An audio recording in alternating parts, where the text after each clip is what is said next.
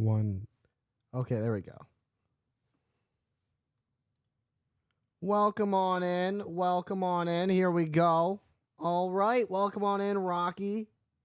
I'm just getting my social media posts done right now, and then we'll get started. It is going to be one heck of a SummerSlam tonight. We are just 28 minutes away from the biggest party of the summer from the sold-out Cleveland Browns Stadium. All right, give me just a minute, and I will finish up my social media posts. So all I got to do right now is just get the Instagram stuff taken care of. That's it. And yeah. Over on the YouTube side of things, we're at 92 subscribers currently. So close to 100 subscribers. Maybe we can do it tonight. Oh, I tried to sneeze. Dang it. And I tried to sneeze and turn the thing off. What the heck? Oh, man.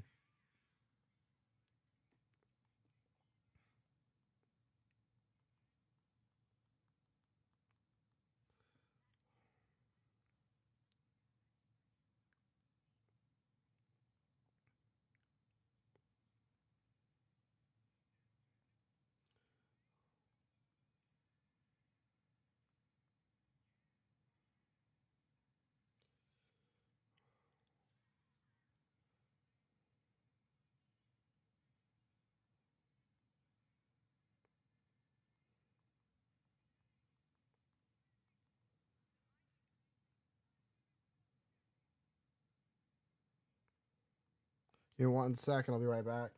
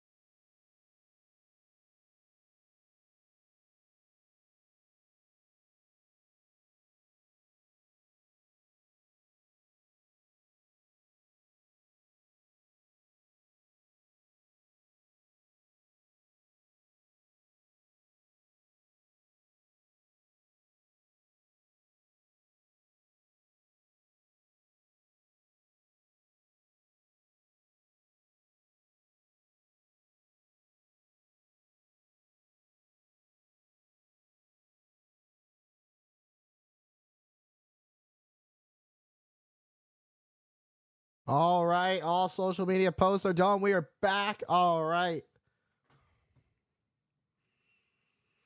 Are we going to see Roman return tonight? I don't know. Maybe we do. Maybe we don't. That's the thing. You never know, man. You just don't know.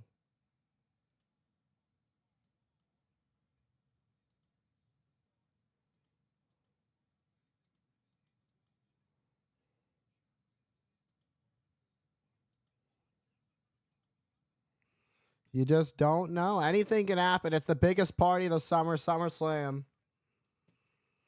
I think we could see some returns. I'll tell you that. I can say a few returns we may see.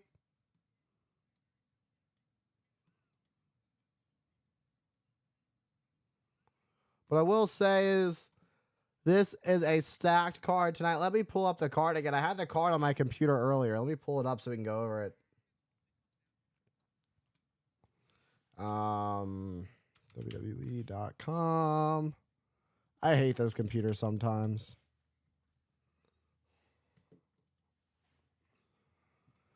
All right, let's start with, I'm going to go for the bottom up from WWE.com. All right.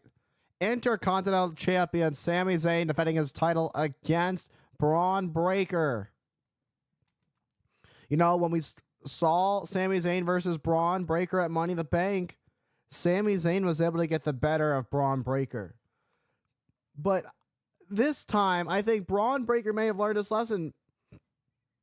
I think Braun Breaker has seen through Sami Zayn's strategy, knows how much heart Sami Zayn has, and now is going to come up with a different strategy to take out Sami Zayn. I think when it comes to the occasion, the biggest party of the summer, the second biggest show of the year in WWE, I gotta say, in his rookie year, I'm gonna give it to Braun Breaker. He's gonna take the Intercontinental Championship from Sami Zayn. I think Sami Zayn and Braun Breaker, the first time back at Money in the Bank in Toronto, was very close. It was a very close call. But in the end, I think it's Braun Breaker's night. And speaking of night, the United States Championship is on the line. LA Knight challenging Logan Paul, the Maverick. It's the United States Championship on the line. There's been a lot of controversy around Logan Paul regarding the only having 2 title defenses in his near 280-day reign as champion. And LA Knight has brought those to light on Logan Paul. In fact, last night on Friday Night SmackDown, we saw LA Knight steal the Prime Mobile. So how does that play into effect tonight? Like, how does that mess, where is Logan Paul's mindset knowing that LA Knight stole the Prime Mobile last night? That thought has to be lingering in the mind of Logan Paul, and out of frustration, is he going to be thinking clearly? But LA Knight is red hot, and LA Knight is going to leave Cleveland as your new United States champion. And for the WWE Women's Championship, Bayley defending her title that she won back at WrestleMania when she defeated Io Sky. She is now defending her title against the Queen of the Ring, Nia Jax, calling Nia Jax clumsy. And this is going to be an interesting bout because Nia Jax has Tiffany Stratton in her corner. What do you do if you're Tiffany Stratton? You're Miss Money in the Bank. What do you do? Nia Jax literally warned her about cashing in the Money in the Bank. There's a lot of interesting factors in this match. I think Bayley is going to retain the title, and we may see a cash-in tonight. Tiffany Stratton may cash in tonight at SummerSlam. I think tonight might be the night for the cash-in. Liv Morgan versus Rhea Ripley, the Women's World Championship. Talk about a blood feud. These two have been going at it for years. Former tag team partners, women's tag team champions. Then they were enemies. They turned on each other. One turned on the other. Then the other turned on the other. There's been a lot going on with Liv Morgan and Rhea Ripley over the last few years or so.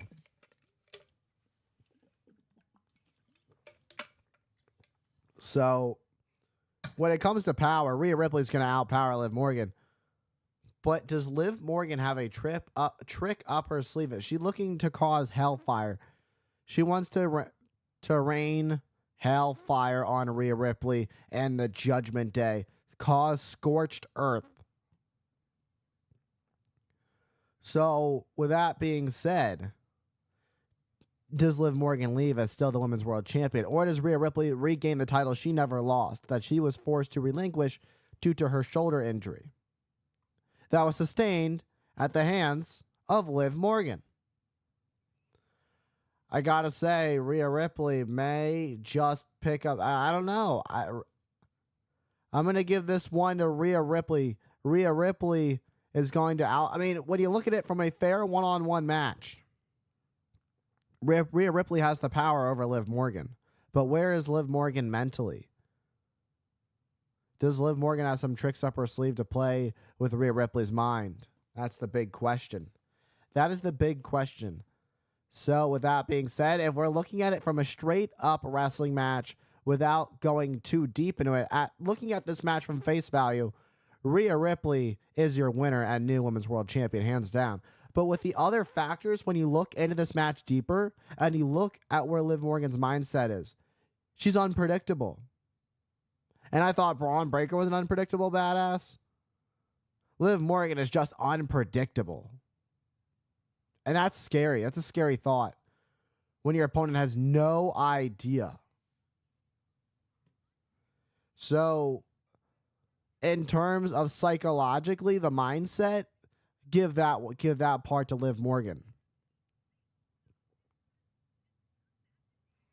And now when it comes to CM Punk versus Drew McIntyre with special guest referee Seth freaking Rollins. When it comes to that match, just a blood feud. 3 people that hate each other. One just happens to be in the middle of it calling the match. Or not calling the match, because that's what I'm doing. I'm calling the match. He's reffing the match. I'm going to say, in terms of power, Drew McIntyre's got the power over Punk right now. Although Punk has been looking in really great shape. Wanted to come back in really great shape after his torn tricep. But Drew McIntyre's just an overall bigger guy. Drew McIntyre has that power over Punk. So when you look at it from a one-on-one standpoint, straight up power and muscle, McIntyre has that upper hand on CM Punk. But CM Punk is in the head of Drew McIntyre. That's where you go from there. CM Punk is regarded as the best in the world for a reason. CM Punk has won some of the biggest matches in WWE history. Going back to SummerSlam 2011 when he unified the titles when he went one-on-one with John Cena. And ironically, in that match, there was a special guest referee. None other than the current chief content officer of the WWE, the game, Paul Triple H Levesque. And, you know, it's ironic because in that match, Triple H didn't like CM Punk just as much as CM Punk didn't like Triple H. And hate was a very strong word thrown around at that time. So you got to take a look at that. So that being said, I think when it comes to this feud, CM Punk has got the upper hand mentally on Drew McIntyre.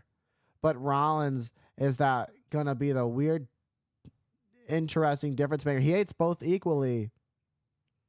But if you go back to it, Rollins has always hated CM Punk a lot more than Drew McIntyre on a whole personal level. As personal as it gets. And talking about things that have gotten personal and heated. The World Heavyweight Championship, Damian Priest versus the ring general Gunther. Gunther calling Damian Priest street trash, saying that it's disgusting that he's using this to cover up his past. That Damian Priest isn't proud of his past and he's using the present to show who he really is. That he's a real, that he's a star now. He's the World Heavyweight Champion. And with that being said, Gunther, when it comes to matches, Gunther the longest reigning Intercontinental Champion in history. 666 days as champion. Damian Priest has had quite some title defenses.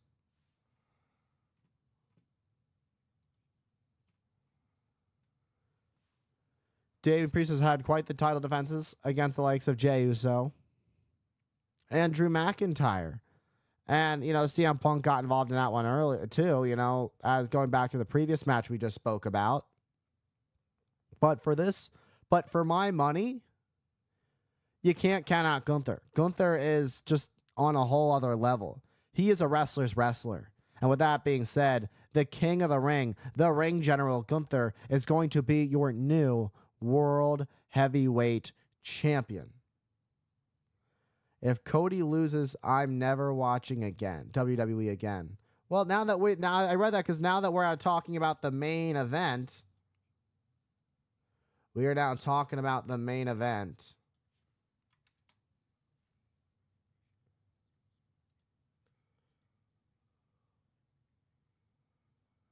Now that we're talking about the main event, the undisputed WWE Champion, Cody Rhodes, defending his title against the leader of this new bloodline, Solo Sikoa. And last night it was made official that it would be Bloodline Rules. When you look at a match like this, we saw what happened at WrestleMania. Cody Rhodes defeated Roman Reigns. But one thing Solo Sikoa said about the difference between that Bloodline Rules match and what this one is going to be is that Roman Reigns was a weak tribal chief. I am not weak, were the words of Solo Sikoa. Solo Sikoa brought some people to the bloodline that even Roman Reigns and Paul Heyman said, hey, they're too dangerous for us. I think, we should find some others. They looked at everybody. Roman Reigns looked at a lot of people who would be a good fit for the bloodline. He overlooked guys like Jacob Fatu, like Tama Tonga, like Tonga Loa, because of the criminal backgrounds. Calling them criminals were the words of Paul Heyman when he tried to help figure out the new bloodline.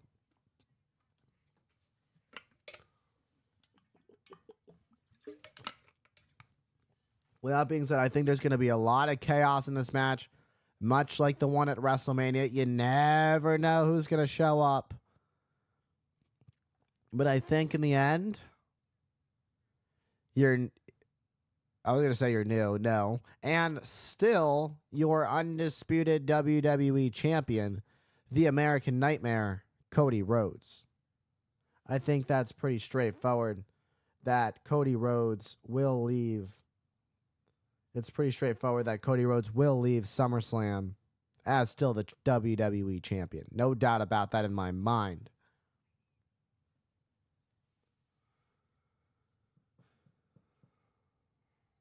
So yeah, that's who I'm giving it to. There it is. Let's go from the beginning. Braun Breaker, new Intercontinental Champion. Boom. New United States Champion, LA Knight. Bayley is going to retain her championship against Nia Jax. But I think we'll see a Tiffany Stratton cash in, and Tiffany Stratton will leave SummerSlam as your new women's champion. Rhea Ripley, your new women's world champion. CM Punk is going to pick up a very interesting victory over Drew McIntyre. There's going to be some sort of screwy finish to that match, but CM Punk is going to be the victor, and Drew McIntyre is going to have it out on getting himself a rematch against CM Punk. And Gunther and Damian Priest is going to be one heck of a match for the World Heavyweight Championship. But Gunther is going to stand tall as your new World Heavyweight Champion and start another historic reign as a top champion. And the undisputed WWE Champion, Cody Rhodes, despite all the odds stacked against him in Bloodline Rules, which he obliged to do unwisely. Even he said it himself, it might not be my wisest decision, but I'm going to do it. Because that's what you got to do,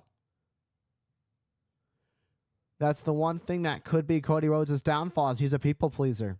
The American Nightmare, Cody Rhodes, is a people pleaser.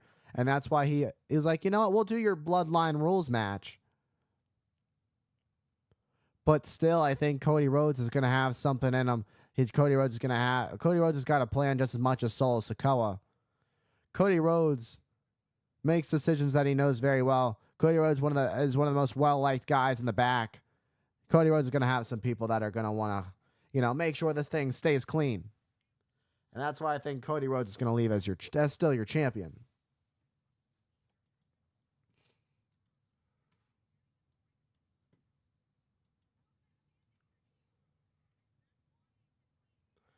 Just wanted to say thank you guys for hanging out with me over the Twitch and YouTube side of things. Sorry, I need to go blow my nose before we get started.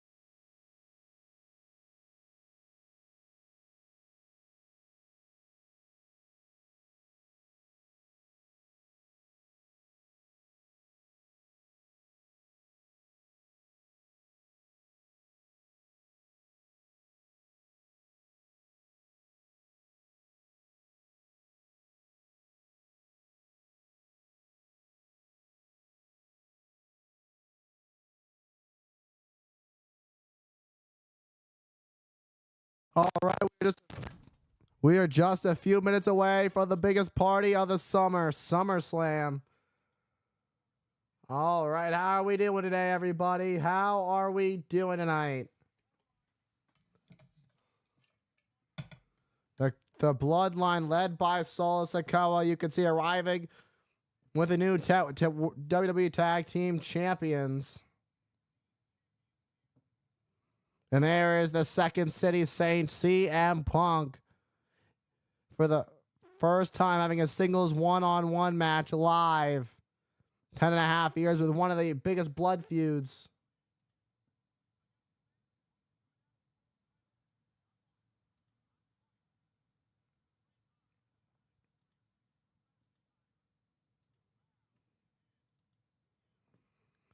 Drew McIntyre vowing to end CM Punk.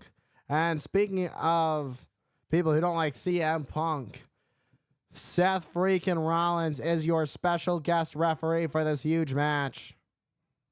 And speaking of people who have hate at a blood feud, Liv Morgan looking to end her revenge tour by taking out Rhea Ripley once and for all. The number one contender, the former women's world champion, Rhea Ripley. Never lost the title, forced to relinquish it, as I mentioned earlier. Liv Morgan and Rhea Ripley will kick off SummerSlam.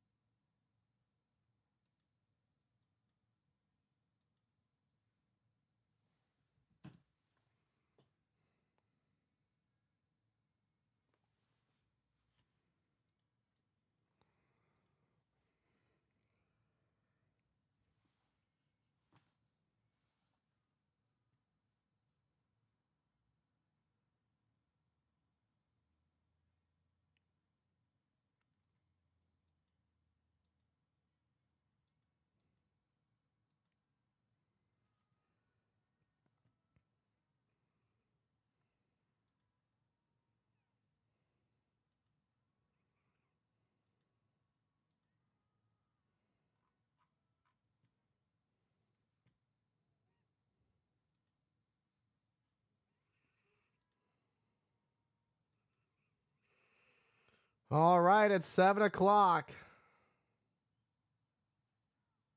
Here we go. It's time for SummerSlam.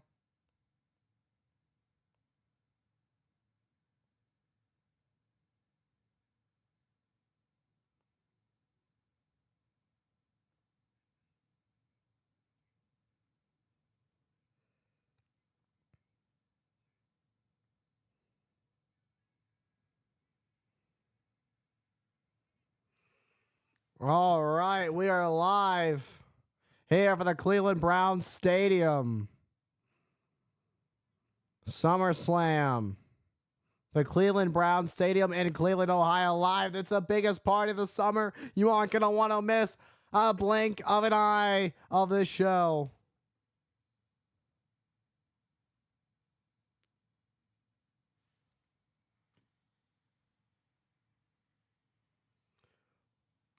Thank you. Welcome on it, Will. I'm looking forward to SummerSlam too. Welcome in from the UK. Damn, I know. It really sucks. That's the one thing about time differences. You just can't please everybody. But you guys are getting to WrestleMania soon, though.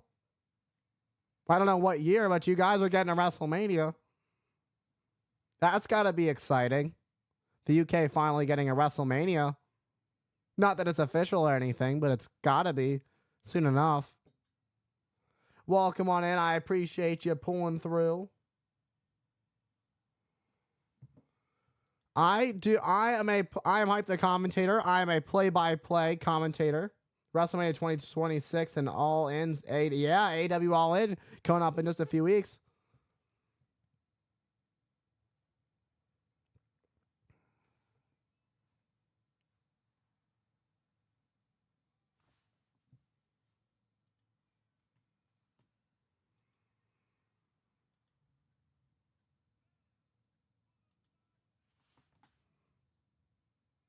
One thing I will say is that I do record all the matches I do commentary for. Yeah. So when I do commentary on the matches, I do not react to chat until after the matches are over because I record them and they will become the next week of YouTube videos. So yeah, everything recorded tonight, every match tonight should go up on the YouTube channel.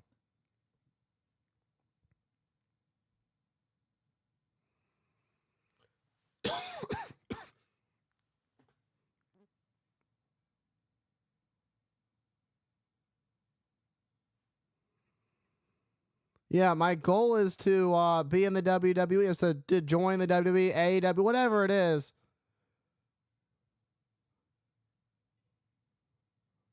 I want to just make an impact. I'm looking forward to Bailey versus Nia and Liv versus Rhea. Yeah. I mean, we won't have to wait too much longer for Liv versus Rhea once this concert's over.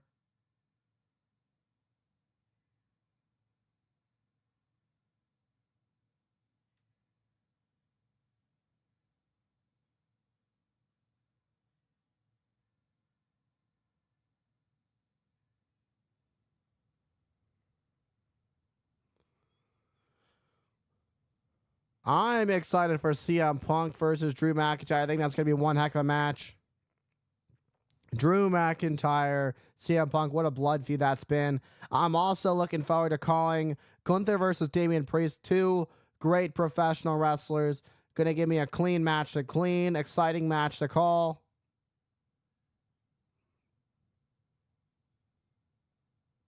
And Rhea Ripley always gives me a good match to call, so I'm not expecting anything, less than a top tier match from Rhea Ripley always. And Bailey is as good as they come as well. Bailey versus Nia Jax should be a good showdown.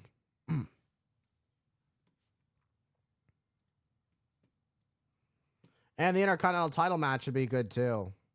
In the US. I mean, all these matches, this has to be the most stacked pay-per-view, like a very well-rounded pay-per-view for matches. Premium live event, if you will. Yeah, is that kicking off Liv versus Rio. Quick fantasy booking for you. Nia beats Bailey. Long match. Then Tiffany comes down to congratulate with the pink. Then bang, Tiffany smacks. Nia cashes in. I had the similar idea to you. I was thinking that Bailey retains and Tiffany cashes in on Bailey.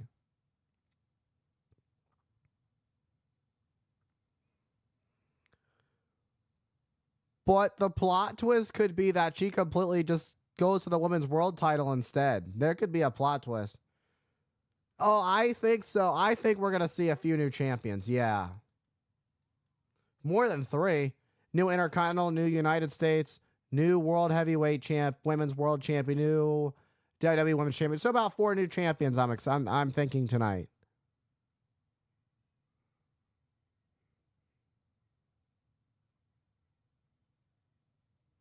I'm thinking 4 new champions, honestly. That was part of my thing. I'm thinking Gunther, Tiffany Stratton with the WWE Women's title, Rhea Ripley, and LA Knight, and what is that, 4 or 5? Ashley BM with the raid over the Twitch side of things. Thank you for the raid. How was your stream? Thank you for choosing to raid me. Welcome on in. How was your stream? Cards and fun. Welcome on in on the YouTube side of things. Thank you guys for hanging out with me here tonight over on YouTube and Twitch. I am going to be your special guest commentator tonight. I'm happy to be here as always. And SummerSlam is kicking off right now.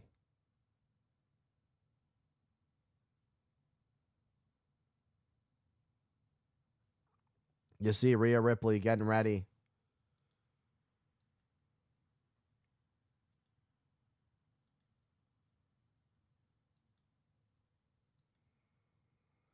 Welcome on in, Ashley. How was your stream?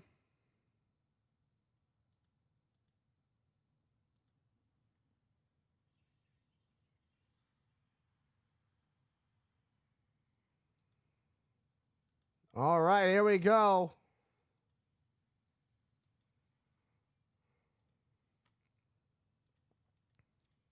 Remember, guys, when I'm recording, I read back after the matches are over.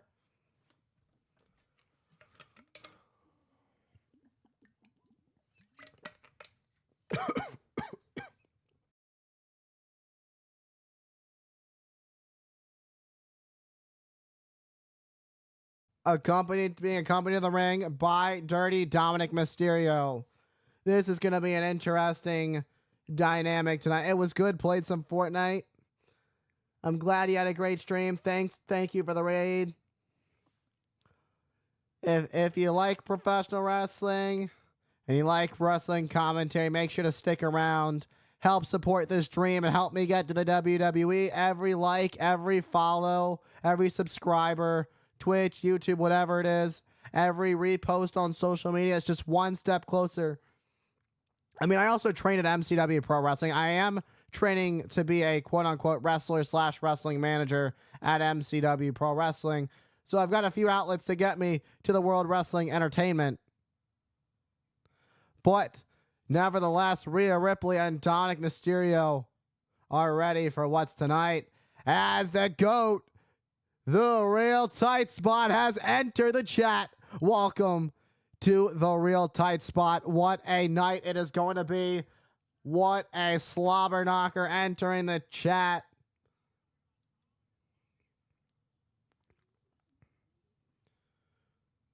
And Rhea Ripley, nothing has changed, whispering words in the ear of Dominic Mysterio. Some things never change.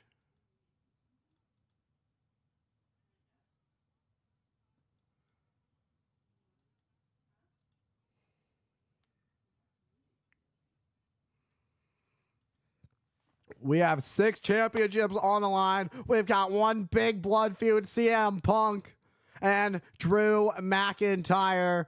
It is going to be one heck of a night, and we are kicking off with what has been a heated feud for months and months and months.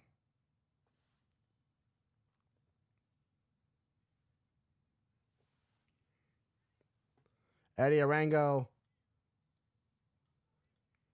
the official for tonight's match.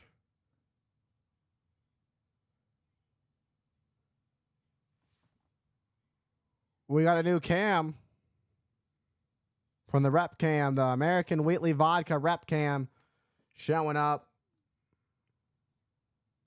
Thank you guys for all hanging out with me over on the Twitch and YouTube side of things. Appreciate all the love and support.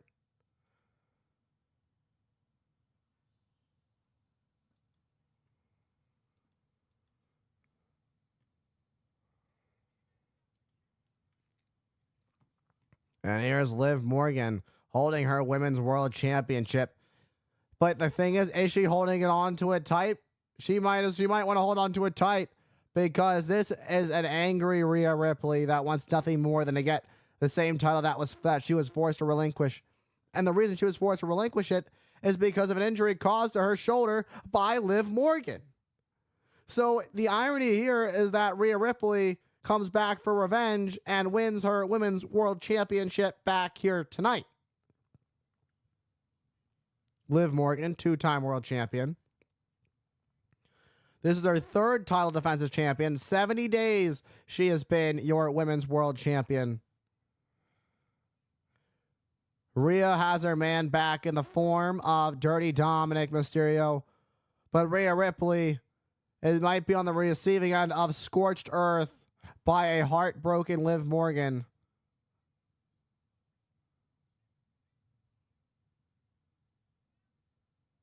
You know, it was 26 months ago where Rhea Ripley was pinned by Liv Morgan. That's the thing. There's a heated, rivalry between these two that has been brewing for quite some time, even back when they were the women's tag team champions a few years ago. So, I mean, you look at all the factors in this match and you're thinking, okay, here's where we started. Here's where we are. Liv Morgan looking to cause scorched earth on Rhea Ripley.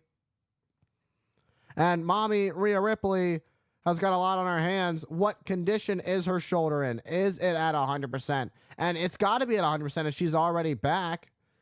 But with Dominic Mysterio in the corner, how does Dominic Mysterio play a role in this match? Dominic Mysterio straight up told Liv Morgan that he hates her.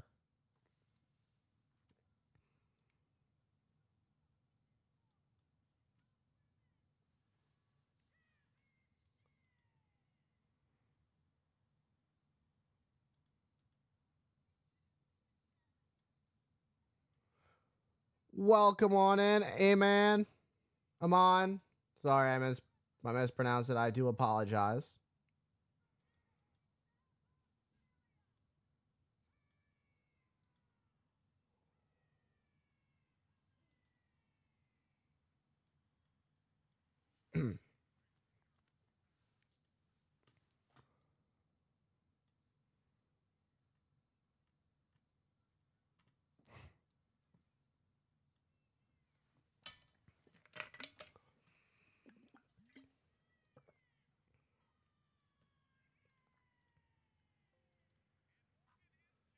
Morgan is your champion. Winning at the end of May in Jeddah.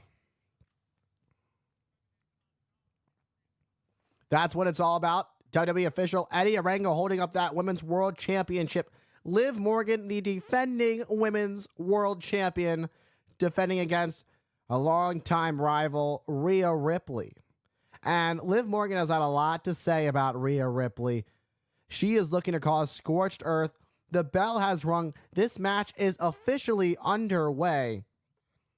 And you can already feel the aura of this match. You can feel the energy, the hatred these two have for each other just by the look in their eyes. And Liv Morgan looking to weasel out early and go to the outside onto the floor. And early on, Liv Morgan is already showing her mind games that she's playing with Rhea Ripley. And I had mentioned earlier on tonight that this is going to be interesting when it comes to a fair one-on-one bout. When it comes to power, when it comes to outmuscling your opponent, Rhea Ripley would have this match in the bag. But a master player and a master manipulator in the form of Liv Morgan, you've seen what she can do. You saw her almost get in the head of Dominic Mysterio, and Dominic Mysterio almost fell for Liv Morgan's trap. But that's the thing. Liv Morgan has got the psychological games. She's got the mind games over Rhea Ripley right now.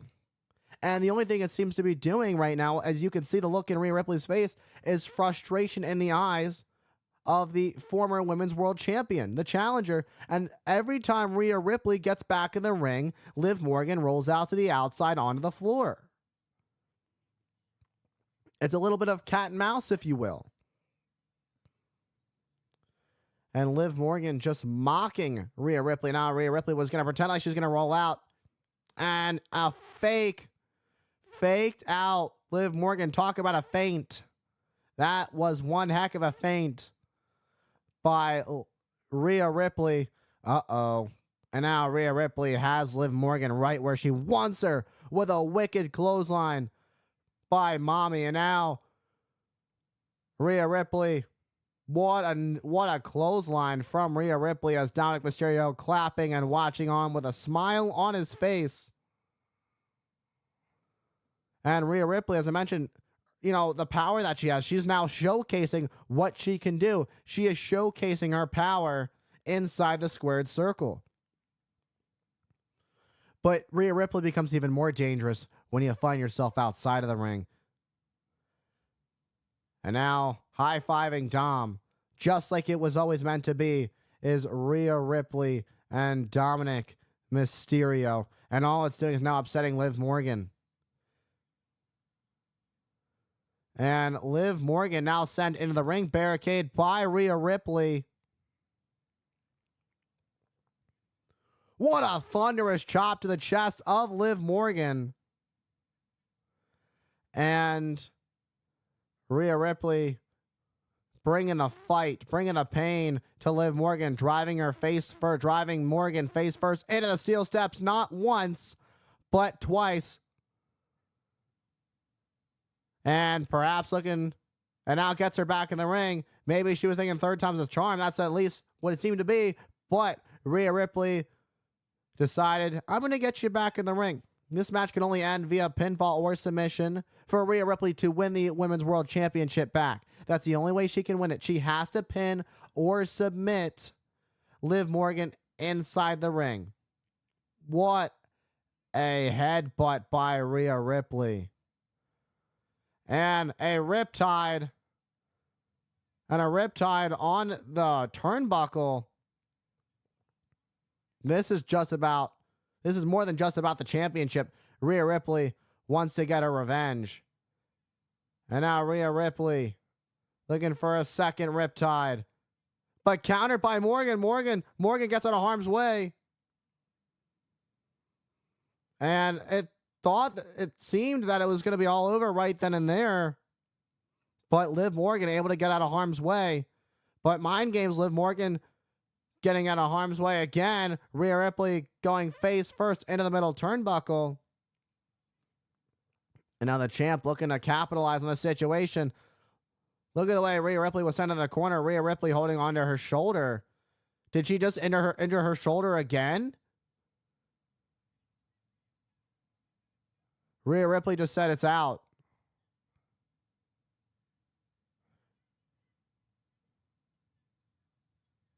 Rhea Ripley saying, do not stop it. Rhea Ripley just said her shoulder's out. Her shoulder just dislocated. And you talk about the determination.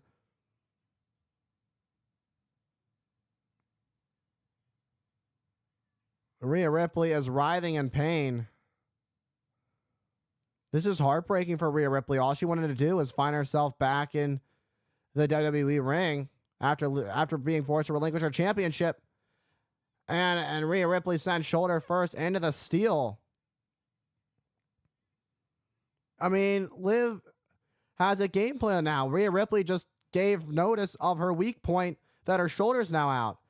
And this is a big turning point of this match. This is heartbreaking for Rhea Ripley, who wanted to come back and win her first big match back, win her title back that she never lost. And a kick out of 2 by Rhea Ripley. I mean, this is all unfolding in real time of Rhea Ripley dislocating her shoulder.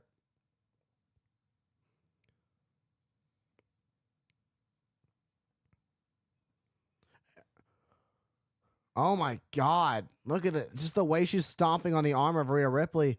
I mean, if you're Eddie Arango, I know Rhea Ripley told you not to stop the match, but look at the way that Liv Morgan just drove the shoulder of Rhea Ripley into the mat. It's now going to stack up the challenger.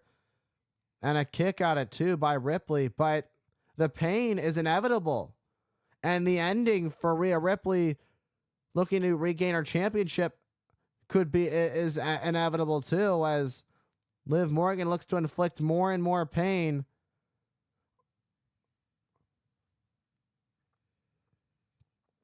And you can hear the dueling back and forth. Let's go, Rhea.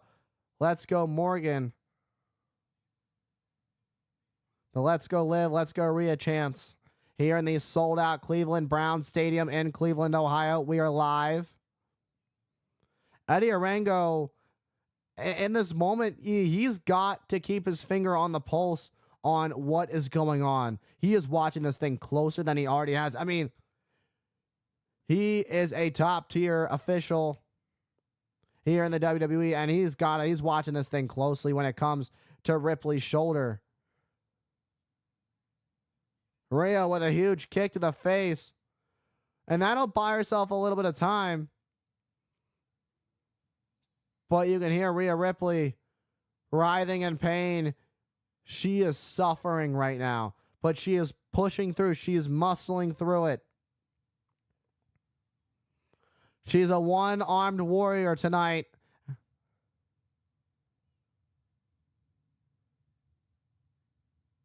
She said, "Oh, and Dominic took the bite. Dominic took the bullet for Rhea Ripley." Talk about love. And now Rhea had to use one arm to get Liv Morgan back in the ring. That would have been disastrous for Rhea Ripley if that suicide dive had connected. But Dominic Mysterio was there to save the day. And now Liv Morgan saying to bring it.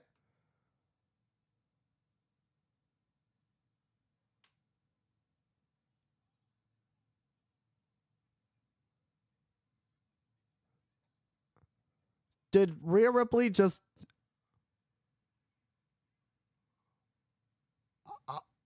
That was wild. Rhea Ripley just popped her shoulder back into place.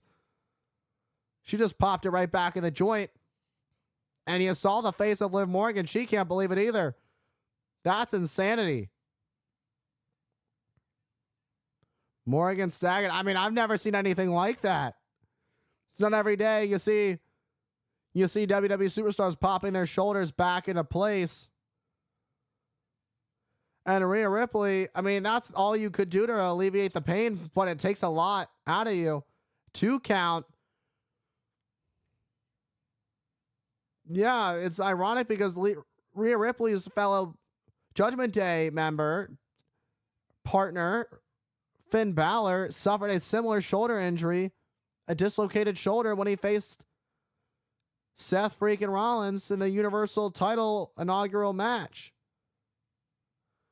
That was SummerSlam 2016, scratch forward 8 years later, and now Rhea Ripley popped her shoulder back into place, looking for Riptide, but Liv Morgan counters with a DDT, and Liv Morgan hooked the leg. This could do it. Oh, but Rhea Ripley able to kick out at 2. But what you can see right now are the emotions on Liv Morgan's face. She thought that was going to be enough. Let's take another look at this. Riptide that was countered into a tornado DDT. But despite popping the shoulder back into place and pushing it back in, it's still going to hurt. It's still going to be inflamed. Oh, what a spinning kick by Ripley. And now Ripley has that look in her eyes.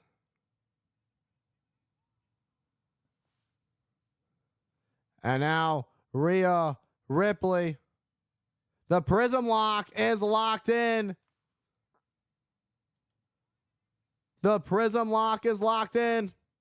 1 arm to 2 arms. She is able to find enough strength to have this Prism Lock locked in. Will it be enough?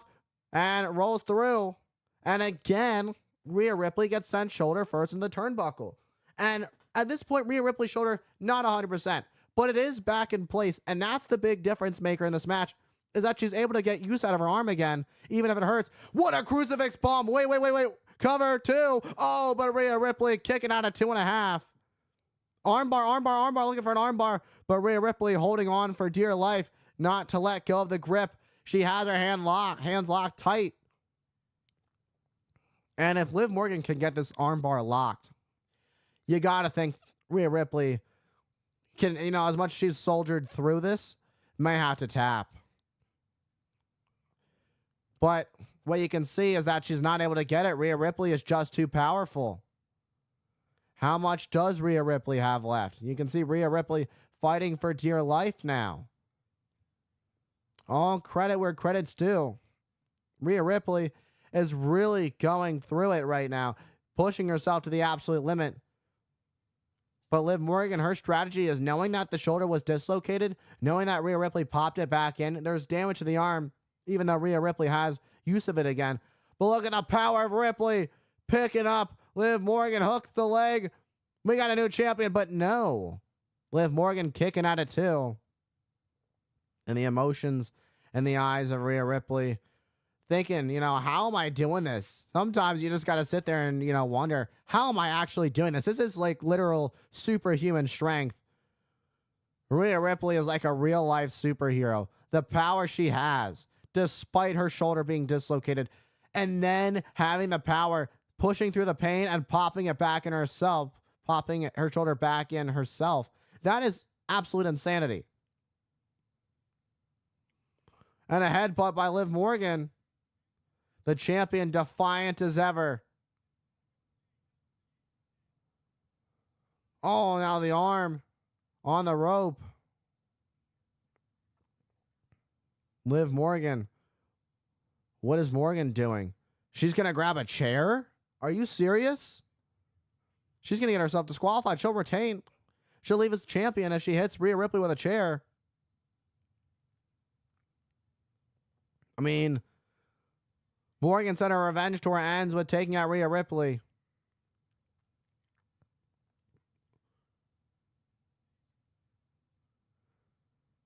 Trying to pop it back in.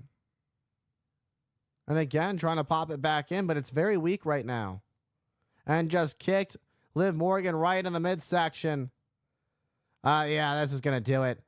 And going down for a riptide.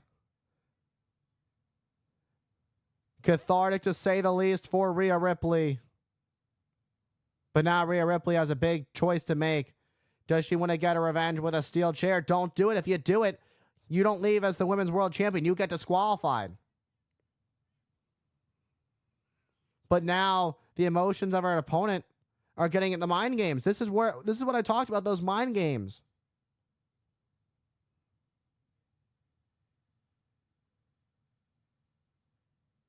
Dominic stopping Rhea Ripley. Dominic saying to pin her. They should be applauding Dominic because Dominic's trying to help Rhea Ripley win the title. Morgan has kicked Ripley into oblivion. Rolls through. Oh! Ripley just kicked out of the oblivion. I thought that was it. It's not over. The Cleveland Brown Stadium unglued. They can't believe what just happened. They thought it was all over just like I did. Rhea Ripley would have been disqualified if she used the chair.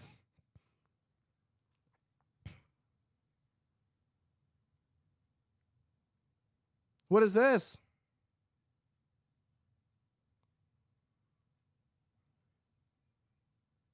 Wait, what is this? What is this? What? Liv Morgan just retained the Women's World Championship. Did Dominic just help?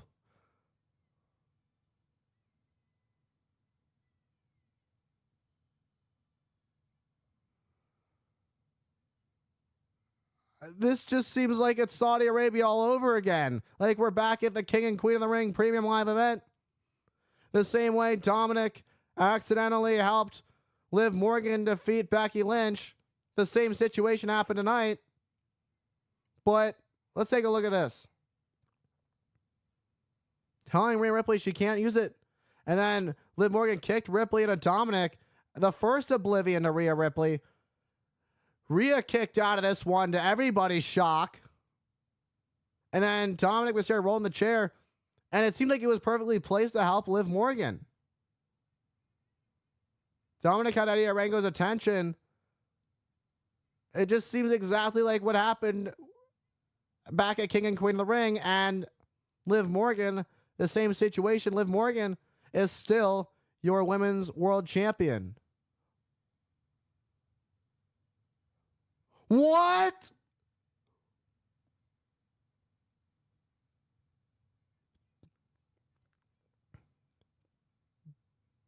Dominic just turned his back on Rhea Ripley and showed where his love lies.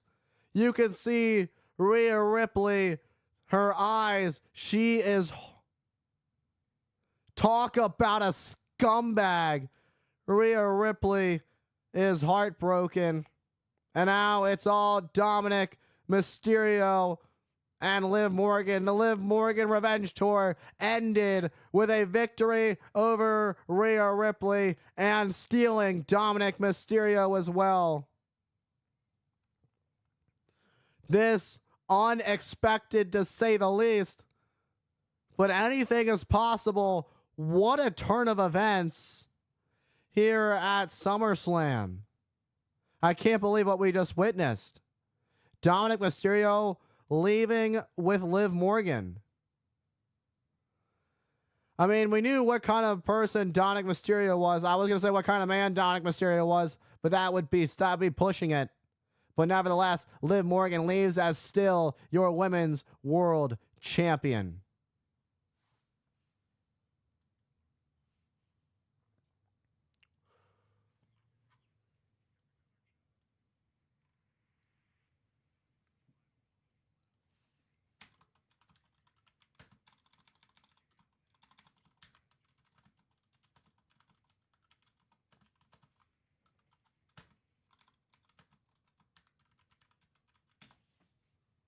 What in the world did we just witness?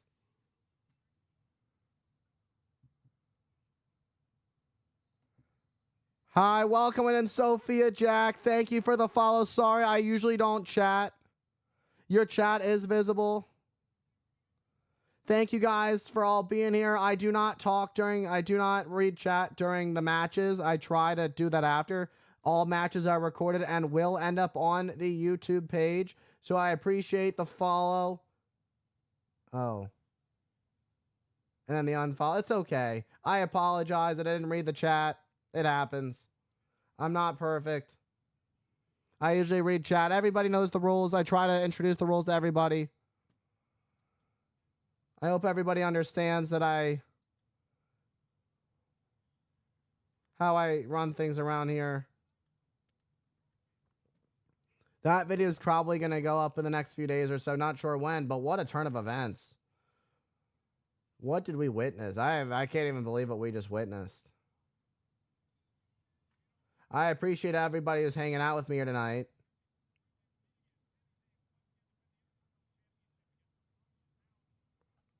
And Intercontinental Championship will be on the line. Sami Zayn and Braun Breaker. I'm going to take you guys to a quick commercial break over on the Twitch side of things. On the YouTube side of things, just hang with it for a little bit.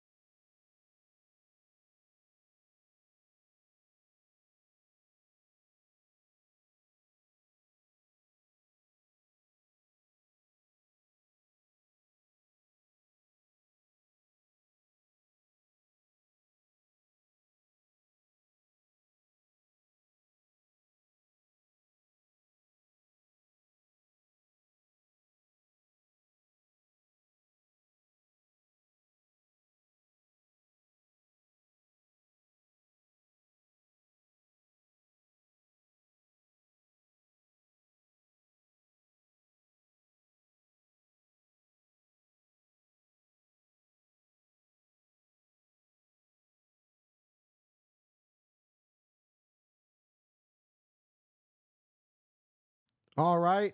We're coming back. Just a minute here.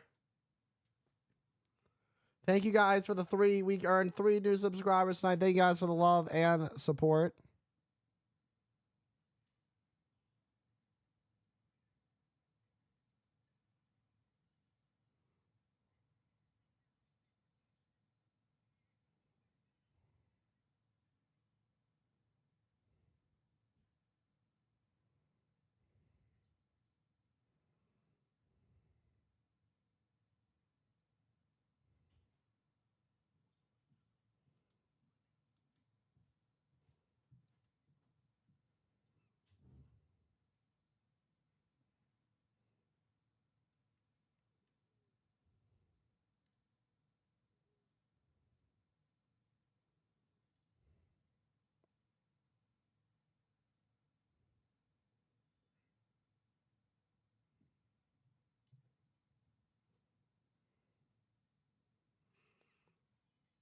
I wouldn't want to be Dominic Mysterio right now when he's got the entire Judgment Day looking for him against his better judgment.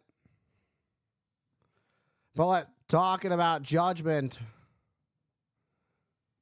I'd make a good judgment that Braun Breaker's odds are very high. That is, the odds are in the favor of Braun Breaker.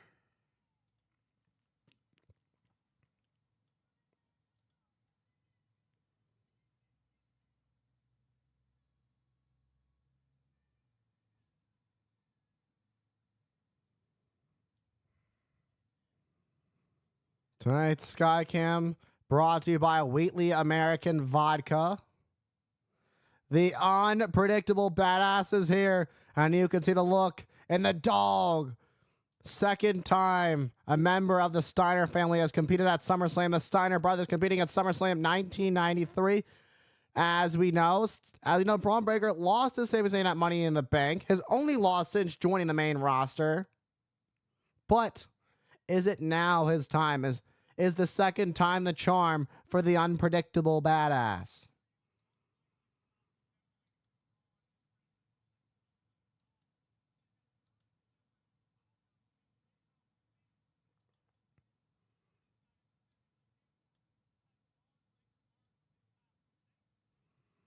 We'll see if Braun Breaker has learned from his past mistakes with Sami Zayn, or if Sami Zayn is just going to be one step ahead again.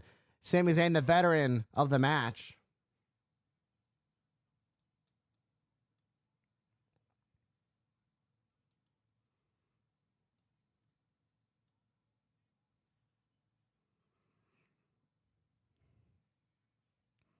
And the Intercontinental Champion, here he is. The underdog from the underground.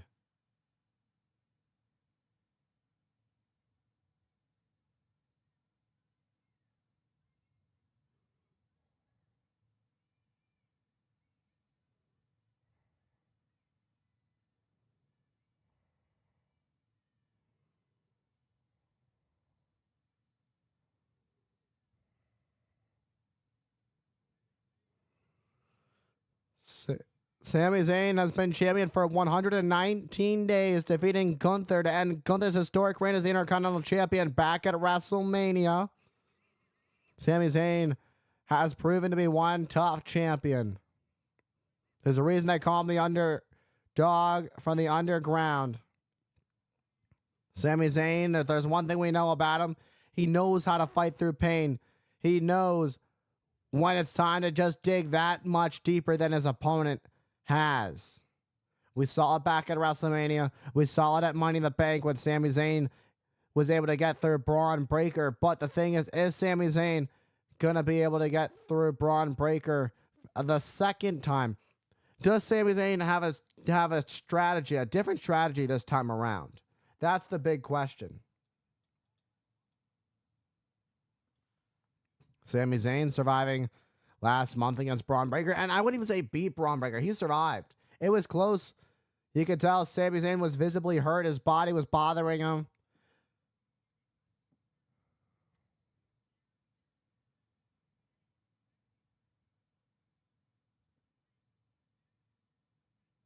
Sami Zayn is one of the best.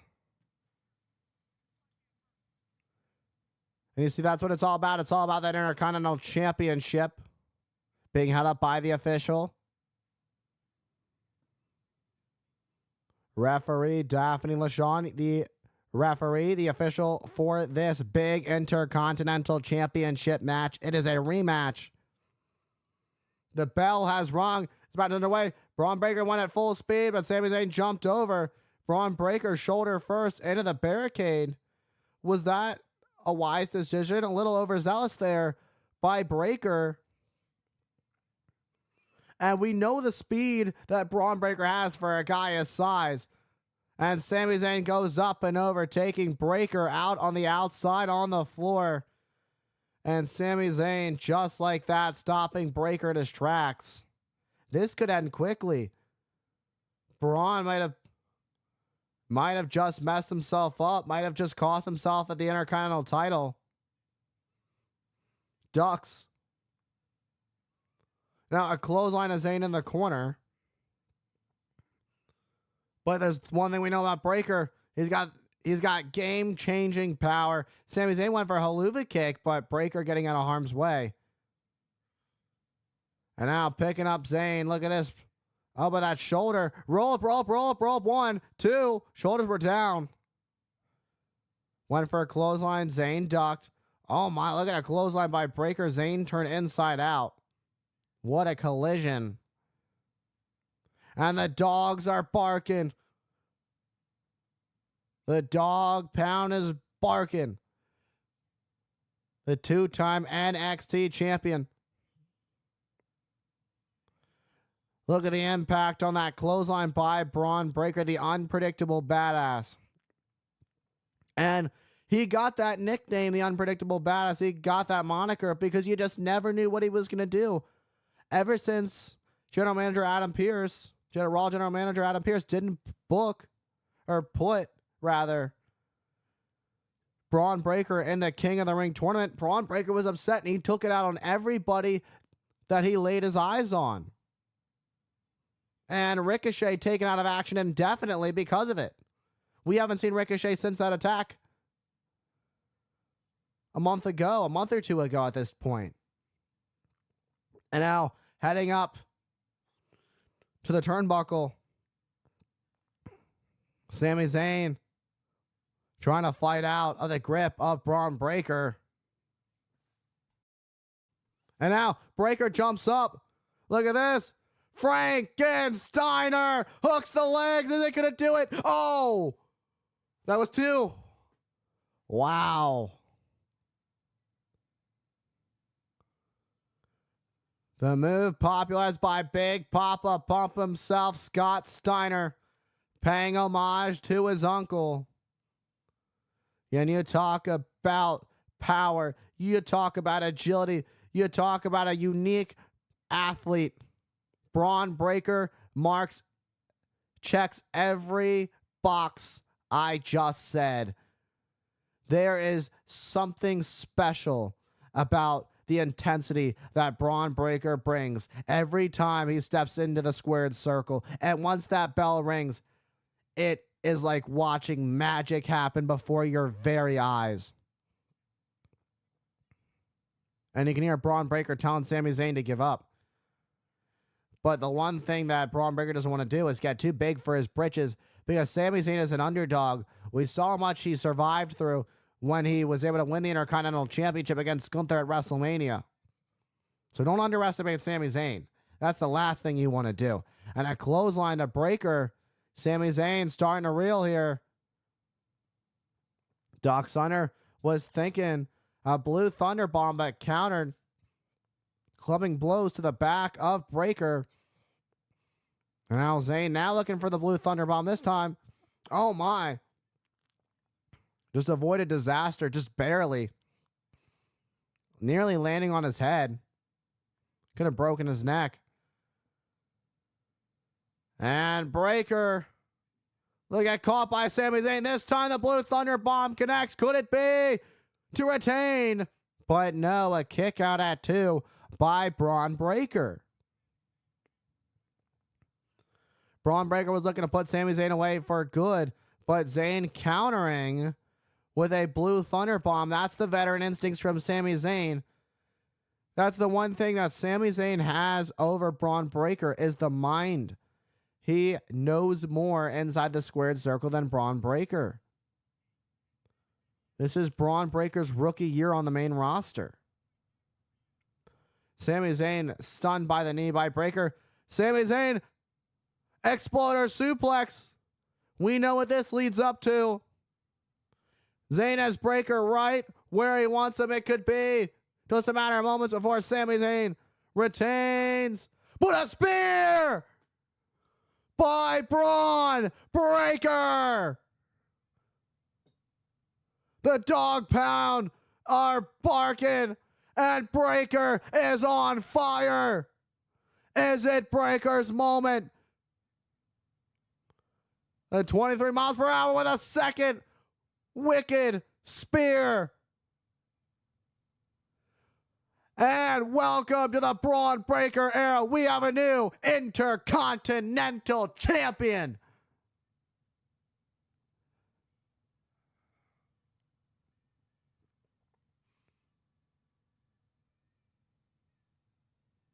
Congratulations to Braun Breaker. He is your new Intercontinental Champion. The path of rage. The path of the unpredictable badass continues.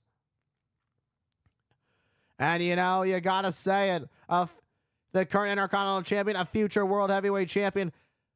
The dogs are barking. This is the future of the WWE. Let's take a look at this one more time. Sami Zayn, with that exploder suplex to Braun Breaker, was measuring up for that haluva kick. Breaker explodes with a thunderous, emphatic spear to Sami Zayn. But that wasn't all. Running the ropes, picking up some extra speed for a second wicked spear, about 20 plus miles per hour. That was going to do it. Sami Zayn out, and new Intercontinental Champion, Braun Breaker. And you can see it's all setting in now that Sami Zayn is no longer your Intercontinental Champion, but the reign of Breaker continues.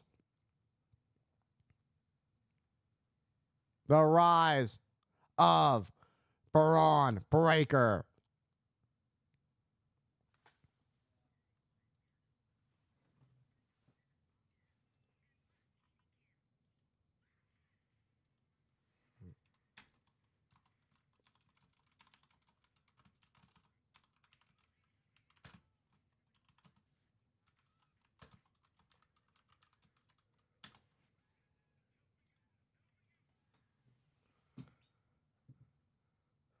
How's everybody doing right now? Hope we're enjoying SummerSlam. Thank you guys all for hanging out with me here tonight on Twitch and YouTube. Thank you guys for all the love and support. I appreciate everybody who's hanging out with me.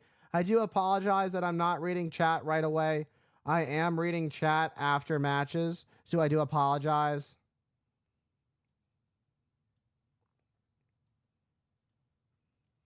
I do apologize, but that's just how I like to do things around here, because I like to record these matches and get them up on the YouTube channel. So we've got a week of YouTube videos worth of SummerSlam matches. So these will all go up as individual videos on top of them being available, as well as on top of this entire show being available for replay, at least on the YouTube side of things. It won't last very long on Twitch.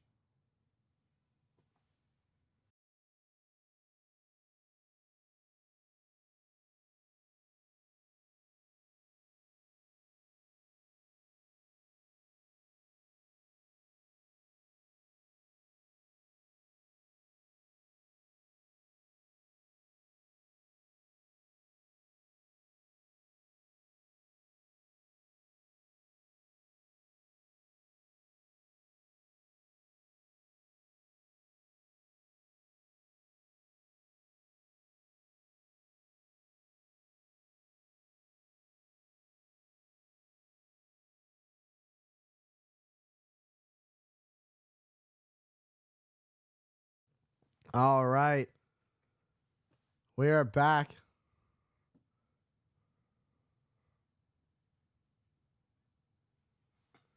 Thank you guys for hanging out with me here tonight on YouTube and Twitch. Once again, I appreciate all the love and support.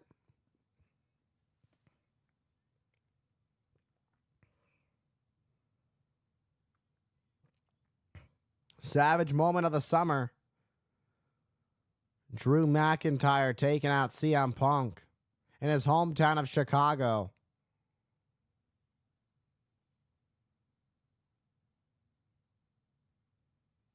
And then just dropping Punk on the floor. Then taking the wristband that had his dog and his wife's name on it. Yeah, rightfully the Savage moment of the year.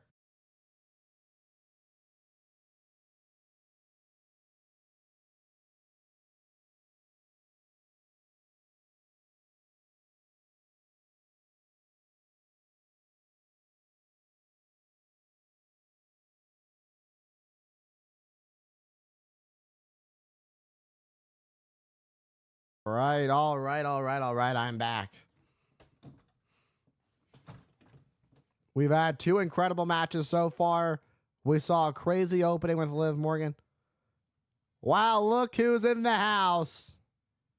Stephanie McMahon is here at SummerSlam.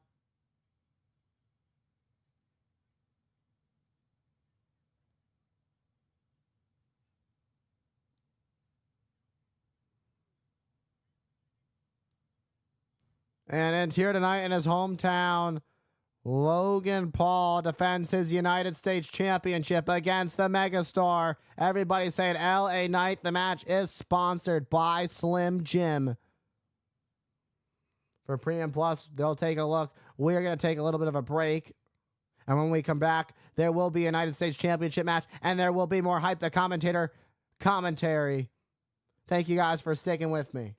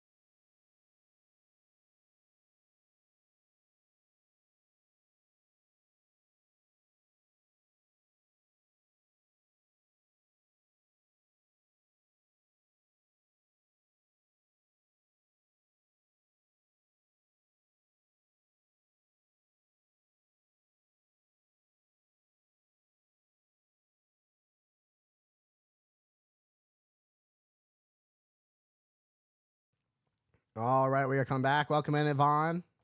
Welcome in.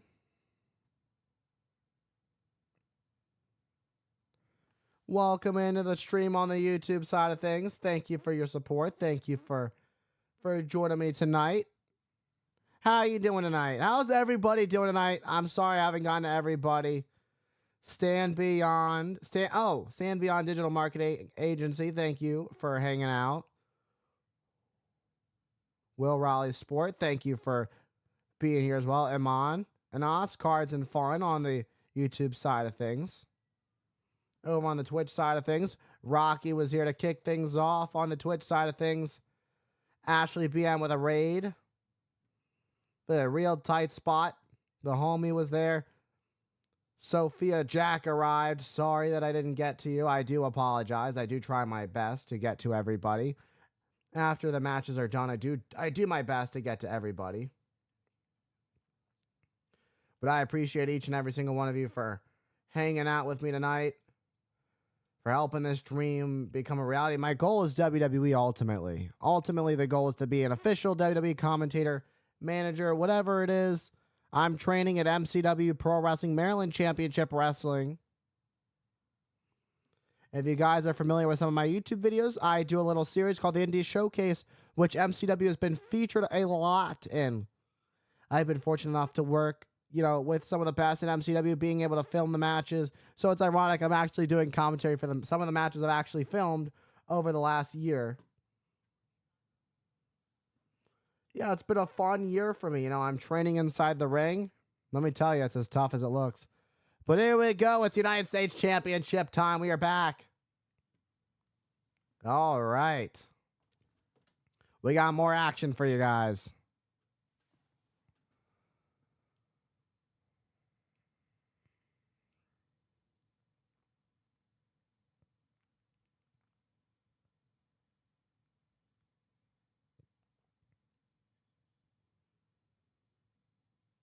Logan Paul's got his Cleveland colors on tonight.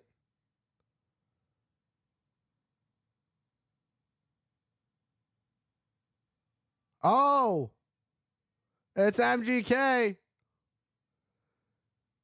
Nominated multi-platinum rapper in the corner of Logan Paul. It might not be a prime bottle, but it's a special security who ended up being MGK.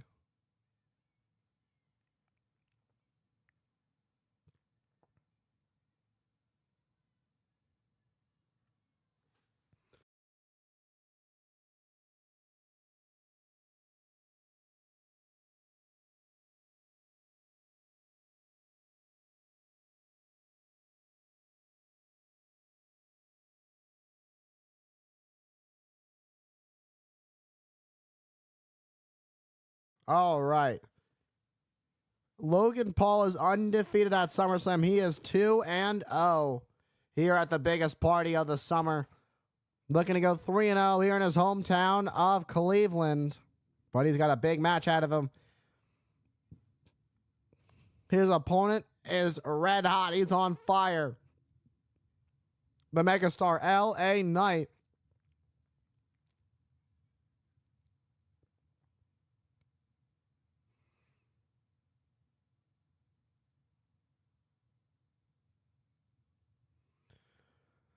The Cleveland natives have not claimed Logan Paul as their guy whatsoever. They've been cheering LA Knight, who's not even from here. LA Knight isn't even from Cleveland, but the fans are claiming LA Knight as their guy.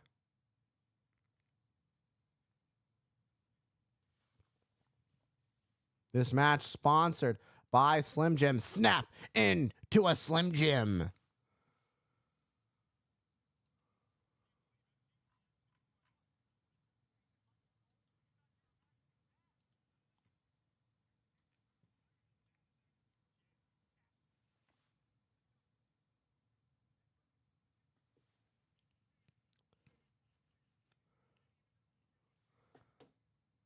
Oh, look at this. LA Knight coming out of the Primobile. The irony.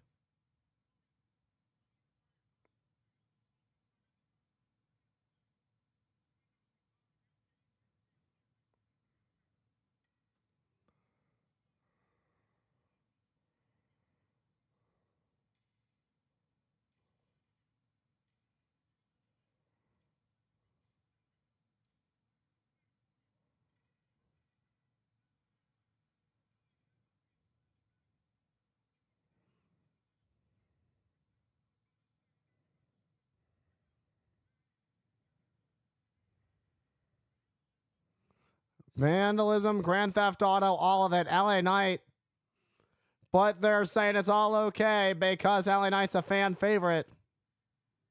LA Knight, LA Knight could have been charged for these things. But when you're a fan favorite like LA Knight, you've got the whole world on your side. And now LA Knight in Logan Paul's hometown looking to take the U.S. Championship and finally get some gold. LA Knight said it a while back. He was looking for some gold. And here is the time. Now is the time. Is this the place? This could be a defining moment for the megastar LA Knight to win his first championship since joining the main roster.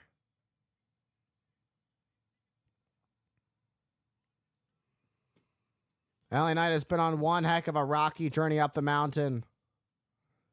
Once a model, now he's a role model. LA Knight being attacked by Logan Paul. Logan Paul not wasting any time, and now these two going at it on the outside on the floor. These two have been waiting to get their hands on each other. Logan Paul now unloading these shots. This match has not officially begun yet. This match has not started yet. The bell is not rang. I want to make things specifically clear about that. Logan Paul driven into the ring barricade by LA Knight. You know, every time we've seen Logan Paul step inside the squared circle, step inside a WWE ring, he has outperformed. He has exceeded everybody's expectations, even when they were low to begin with. Now there are some high expectations for the performance of Logan Paul. And driving the Prime Hydration Station cart into Logan Paul. And now LA Knight arguing with the Prime Squad.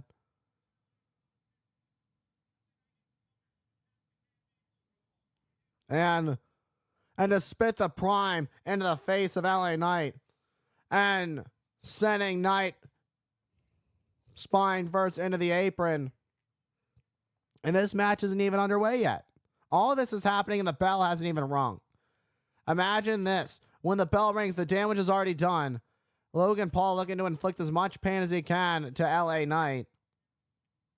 Logan Paul already going to clear the announce desk. I mean, if LA Knight gets put through a table by Logan Paul, is the match even going to start? That's the real question. Oh, LA Knight blocks it. Logan Paul sent on to the announce desk face first again and again and again. Going for a ride. And now Logan Paul is stunned. And now just throwing the bottle at the face of Logan Paul. And LA Knight has Logan Paul on the announce desk. What in the world is LA Knight thinking? This match may never start. With Logan Paul on his shoulders, what in the world are we about to witness? Look at the neck breaker to Logan Paul on our announce desk. Absolutely devastating to the United States champion. You can see the pain in the face of Paul. But how much damage did it do to LA Knight? Are we going to even have this match here at SummerSlam? I don't even know if this match is actually going to start. We may wait all night for this thing. And now the champion's in the ring. The bell is officially rung. And now this match is officially started. And you can already see these two have been through it. And now the bell is just rung. LA Knight driving his shoulder in the midsection of the champion. This is officially underway. And Logan Paul with a kick to the face of Knight.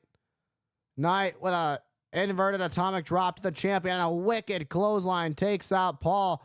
Hooks the leg to win his first championship in the WWE. But Logan Paul kicks at it too. Logan Paul champion for over 270 days. But the thing is, he's only had 2 title defenses, and LA Knight let him know, Come on now. What's that all about? Only 2 title defenses and nearly 280 days? That's it. That's crazy. Is that really what a true champion is all about? And LA Knight looking to capture some gold. And LA Knight has been working hard to get to where he is. Logan Paul has done nothing but walk into WWE as a celebrity in the eyes of LA Knight.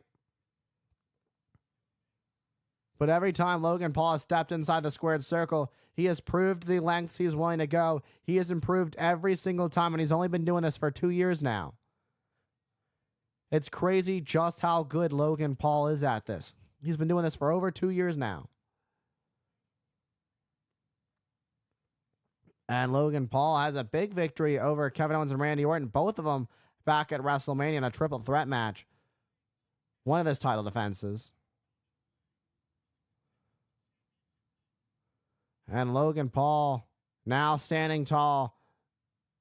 You know, we saw that neck breaker on the announce desk before the match even started, and it seems that Logan Paul is really starting to recover from it.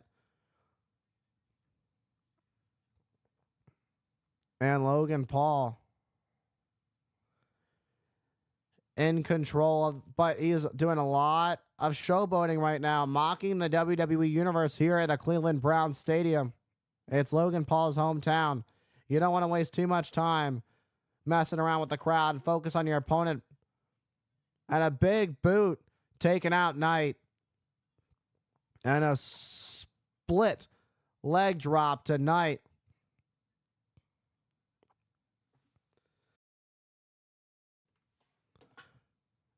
And LA Knight and Logan Paul going at it. There's no quit of the megastar with everybody saying LA Knight. The yeah movement looking to rise again. And Logan Paul sent into the rope. Well, Logan Paul with a gut wrench taking out Knight. Hook the leg. Will it be enough? Knight kicks out at 2. Logan Paul thought that was going to do it, but it wasn't enough to keep LA Knight down for the 3. Let's take a look at this gut wrench one more time. A beautiful gut wrench by Paul. But you can see the wounds on his face from the brawl that transpired before the bell rang. Logan Paul blowing a kiss, looking to end LA Knight. Looking to end the yeah movement. Hooks the leg. Will it be enough? Knight kicking out at 2. And, you know, Logan Paul really bringing the fight to LA Knight despite all the pain he's experienced by LA Knight before the bell even rang. You know, you can, you know, love him or hate him. You can't deny Logan Paul. You can't deny how talented he is. And now he's mocking LA Knight. But one thing you can say is Logan Paul isn't always the smartest. And that wasn't wise to mock LA Knight because LA Knight with a power slam to Paul. LA Knight digging down deep. You never want to count out the megastar LA Knight. The 37th annual SummerSlam at the sold-out Cleveland Browns Stadium.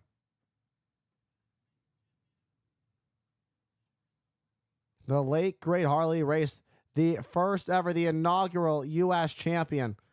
And now LA Knight looking to become U.S. champion tonight, looking to make history in his career and add his name to the history books.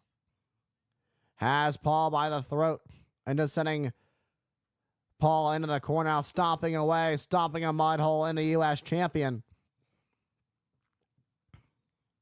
Stomping away on Logan Paul. This is a big opportunity for LA Knight. And being forced out of the corner. Doesn't want to get disqualified. And what a running knee to the face of Logan Paul in the corner. And the longer it goes, the tougher it gets for these two superstars. Paul, they're going to close on LA Knight. Boom. Down goes Logan. Haven't seen that move in a while. Wonder what the side effect of that move will be to Logan Paul. But LA Knight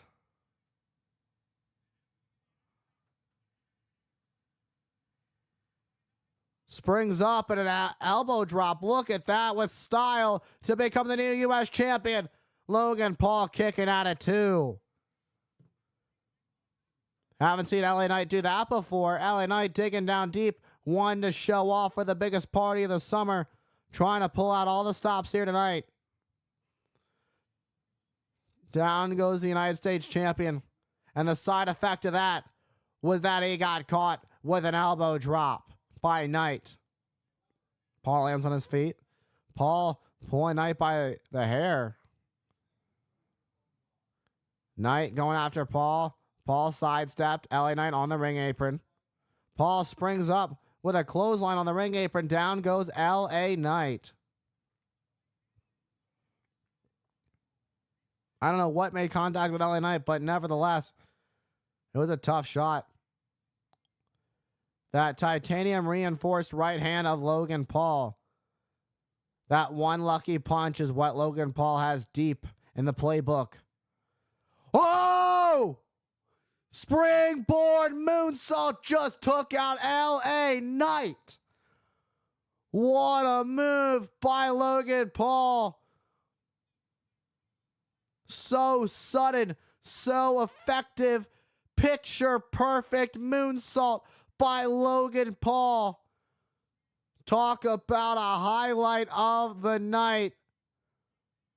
A thing of beauty by the United States champion, taking LA Knight out. And Knight taken out. Logan Paul measuring up LA Knight for that one lucky punch. And that KO punch. Oh, but LA Knight ducked. BFT, no counter, backslide, cover. As the shoulders of LA Knight are down, 2. LA Knight kicks out of 2. And Logan Paul ducks. Bang! Out like a light. Good night, LA Knight. That's it. Still your U.S. champion. What? LA Knight just kicked out of the one lucky punch. How do you kick out of that? LA Knight just got caught with that titanium plated fist of Logan Paul. Ryan Tran had the best view of that. He was calling that as close as he could, and that was a kick out. LA Knight kicked out of that. Logan Paul heads up to the top, went for a frog splash. LA Knight getting out of harm's way. Went for a second one. LA Knight ducked. BFT countered. Logan Paul held onto the rope. Great awareness, great ring awareness by Paul. For someone so early into his professional wrestling career, Logan Paul has great ring awareness. Something that doesn't come into the careers of many until later. Logan Paul, 2 years. Wow, look at the agility of LA Knight. Superplex. Oh! Superplex, almost a brain buster. Shoots the half. That's got to do it. 2. Oh, but Logan Paul just barely kick it out before the 3. The landing, everybody, I can't believe what we just saw. Losing their minds about what just occurred. Let's take a look at this at the higher angle. Almost like a brain buster. Like a super brain buster. Got the face of Knight. Little cheap. But the official never saw it.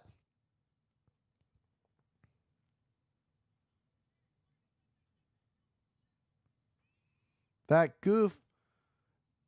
Oh, but LA Knight goes to the middle rope. Logan Paul was looking for the brass knucks.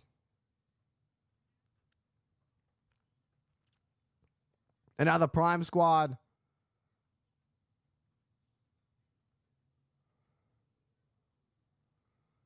Look at this. The entourage of Logan Paul now going to suffer the consequences of the megastar. And now LA Knight bringing the fight to the Prime Squad. Logan Paul clubbing blow to the back of Knight, distracted. LA Knight sent shoulder first into the ring post. And now has Knight back in the ring.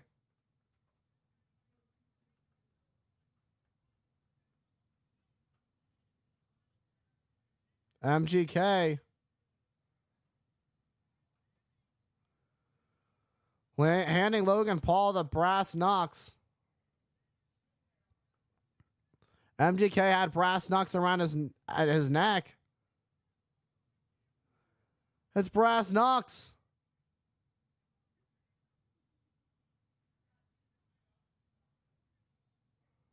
Look out, LA Knight. Oh, and he hit Knight. Paul just hit LA Knight with the brass knucks. Once again. Oh, look at this. Countered. BFT. Blunt. Force trauma. What a counter. LA Knight is your new United States champion.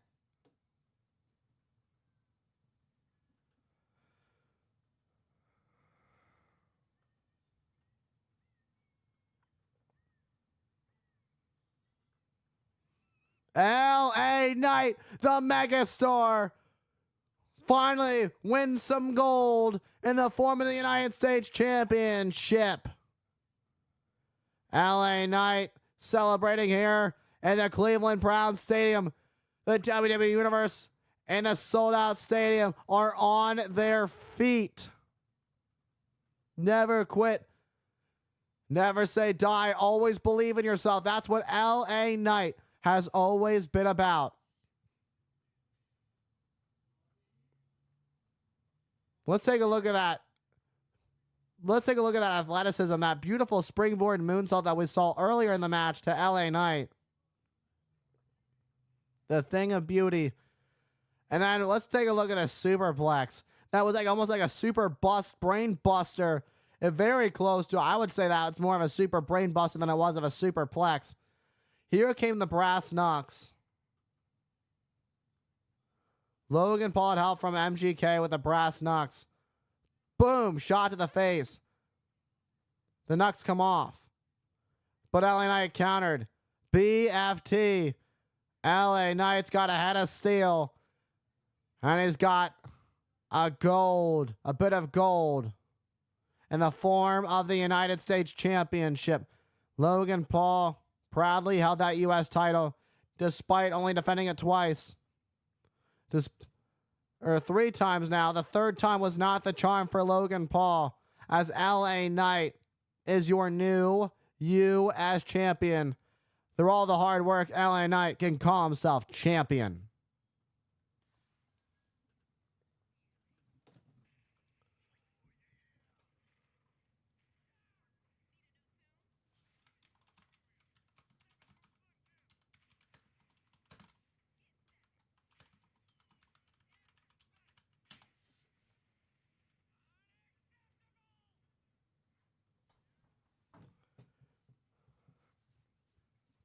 Thank you, Will Rallis Sport. I appreciate it.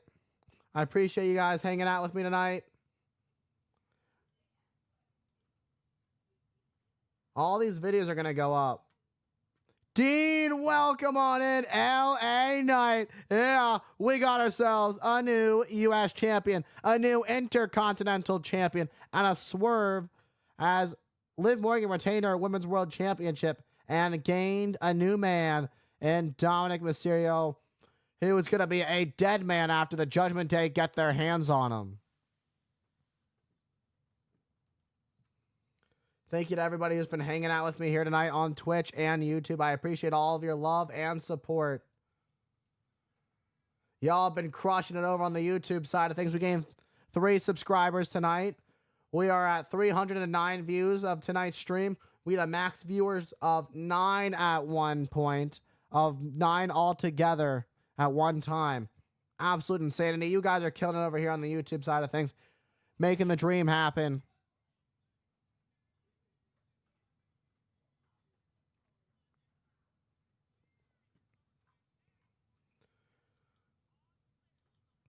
What you guys are doing for me is just, it's crazy. You know, I never thought I'd get to this point, but y'all are making a dreamer out of me, man. Y'all make a dream come true. And I hope to be able to call it. You guys watch Monday Night, tune into Monday Night Raw, tune into SmackDown, and you get to watch or listen to me doing commentary for the shows.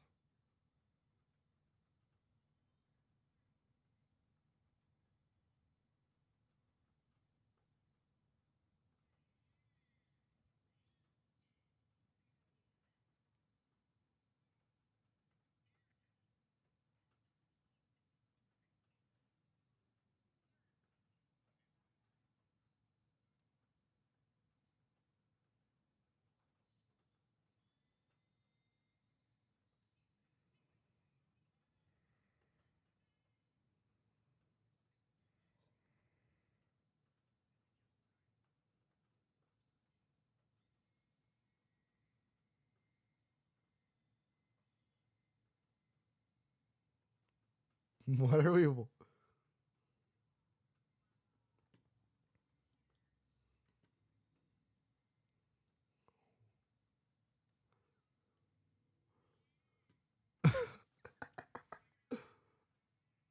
My eyes. I need to flush my eyes out after what we just saw. I don't even know what in the world we just saw, but nevertheless, Dead End Road, Jelly Roll by Jelly Roll, the official SummerSlam theme. Twisters, the album, available now on Spotify, Apple Music, wherever you get your music. SummerSlam powered by C4 Energy, the official energy drink of the WWE. And delivered by Wingstop. Choose from 12 delicious flavors. They are the wing experts. Order online at wingstop.com. Despite all the threat, there's a lot of craziness that's about to happen when the WWE Women's Championship is on the line. Bayley defending against Nia Jax. Yes, Liv Morgan is still your Women's World Champion. I don't. Do you want me to tell you exactly what happened, or do you want to go back and watch it? I don't want to spoil it for you if you don't want me to, of everything that happened. I'll tell you that Liv Morgan won, but do you want to know what happened? If you're interested, I can tell you. I don't want to spoil it for you though, like fully spoil it. I already told you who won.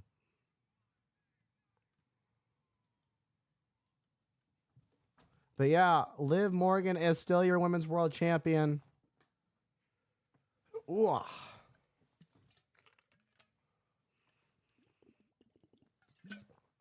We already got 2 new champions. I'll watch the replay. Yeah. Go watch the replay so you can see it. I don't want to spoil it all for you. What a crazy ending of the match. I want you to be able to watch it firsthand. Because it's just that crazy. It's just that crazy to watch, that you need to watch it. That caught me off guard, not gonna lie. YouTube side of things, we just gained another subscriber over on the YouTube side of things. Thank you guys for all the love and support. Can we do it? Will we hit 100 subscribers live on YouTube tonight? We are 4 subscribers away. Tell your professional wrestling lover friends, family, your neighbor's dog, your neighbor's cat, your third uncles, neighbors, dogs, sisters, brothers, teacher who loves professional wrestling. Tell them to subscribe over on YouTube.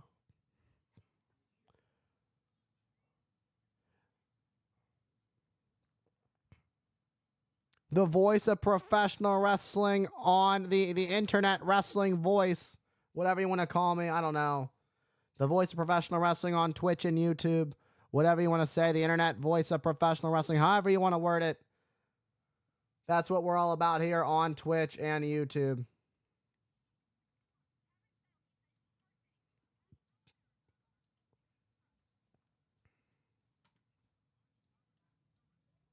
Y'all are killing it tonight on YouTube. We are at 312 views of the stream. Absolute insanity. I appreciate you guys for all the love and support. Will we hit 100 subscribers? Tell your friends. Tell your family. Even if we don't hit it tonight, y'all have, made it a real fun night. Just having you guys hanging out with me while I get to do what I love. I do this, single match commentary videos go out every single day.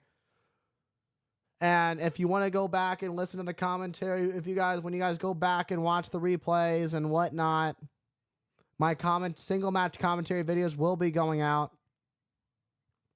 We'll see how tonight plays out because there's going to be some craziness that's going to get posted.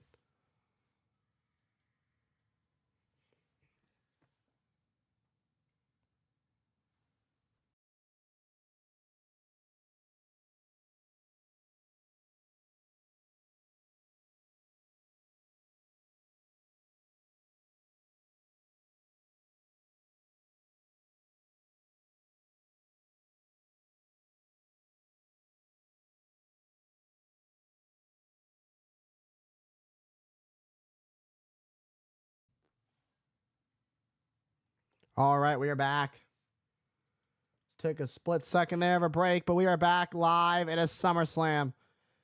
And the irresistible force, the Queen of the Ring, has arrived.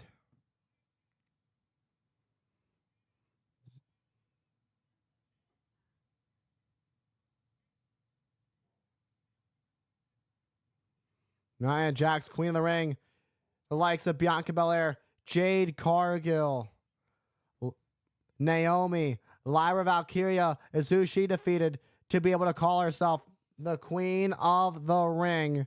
And now what was made official was that whoever won their respective Queen and King of the Ring tournaments would also earn themselves a title match for the world title at SummerSlam, a world title of their choosing, that is. Nia Jax on the SmackDown side of things going after the WWE Women's Champion, Bayley. Nia Jax already had a lot of confidence on her since returning to the WWE. And now Nia Jax has been unstoppable since her return. And we know what Bayley's all about. One of the best women's wrestlers, one of the best wrestlers to ever step foot inside the squared circle. And Nia Jax incredibly motivated by one thing, and that is gold, more gold. More to add. A queen wants some gold for her throne. And that gold is Bayley's Women's Championship.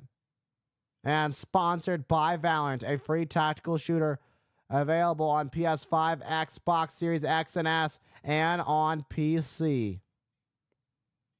Rated T for teen.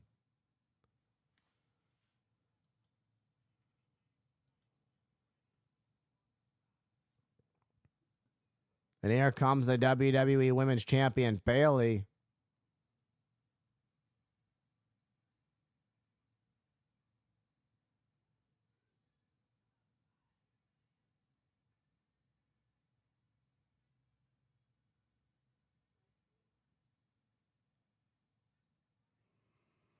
This rivalry has been brewing for quite some time. Queen Nia, new WWE Women's Champion. You think so, Dean? Well, we'll see what happens. As you guys know, once the match gets started and the video gets started, once I start recording. Once I start recording, then I'll get back to you guys after the match is over. We know how I appreciate you guys just chilling with me.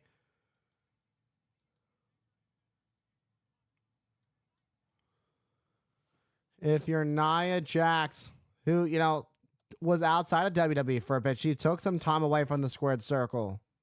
But Nia Jax, in her second run in the WWE, has made it a mission to be the best version of herself. And this is the best of Nia Jax we've ever seen.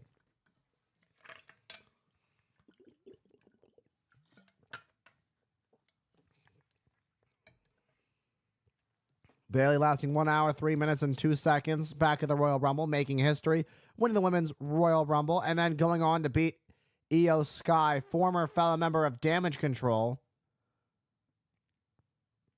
at WrestleMania to become the Women's Champion.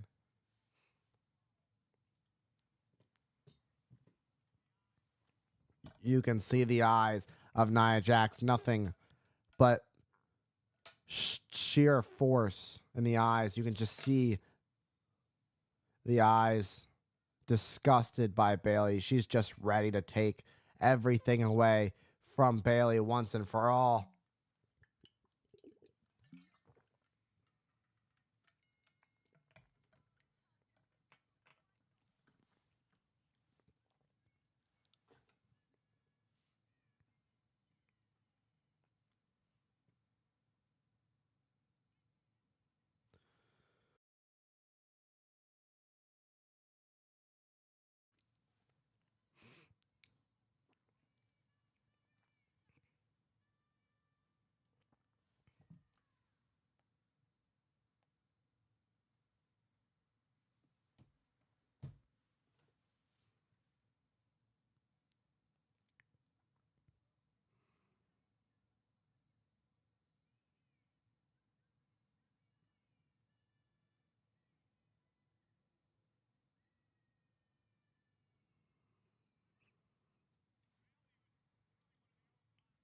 Bayley, one of the all-time greats, one of the original four horsewomen from NXT.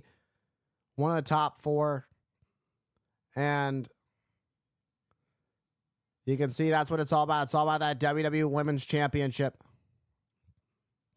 And, you know, the thing about this match right now, the bell hasn't rung yet, but the thing about this match is it's a, you know, almost like a David and Goliath.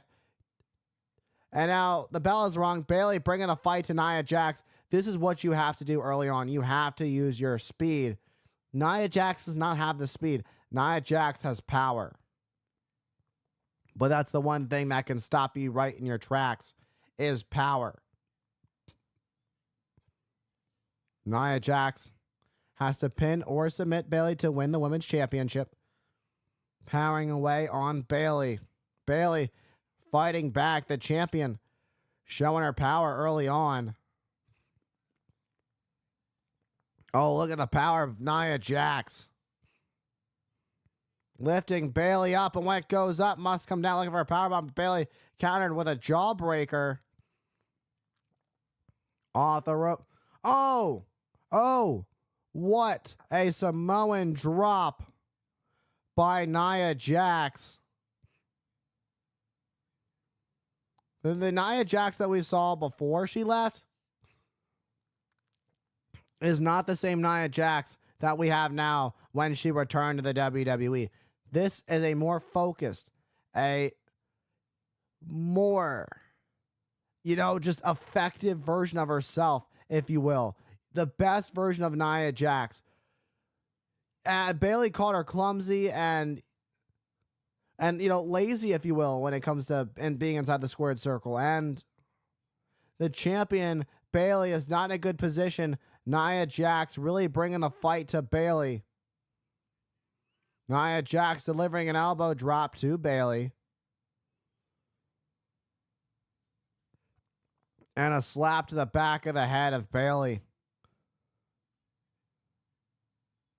And putting all of her weight on the back of Bayley on the rope. Nia Jax pounding away on Bayley. Boot to the midsection. Bayley starting to fight back out of the corner. Nia Jax. What a shot to Bayley. What a forearm to the WWE Women's Champion. A little bit of a stink face, if you will.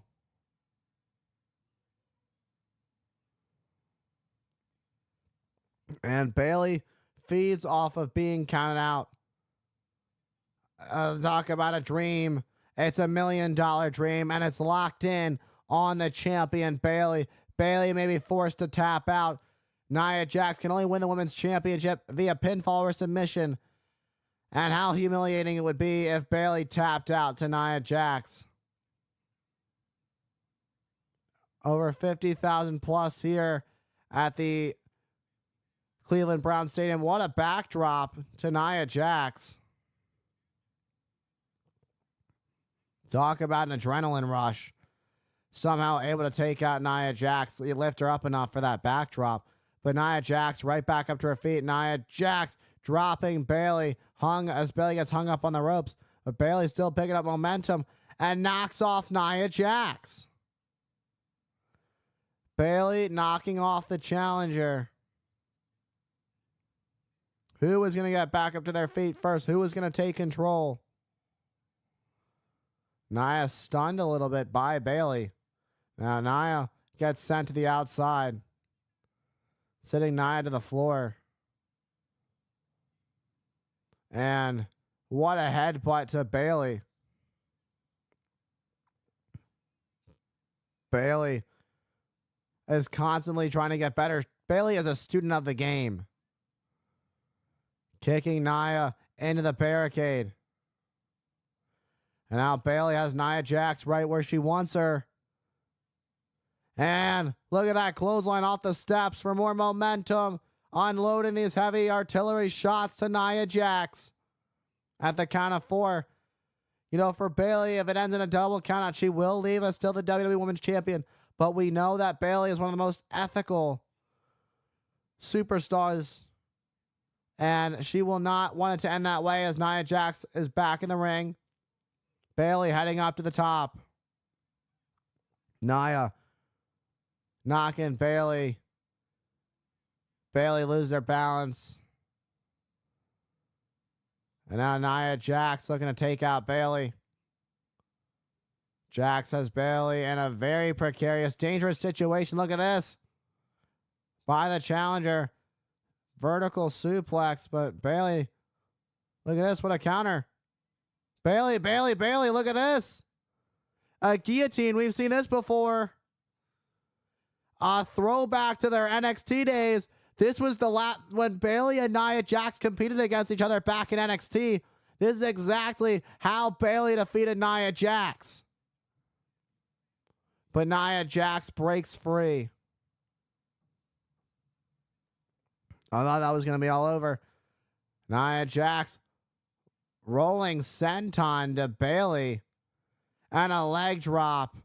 We got a new champion. Oh, but Nia Jax arguing with the ref. Bayley kicking out at 2. As this match continues. Both sides have really given it everything they've got. Nia Jax has really taken Bayley to her limit as Nia Jax heads up to the top. Oh, Nia on the second rope. Just as effective. Oh, a leg drop. Bayley gets out of harm's way, and you can hear Nia Jax screaming for dear life. This is a big opportunity for the women's champion. Bayley fired up. Bayley to belly to retain. Oh, but Nia Jax kicking out of 2.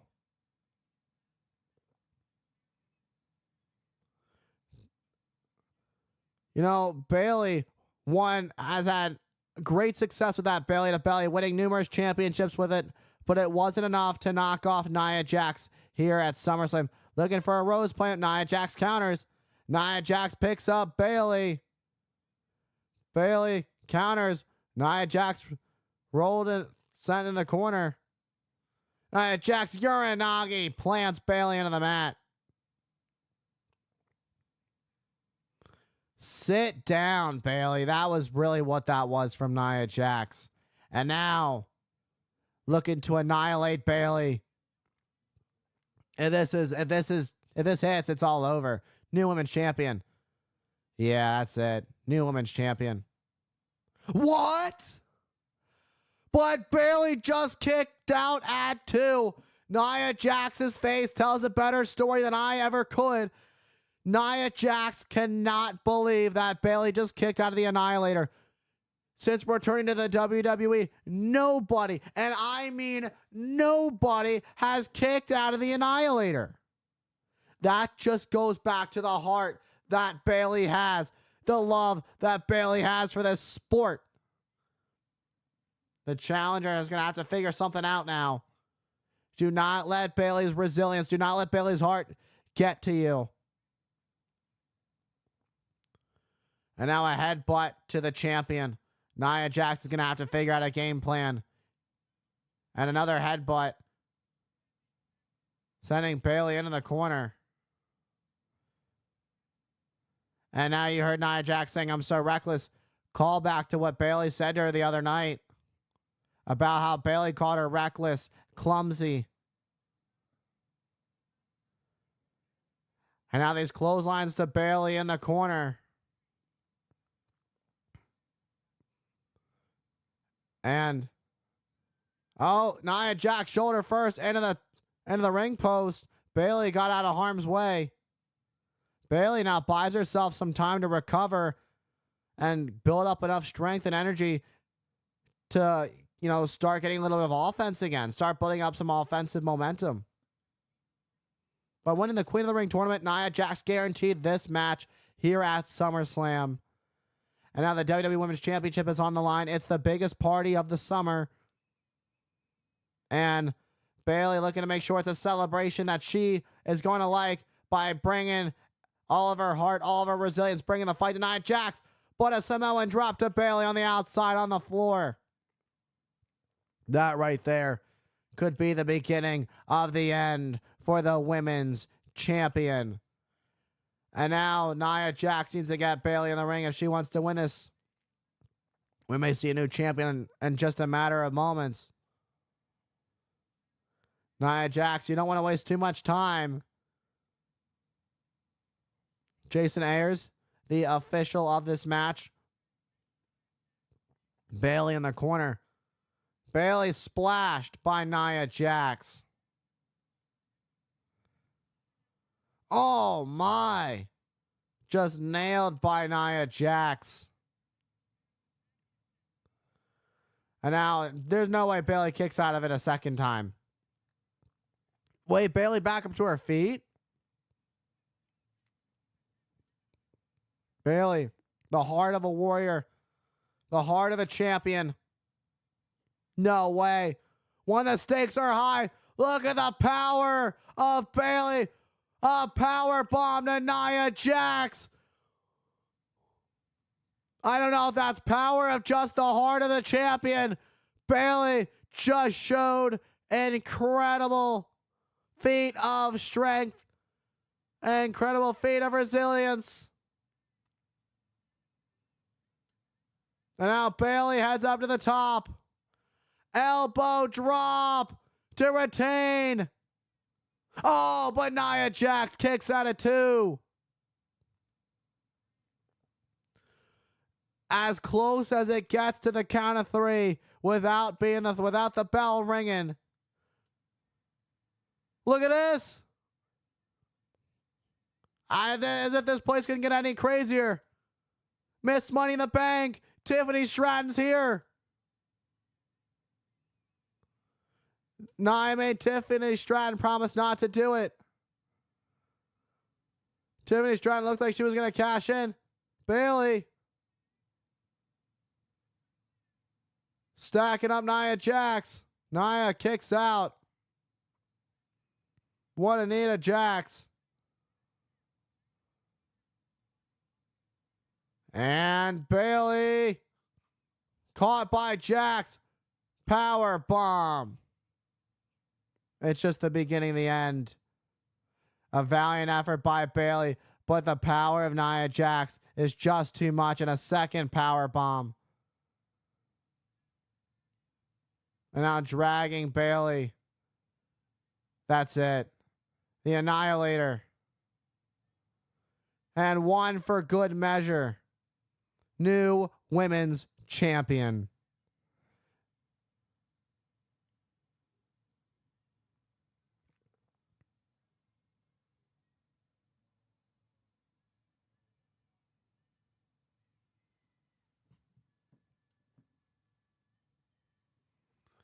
The heart of a warrior Bayley had, but you know what this match came down to was the power. And Nia Jax leaves as your new WWE Women's Champion.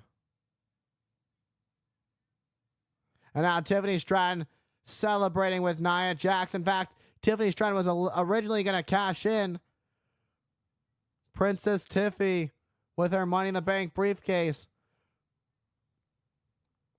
But Nia Jax holding that women's championship high and proud. The queen, long live the queen.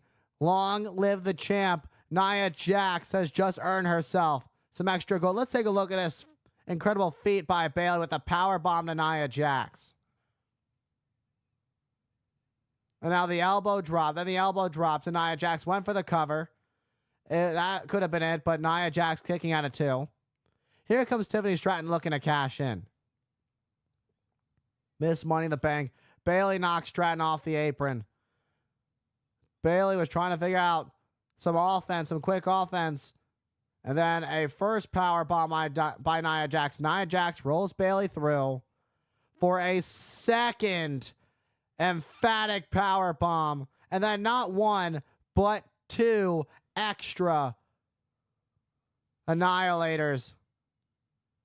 2 vicious annihilators. 3 in total to take out the WWE former WWE Women's Champion Bayley. Heartbreaking loss, to say the least. But now Queen Nia has some gold to add to her throne. Nia Jax is your new WWE Women's Champion.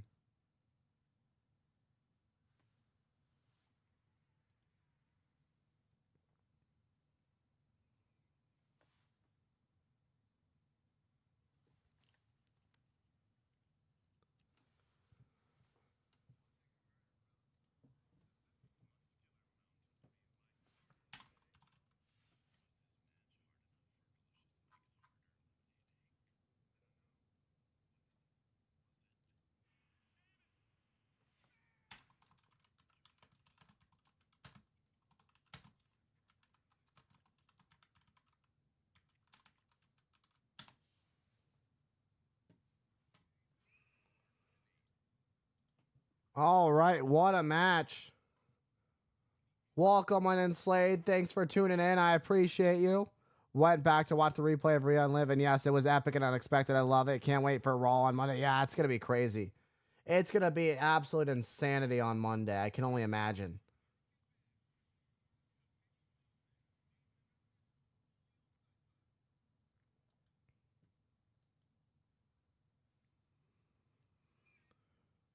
NXT premieres on the CW. On CW October 1st.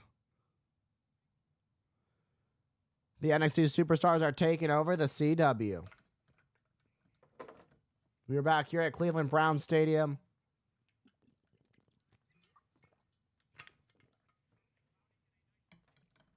What do we still have? All right, we still got 3 matches left to go.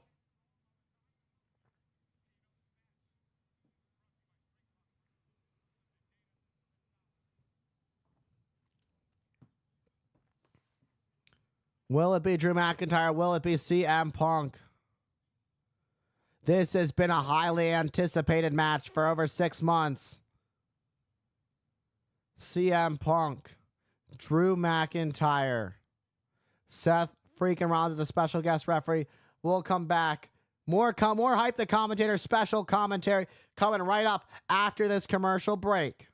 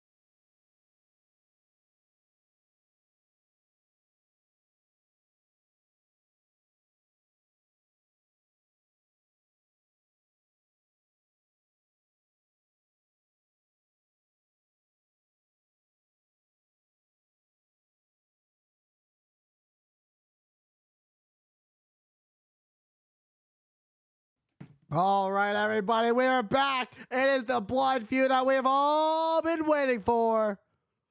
But here first is the special guest referee. He is a visionary. He is a revolutionary. He is Seth freaking Rollins.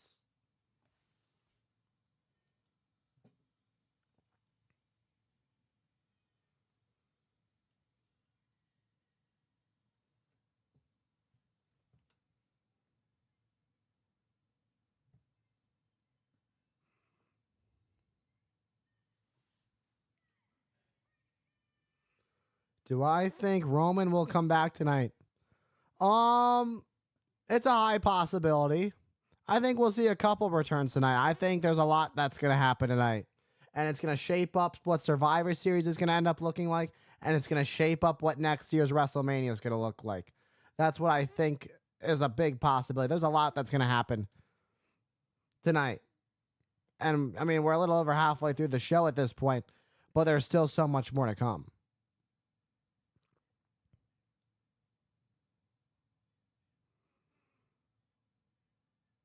You can see the world through the eyes of Seth freaking Rollins. That is crazy.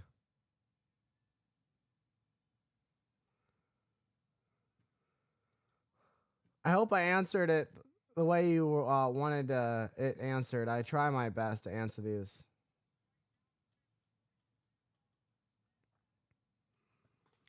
Answer these the best of my ability. But yeah, I think it's a high possibility. All right. Like I keep saying previously, I will not be reading chat. So if there's somebody in chat who's wondering why I'm not responding, and you guys would be gracious enough to interact with them, let them know what's going on, let them know, let them in on the scoop that I focus on the commentary, and then when the match is over, once the recording is stopped, I do read the chat. But here's the special guest referee. He is a visionary. He is a revolutionary. And an interesting outfit by Seth freaking Rollins. But yeah, I've seen a lot of special guest referee outfits. But this one is something special, man. This one is definitely an interesting. It is a star-studded outfit.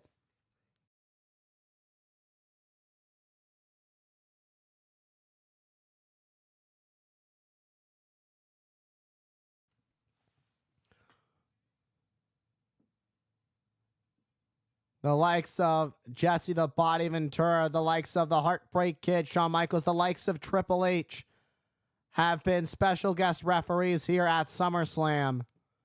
And now adding to that is a visionary, a revolutionary, Seth freaking Rollins.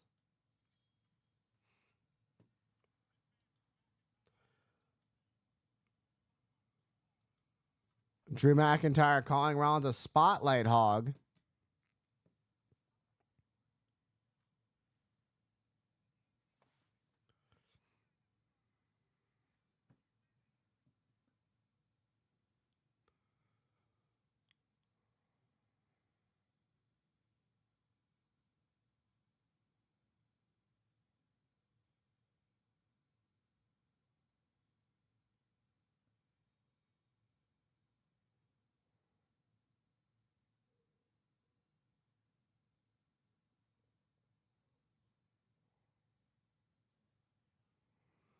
Those are the eyes of a man who is a man on a mission.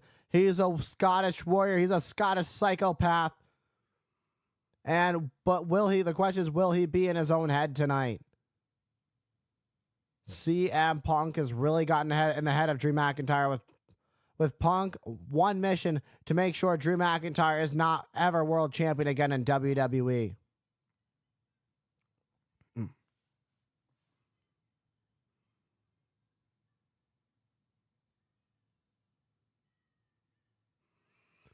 Drew McIntyre, 2-1 career record at SummerSlam. This is his 4th time competing at the biggest party of the summer.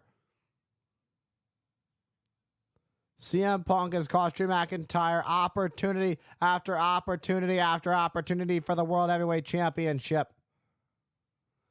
Whether it's been Monday Night Raw when it was a fatal 4-way before Backlash, when it would end up being Jey Uso who would win to go on to face Damian Priest, or when it was Damian Priest and Drew McIntyre at Clash at the Castle. and CM Punk shoot up in a ref shirt and cost McIntyre the match? Or how about Money in the Bank for you? Punk once again. Drew McIntyre winning the Money in the Bank ladder match, becoming Mr. Money in the Bank. One to cash in on the same night during Seth Rollins versus Drew McIntyre. But CM Punk would get involved. Or rather, Seth Rollins versus Damian Priest. My mistake. It was Seth Rollins versus Damian Priest at Money in the Bank. Drew McIntyre would cash in his Money in the Bank, making it a triple threat match, making CM Punk's attack to Drew McIntyre completely legal under triple threat rules. Once again, costing Drew McIntyre the title. See, CM Punk gave Drew McIntyre the satisfaction of being able to call himself Mr. Money in the Bank. But CM Punk knew that Drew didn't want to hold on to that contract very long and wanted to cash in and get some gold finally. But Punk was there when Drew didn't know if he was going to be there, and he made sure to cost Drew McIntyre the world title. And Damian Priest got the victory. McIntyre beating Rollins at WrestleMania after Rollins held the title for 316 days.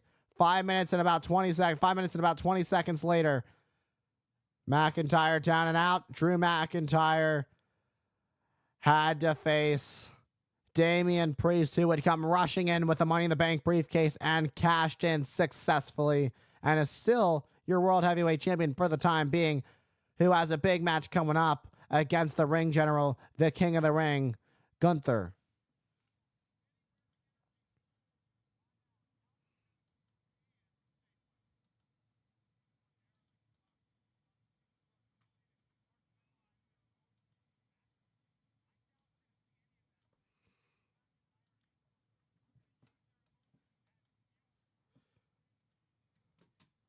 All right. Time is ticking. McIntyre waiting the arrival of CM Punk.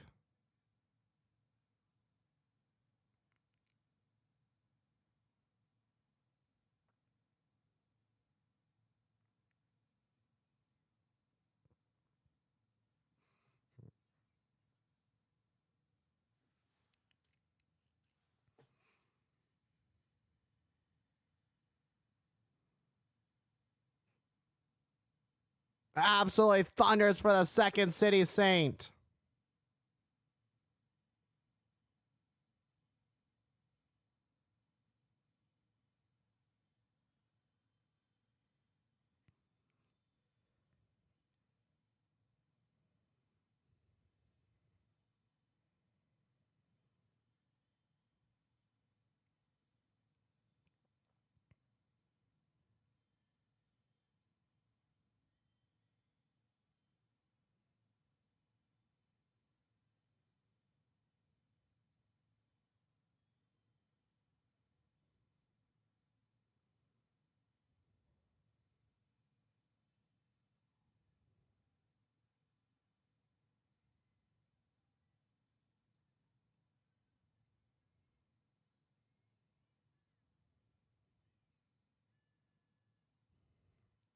CM Punk, 10.5 years.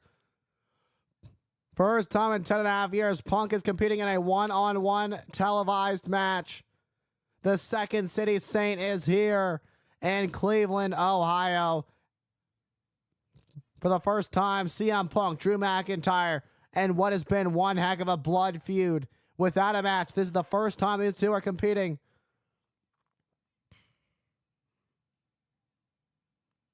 These two going to take each other to the absolute limit tonight.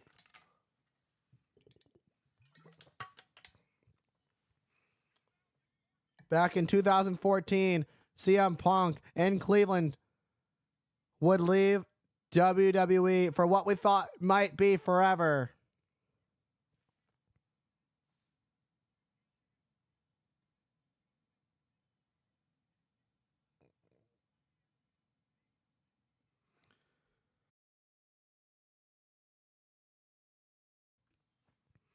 CM Punk is going to give it everything he's got.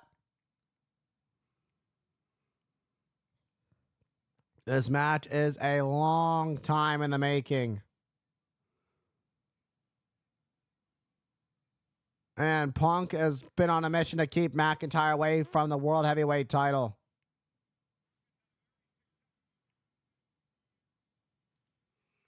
Punk has had extremely successful SummerSlam accolades. You know, CM Punk defeating John Cena in 2011.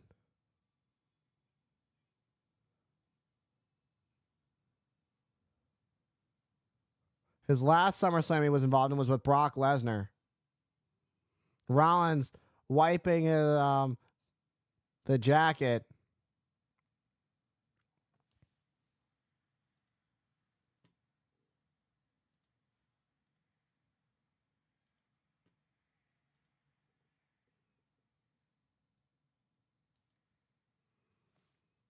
They can't wait for this bell to ring.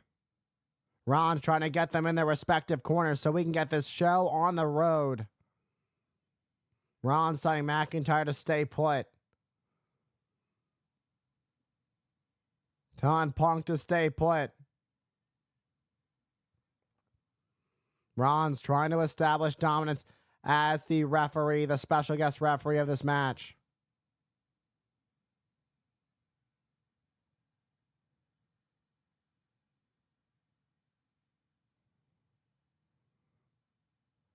Punk is just ready to go. Punk can't wait. And now we're on the ref cam. And there we go. A big fight feel. The bell is rung. These two are hammering away on each other. Punk, heavy shots. McIntyre sends Punk to the corner. Punk gets out of harm's way. Punk bringing the fight to McIntyre. Punk, a well-seasoned striker. Punk with a very precise shot to McIntyre. Rollins keeping Punk out of the corner. And now McIntyre with a cheap shot to the Second City Saint. And a thunderous shot to Punk. And Seth freaking Rollins, a special guest referee, has to watch this closely. And now starting the count for McIntyre, who is stomping away on CM Punk in the corner. And you can hear Rollins saying to McIntyre, "You listen to me." Rollins saying this is my ring because he's the ref. He's calling the shots here. This is Rollins. And Punk on top of McIntyre with these heavy shots to the face of the Scottish Warrior. And a throat chop by McIntyre. What a thunderous chop to the chest by the Scottish Warrior. And a heavy right. But Punk with a clothesline sends McIntyre to the outside onto the floor. CM Punk has McIntyre right where he wants him. McIntyre is down. Punk looks in incredible shape. We haven't seen Punk compete in a one-on-one match on live in 10.5 years. Punk looks in incredible shape after recovering from his torn tricep injury after what happened back at the Royal Rumble. And now McIntyre launched into the timekeeper's area. The last thing either of these men want is to get counted out. And a double axe handle off the barricade to McIntyre. Rollins at the count of 3. Punk sending McIntyre back over the barricade. Punk, a broken foot. Both triceps have been torn. Now Punk looking to take out McIntyre. McIntyre with a thunderous chop to Punk to fight back in this. Oh, and Punk sending McIntyre face first into the barricade, or into the ring post, rather. Rollins is just letting this thing go. He wants nothing more than to see these two just rip each other limb from limb. Rollins is the only man who hates these two people just as equally, more than anybody on this planet. Now Rollins tying his shoe as Punk just taking his time demolishing Drew McIntyre, sending him into the steel steps. And as much as Rollins hates Punk, Rollins is getting a kick out of Punk going to work on Drew McIntyre, delivering shots to the face of McIntyre. And now finally, it seems they're going to work their way back to the ring, but McIntyre sweeps the legs of CM Punk. McIntyre, oh boy. McIntyre with Punk up like a baseball. Oh, and again, Punk did everything he could to try and protect himself instinctively, but it seemed like McIntyre the second time went after that tricep. Punk just tried to protect himself, but I mean, there's only so much protection you can give yourself when you're being used as a battering ram. And Rollins just letting these two hit each other with everything except the kitchen sink. And a heavy right to the face of Punk. What a shot. No. With Punk under the ring. Rollins was going to say don't do it, but Rollins like, yeah, you know what, do it. That might have just crushed the neck of CM Punk. Rollins bending the rules a little bit. You heard McIntyre say before the bell rang, all I need you to do is ring the bell and count to 3. That steel ring, the frame of the WWE ring. And now Punk is tossed back into the ring. Punk a little stunned there, trying to throw just a shot, just to try and defend himself, but nothing was there. Punk has no idea where he is right now. And now McIntyre stomps in the hand of CM Punk. And snap suplex by the Scottish Warrior. Hooks the leg, goes for the cover. And not even a one. Rollins didn't even go down a count. Rollins couldn't even get in position to count.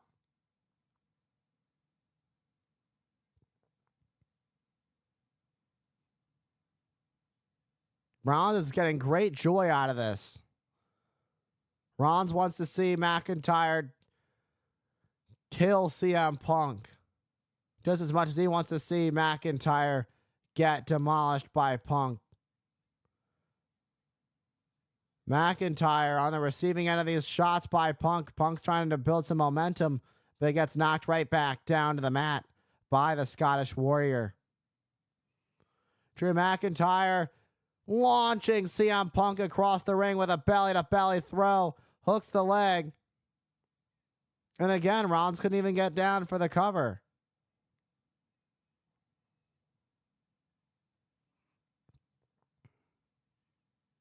And what was going on there? Rollins is not even able to go down for the cover quick enough. That's how quick Punk's kicking out. And Rollins watching closely. What a slap to Punk. Punk comes back with a slap of his own. And now here comes Punk. What a backhand. Kick to the midsection. CM Punk driven in the corner. And then high knee, running knee, but no, gets caught by McIntyre with a power bomb in the center of the ring. Hooks the leg to pick up a win. Only the count of 1. Was only the count of 1. Rollins doing his best to count, but McIntyre only infuriated. And just deadlifting Punk for a sit-out powerbomb. And a kick out of 2 by Punk. Seth was counting the proper 1, 2.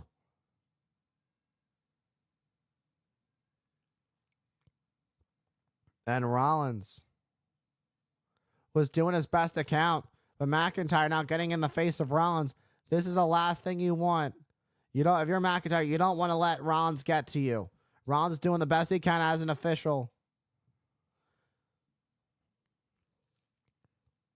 I mean, Rollins is the only person that was fit enough for this job at this point.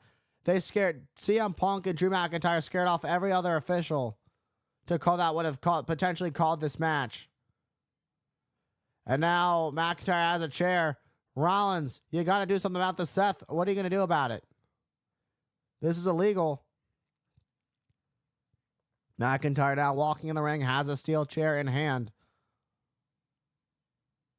Punk might be, severely hurt.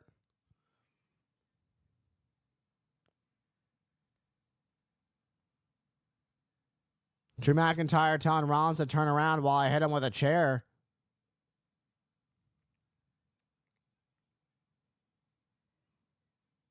McIntyre asking Rollins to let him just do it. It's not every day you see something like this. Rollins going to let McIntyre get away. Nope. Psych. Rollins grabs the chair out of the hands of McIntyre. Rollins wanting to call this thing down the middle, fair and square. He's not going to let it go down this way. Rollins saying to McIntyre, you got to do it the right way. Oh.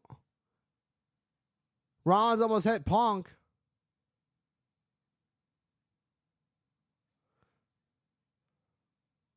Roll up, roll up, roll up. Punk has McIntyre. Punk had the 3. Punk would have had a 3 right there. Went for a roundhouse kick. Neck breaker by McIntyre. And a kip up. This has been very one-sided. McIntyre's been in control for the majority of this thing. And it's tough. Rollins is being a very interesting official in this match. Drew McIntyre enjoying every bit of this. And now pulling out CM Punk's friendship love bracelet, whatever you want to say. It was made by a fan and has his dog Larry and his wife AJ's name on it. Looking for a Claymore, but a back kick to McIntyre. Punk is starting to feel it. Punk somehow on his feet. And a spinning neck breaker. And CM Punk now fired up. CM Punk. No matter what, when it comes to family, there are lines that shouldn't be crossed. And Punk fighting for his family. The disrespect that McIntyre has shown to CM Punk's dog Larry and his wife AJ. And a second running knee into the corner. And CM Punk now, this is where Punk remembers everything that he despises about the Scottish Warrior Drew McIntyre. He sets up for a third running knee in the corner. And it connects. And the clothesline takes out McIntyre. And now Punk heading up. Punk is heading up to the top. The Second City Saint looking to go high. High risk, high reward. And the reward is getting revenge and finally taking out McIntyre once and for all. Blowing a kiss to Rollins. With an elbow drop delivered. Picture perfect. Punk going for the cover. 1. Oh, but McIntyre kicks out of 2. Oh, wait. Punk thinking Anaconda Eyes, but McIntyre fighting out of it. McIntyre trying to fight it. And there it is. It's locked in deep. The Anaconda Eyes. The Anaconda Eyes. This has been a very successful submission for Punk time and time again. And it's been a long time since we've seen Punk use it. But the emotions of Punk wanted nothing more. It wasn't about making Drew McIntyre tap out. But now he's got his bracelet back. And a Claymore to Punk. For the win. No, Punk kicked out of the Claymore. Punk kicked out of the Claymore. You see, it became about family in that very moment when Punk realized, wait a minute, I've got the Anaconda Eyes. I see the bracelet on McIntyre's wrist. Let me go after the bracelet. That's exactly what Punk did.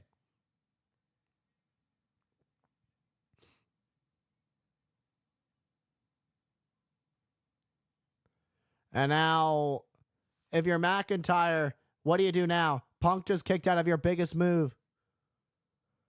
McIntyre got to be thinking, maybe it's time to go for it again. But that vicious look in the eyes of McIntyre with a CM Punk that's been worn down and broken down throughout this match. It's only a matter of time before Drew McIntyre puts CM Punk away. And you can hear Rollins saying to McIntyre, just finish it off. Just do it. If you're going to do it, just do it already. And now McIntyre picking up Punk. Punk, it's going to dream. Is going to dream as McIntyre makes his broken dreams come true. Future shot countered by Punk. Punk out of harm's way. McIntyre's shoulder connects with the ring post. He didn't hit it with full force, though. But Punk calling for it. Time to make McIntyre go to sleep. The WWE fans have been waiting for this for a long time. McIntyre's up.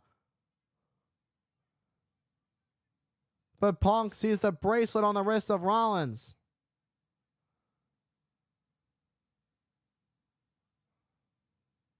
Rollins put the bracelet on his wrist. He was trying to get it out of play, but Punk is just doing what he sees, just going off by what he sees right now. McIntyre just hit Punk into Rollins. Oh.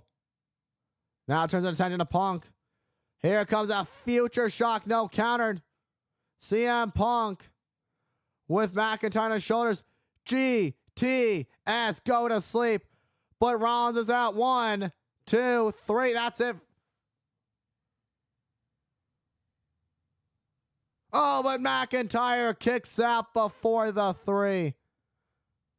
Punk is a little bit upset. What happened was Punk got upset at Rollins for wearing the bracelet. McIntyre hit Punk into Rollins. And now Punk arguing with the official, Rollins.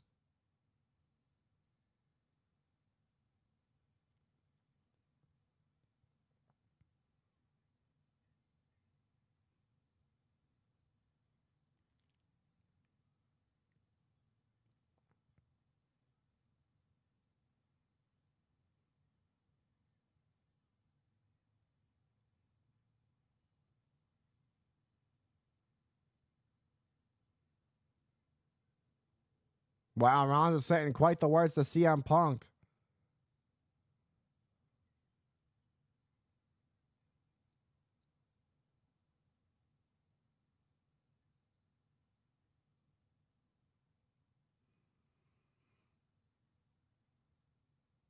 And had enough of Rollins.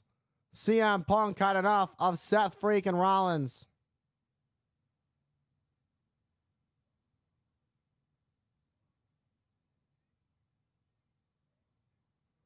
And Punk saying to Rollins, it's never about you. And what a low blow by McIntyre. A low blow. Rollins out because of CM Punk and a Claymore. CM Punk goes down. Crawls to the cover. Screaming for Rollins to count.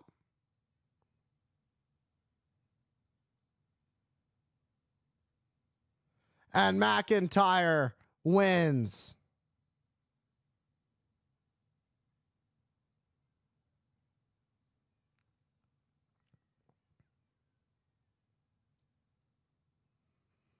What a match full of mixed emotions. And Rollins, Rollins got taken out by Punk with a GTS. And, as much as Rollins didn't want to count that 3, you saw a little bit of hesitation there. Rollins just had enough of CM Punk. And now Punk got the bracelet back. But McIntyre going to retrieve the bracelet and take it back once again. And now McIntyre, once again, puts the bracelet back on his wrist. CM Punk chasing the symbol of what his family it means to him. McIntyre with the continued disrespect as he stands tall over the Second City Saint, CM Punk, here at SummerSlam. What a match full of all kinds of emotions. There were ups and downs and twists and turns. But in the end, the size and the power of McIntyre, CM Punk getting too big for his britches, arguing with the referee, Seth freaking Rollins. Cost him this match. And McIntyre finally can say that he took out CM Punk. A low blow to CM Punk. And then placed CM Punk in a position. And then a Claymore to Punk. Punk went down. And McIntyre, as Rollins regained consciousness, Rollins was woozy, but one was able to execute. Didn't want to do it at first, but counted the 3. And CM Punk was down. And you know, you got to think of it like a championship. That was like the title for CM Punk, was getting that bracelet back.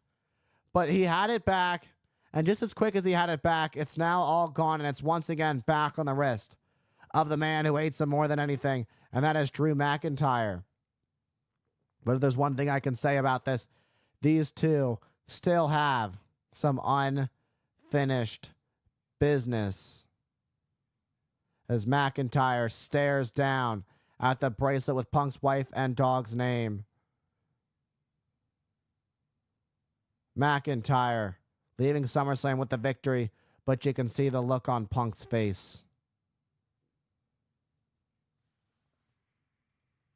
All right.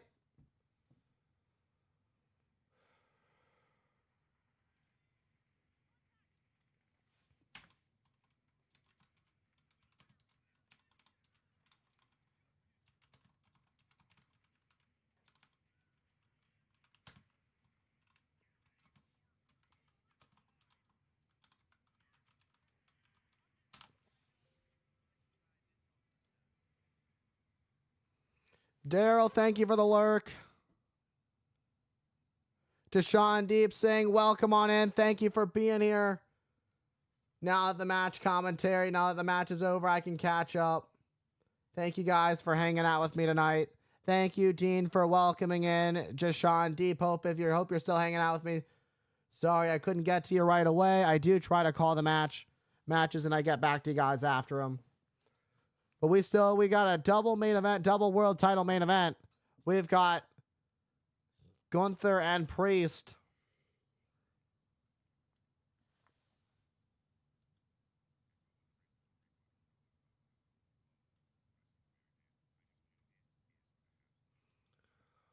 I am beyond grateful for all of you for being here with me tonight. We gained 5 subscribers today. 1 from today's video, 4 from today's stream. I appreciate it, guys. I really do.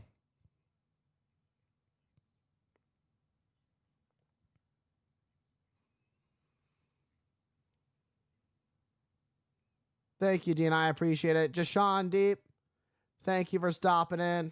Thank you guys for all the love and support.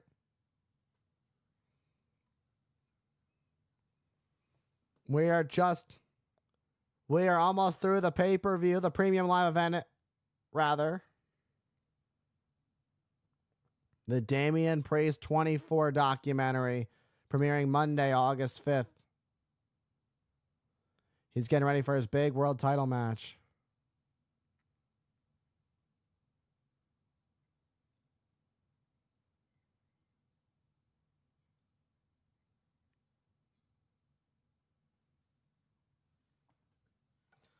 I appreciate you still being here, Dean.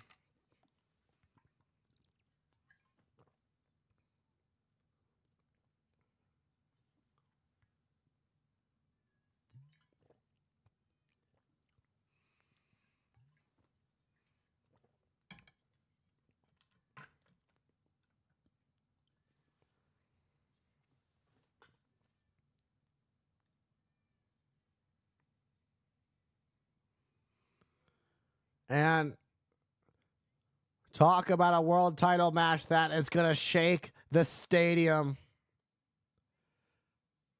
The stadium doesn't even have a roof. It's a stadium that doesn't even have a roof. Let me tell you, they're going to blow the proverbial roof off the Cleveland Browns stadium. Gunther, once upon a time, the longest reigning Intercontinental Champion of all time. I mean, he still is. Once upon a time was the Intercontinental Champion, losing it to Sami Zayn, who lost it to Braun Breaker tonight. Let's take a quick break.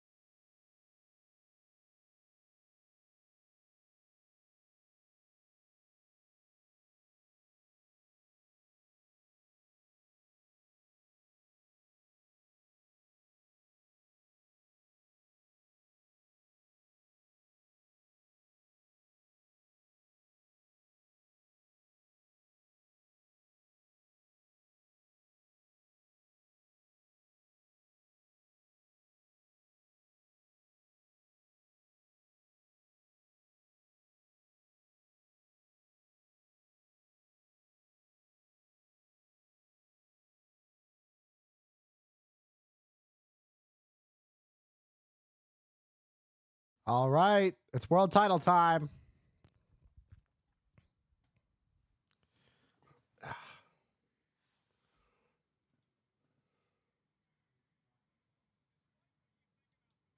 You know, whatever you think about Gunther, despite everything you think about him, he is an extraordinary professional wrestler. He is a wrestler's wrestler. He is one of the very best inside the ring today. He may just be the best wrestler walking earth today. I mean, there's just no doubt about his talent. He's as skilled as they come. He's as traditional as it gets. El Campeon, Damian Priest is a big man, but so is the ring general Gunther. 6'4", 250 pounds is the ring general Gunther. Gunther hoping to win his first world championship. Gunther, the longest reigning intercontinental champion, 666 days, ending back at WrestleMania 40.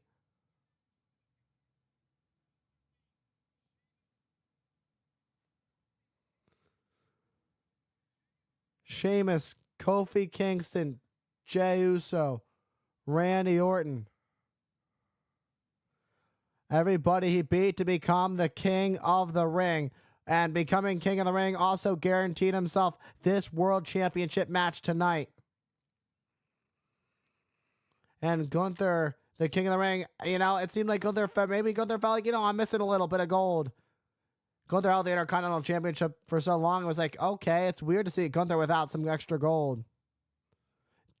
Look at the WWE Legends suite.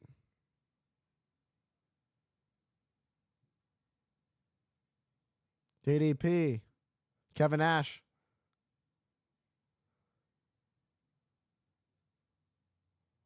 Kevin Nash. X-Pac.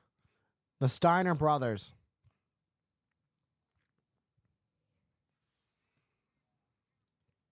The ring general said quite the words about Damian Priest. And one of the main things was calling him street trash.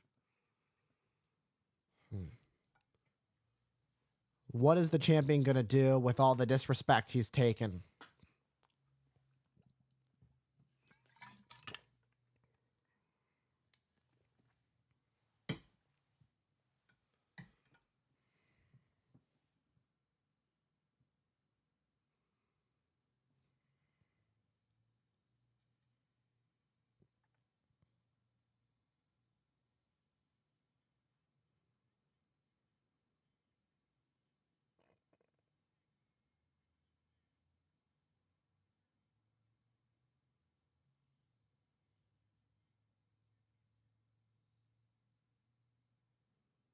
And, you know, for Damian Priest, this is one of his biggest challenges today, if not the biggest challenge to date for Damian Priest.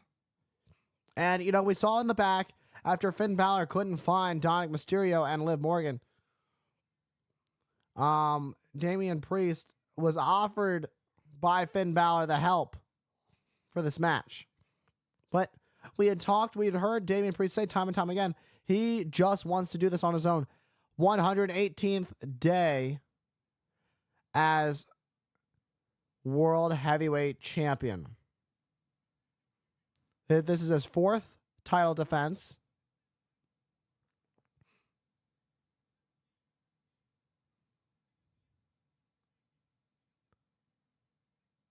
When he was NXT UK champion, 870 days, 666 days as Intercontinental Champion. How does Damian Priest compete with a guy who is always, every title he's held in the WWE, has broken records with it?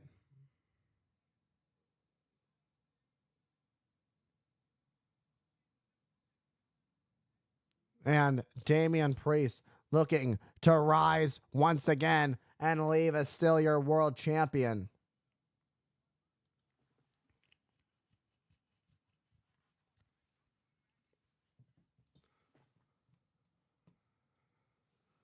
You saw Balor on Monday, the bloody chest. Only imagine what's going to happen tonight. Finn Balor, the first ever Universal Champion. How softened up is Gunther for Damian Priest? You can see marks on the chest of Gunther, but Finn Balor got the worst of that match on this past Monday on Raw.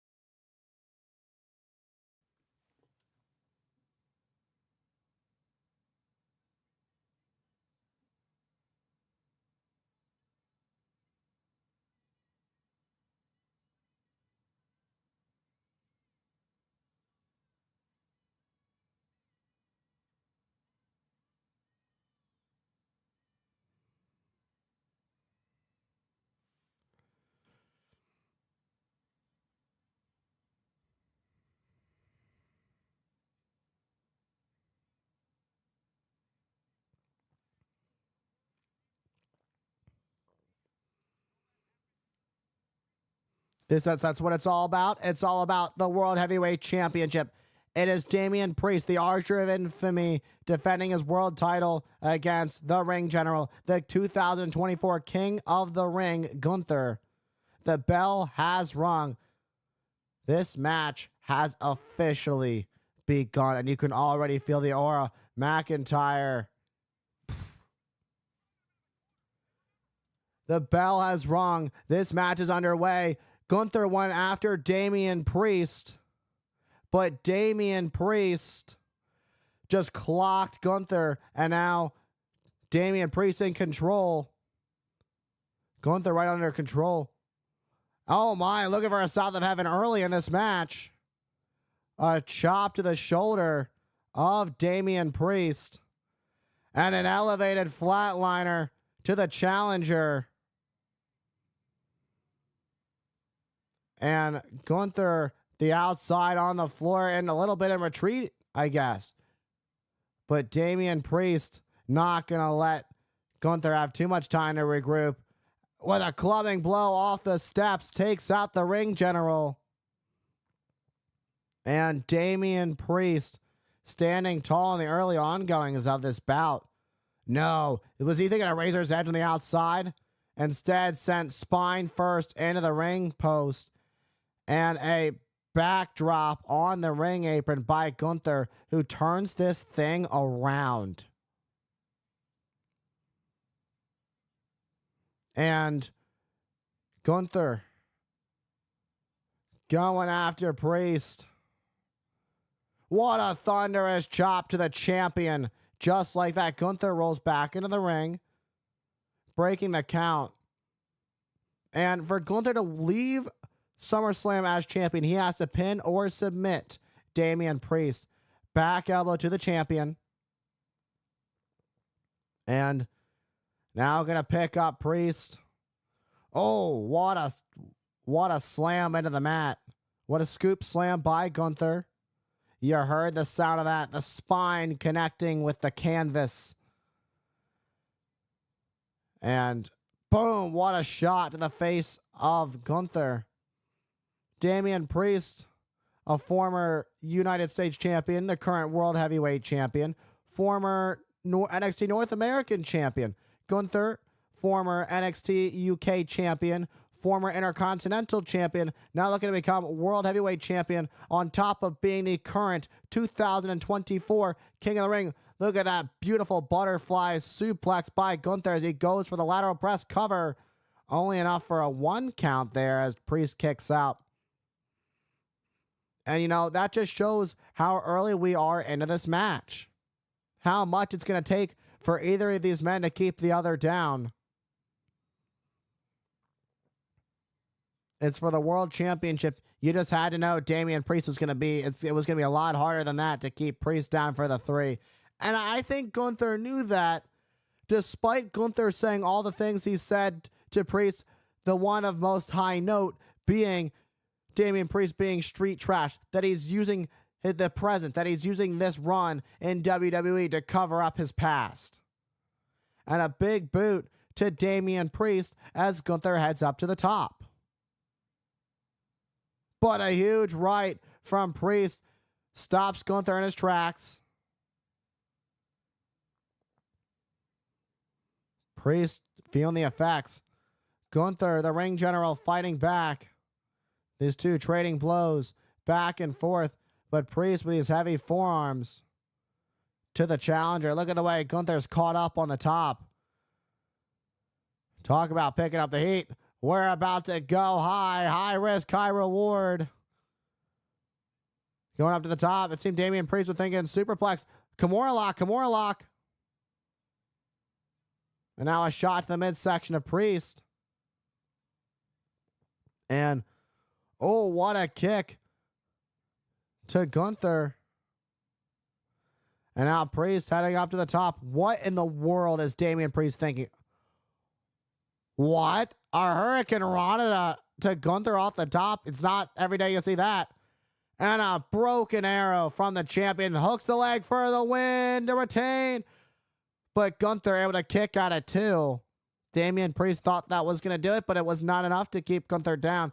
Let's take a look at this picture perfect broken arrow at that release.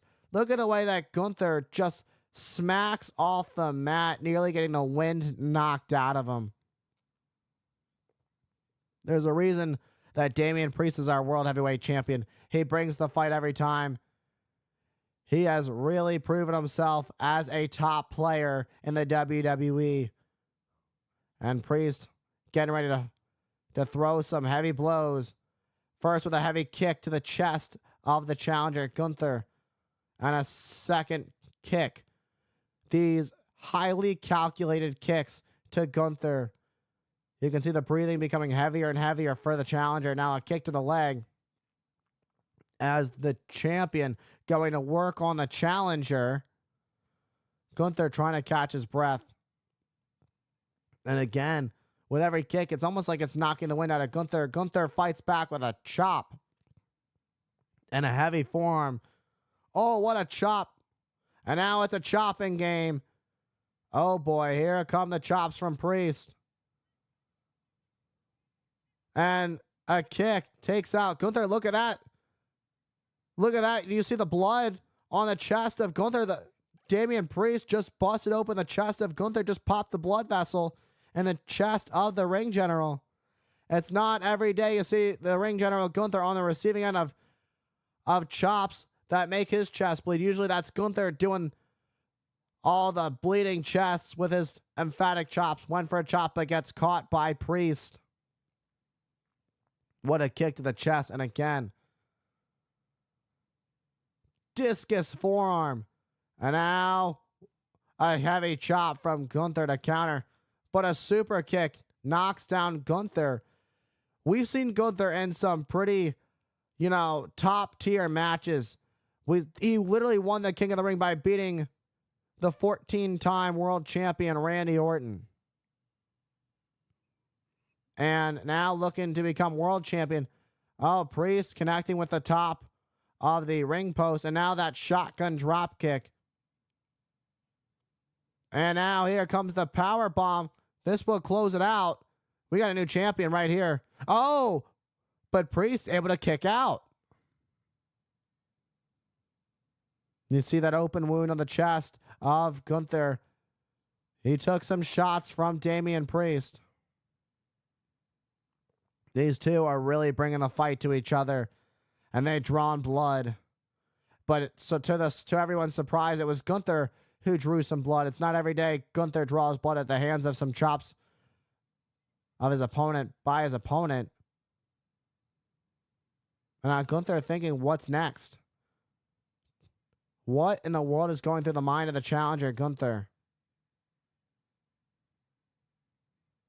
And Gunther caught by Priest. Now another chop by Gunther. And another chop. And Gunther looking for another power bomb to close this one out. But Priest counters, lands on his feet. And a spinning kick stuns Gunther. And now looking for a South of Heaven. South of Heaven. That's going to do it. That's going to do it to retain. Cover. Oh, but Gunther just kicked out of Priest's biggest move he has in the arsenal. Where do you go from here if you're Damian Priest? You just hit your opponent with your biggest move. Look at this. What goes up must come down. The law of gravity for you. And hitting Gunther with an emphatic South of Heaven. But the ring general is showing just how powerful he is, just how far he's willing to go, but to become world champion by kicking out at 2. But now signaling for a Razor's Edge. And now Razor looking to pay homage to Razor Ramon, the late great Razor Ramon. At Gunther blocking, now has control of the wrist. Has the arm trapped, has the arm bar. Thunderous chop. What a forearm to the face of Gunther. Ducks. Gunther has that sleeper hold locked, and he's put many of his opponents to sleep that way. Priest went for another spinning kick. Priest up and over with it, a version of an exploder suplex and a lariat. That clothesline. And another one, that's got to do it. Oh, but Damian Priest kicking out of two. It's for the championship. On the line is the World Heavyweight Championship. It is Damian Priest, the reigning and defending World Heavyweight Champion, defending against the Ring General Gunther. We saw not one, but two emphatic clotheslines. Gunther went for the cover, but Damian Priest is still in this. There is still fight left in Damian Priest.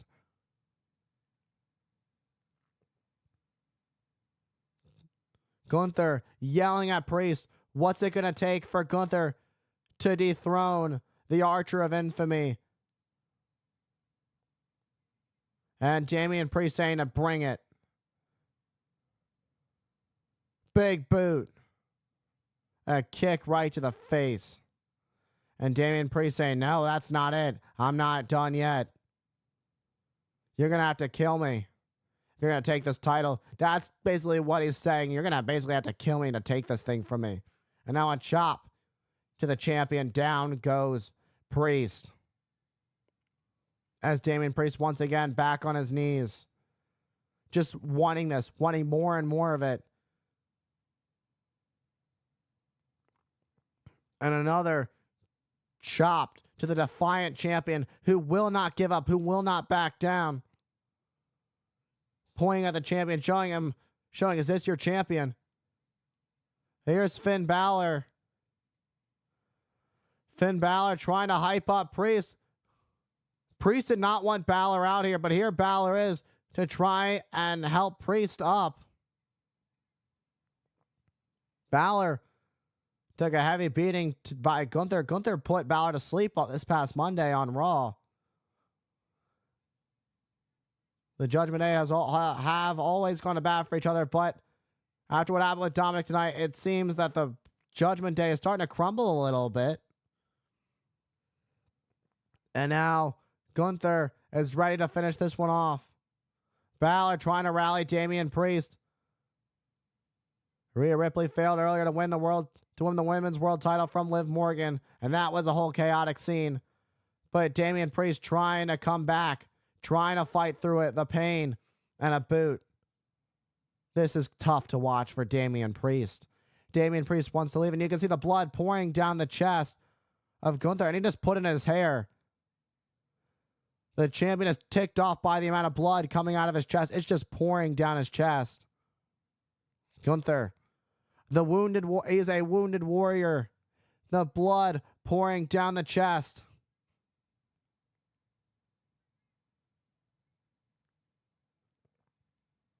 And a boot to the side of the head.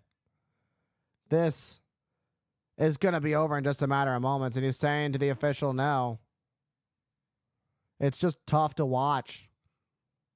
And a kick to the midsection.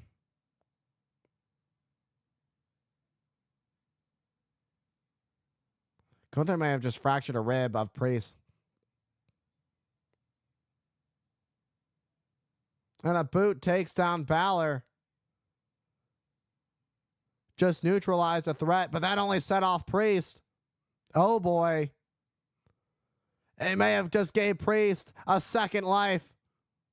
And now all rise because Damian Priest just found a second life. There is new life in the champion, and the straps come down. Priest is fired up, and he comes back swinging with a heavy, wicked clothesline. Boom. And again, looking to put the champion looking to put the challenger away. Priest has got it. Razor's Edge. And a south of heaven to retain. Crawls. What? What do you... What? Finn, what in the world did you just do? Finn Balor, what did you just do? You getting knocked down, you just gave Damian Priest second life to retain. Finn Balor just screwed Priest. Priest was about to retain. And now Priest just realized what just happened. He just saw the replay. And Balor with a smirk on his face. This was brewing for months. Damian Priest had a hard time trusting Finn Balor for months. And you had to expect this. And Gunther from behind with a sleeper hold. Sleeper. As the sleeper on Priest. He's got it locked in. The champion is starting to fade as he looks at once upon a time a friend, Finn Balor, looking at Priest with the meanest look. Priest stopped trusting Balor, and Balor wasn't having any of it, and now Priest is fading, trying to hold on for life.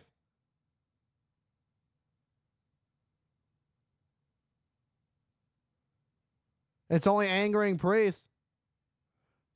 Look at this. Priest trying to fight back.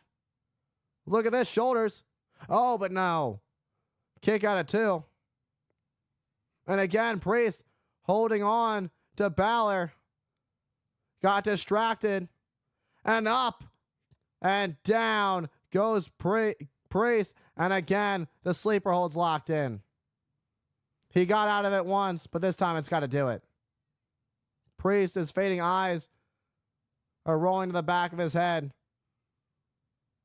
How is Priest still hanging on? That's it.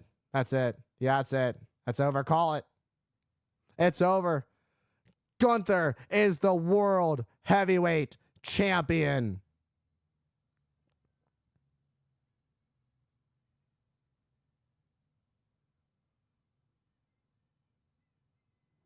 And all you see is the look of Balor, that look of hatred towards Priest. But the closing moments, what you will remember is that on this day, Gunther starts a new historic reign as your new World Heavyweight Champion. What a match it was. Looking at the end of this match, after seeing the replay of Balor helping getting Gunther's foot on the rope. And look how that title looks around the waist of Gunther. It gave, seeing Balor's face towards the end, that look of anger only gave Priest more drive to try and get out. And it allowed Priest to get out the first time. Let's take a look at this. The South of Heaven. That was the South of Heaven after the Razor's Edge. Rolled for the cover. Let's take a look at this. Goes to the cover, just close enough where Balor was able to get Gunther's foot on the bottom rope. Then you can see Priest trying to fight out of it. He fought out of the sleeper hold, looking at the face of Balor. He went after Balor again, had the throat of Balor. And then here was Gunther delivering another emphatic powerbomb, rolling Priest through, and a sleeper hold. It was a valiant effort. It was an incredible fight that Damian Priest put up. He was an incredible champion for 119 days. But in the end, Gunther begins his reign as the King General, the Ring General, and the World Heavyweight Champion. You see the graphic. It's official. You see the official graphic.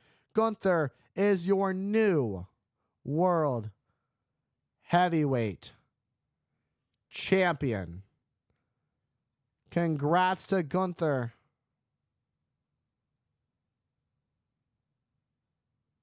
And Gunther celebrating on the announce desk. A big celebration for the new World Heavyweight Champion, Gunther. There is a new sheriff in town running Monday Night Raw, and it's the Ring General, Gunther.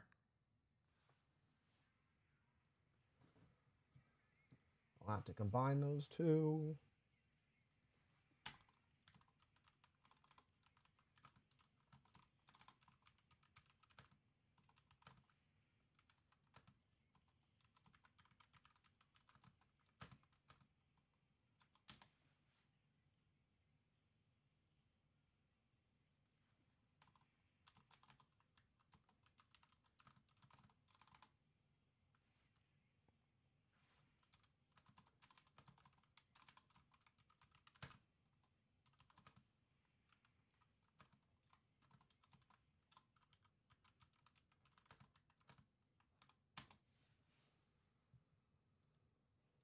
All right. What a match.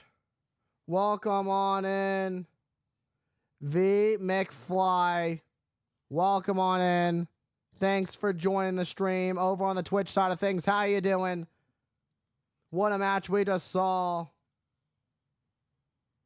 What a match we just saw for the World Heavyweight Championship. We have a new World Heavyweight Champion. John Cena coming to a city near you, the greatest of all time.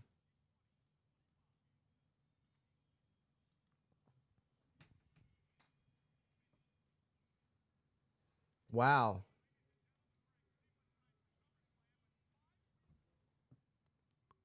Five weeks from Friday, SmackDown will premiere on the USA Network.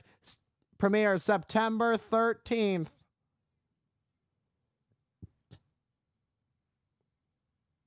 Friday the 13th.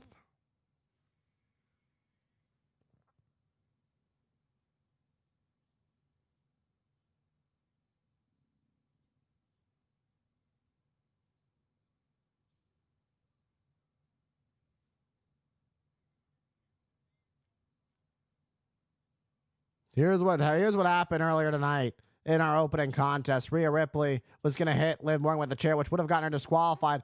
Dominic, Dirty Dom, there's a reason they call him Dirty Dom, grabbing the chair from mommy, Rhea Ripley. You won't be able to win your world title back. And that was the whole thing, is that Dom was seemingly looking out for Rhea Ripley. But when Rhea Ripley was not pleased, but was it all part of the plan? And then he backstabbed Rhea Ripley. That second oblivion to Rhea Ripley. This time it was on the chair while the ref was distracted. And then he looked Liv Morgan in the eyes. And there it was. Right on the upper lip. There it was. In slow motion. There you go. That says it all. And you could see the heartbreak in the eyes of Rhea Ripley in real time. Special thank you to Jelly Roll for the official theme of SummerSlam. His newest song, Liar, will be available this Friday on Apple Music and Spotify.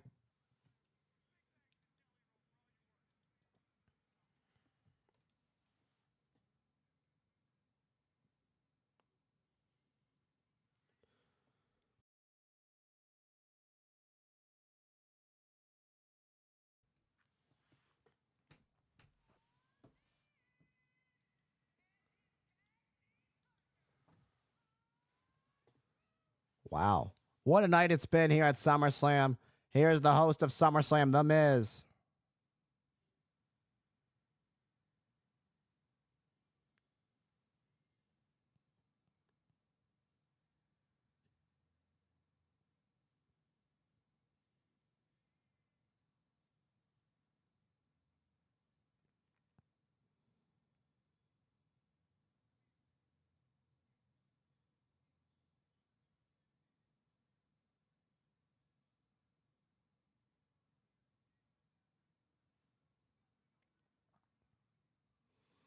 $57,791 fans of the WWE Universe in attendance here at the Cleveland Browns Stadium for SummerSlam. The 37th annual SummerSlam, 57,791. Congratulations to all of you who made this possible in the WWE Universe. Oh, boy.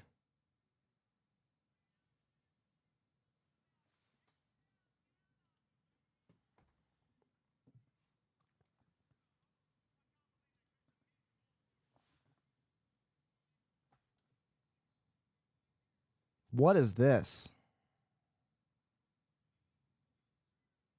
Grayson Waller and Austin Theory here to confront The Miz and R-Truth, the hosts of SummerSlam.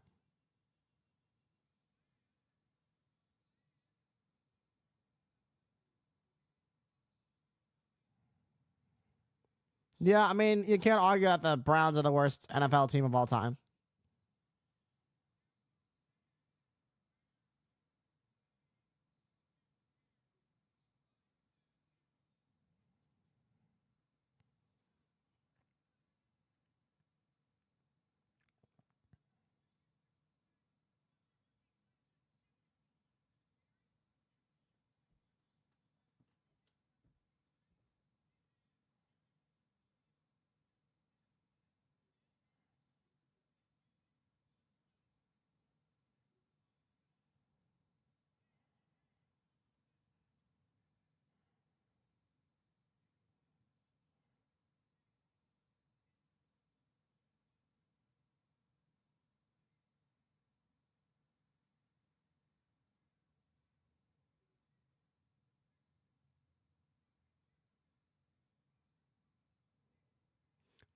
Wait, the Rock and Roll Express?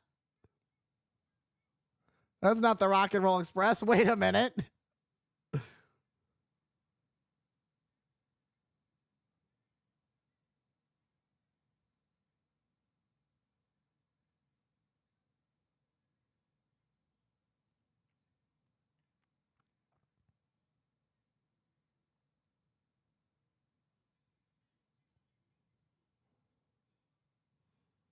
Now look out. Shot with a chair to the back of Theory. Back of Waller.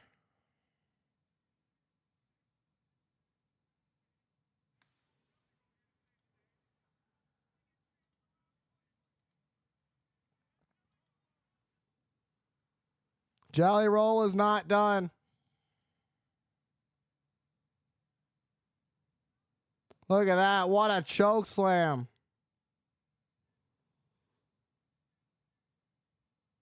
Talk about the power of the Jelly Roll. That's some jelly power. Paying homage to R-Truth's childhood hero. A farewell tour next year for Cena, but now for Austin Theory, a triple 5-knuckle shuffle. Jelly Roll having one heck of a time here at the biggest party of the summer, SummerSlam.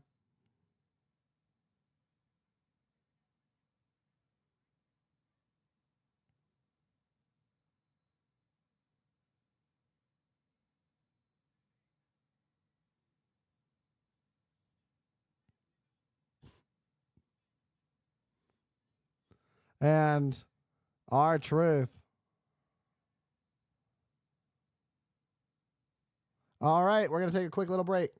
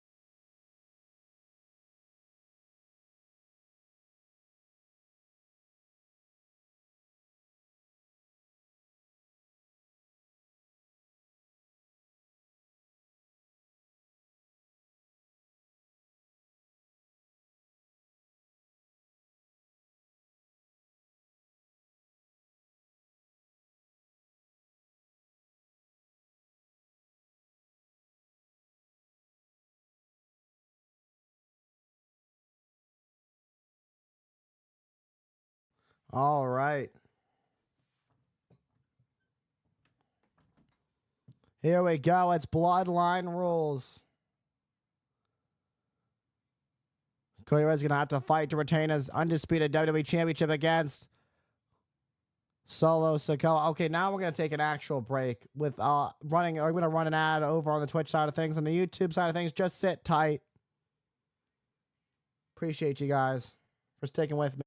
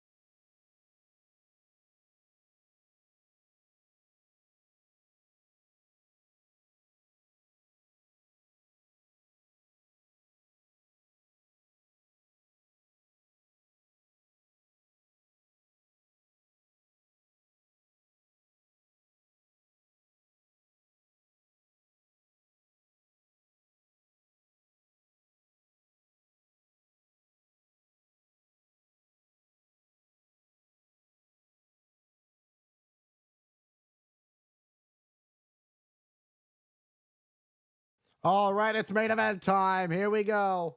I'm sweating my ass off in this suit, but it is main event time. The self-promoted tribal chief wearing that Ulafala around his neck. This is a bloodline rules match, much like WrestleMania. This is gonna be this is shaping up to what could be a very chaotic match. But the difference is this is a new bloodline like we've never seen before. People that have been referred to as literal criminals. Some that can't even travel outside the country. A Samoan werewolf that is as tough as they come. And the enforcer of Solo Sikoa's bloodline. You got Gorillas of Destiny, if you will, and Tama Tonga and Tonga Loa.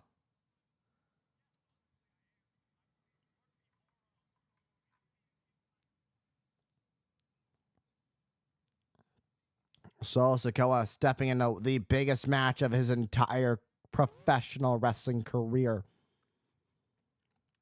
Solo Sikoa was happy last night when the bloodline, when Tama Tonga and Jacob Fatu brought home the WWE Tag Team titles.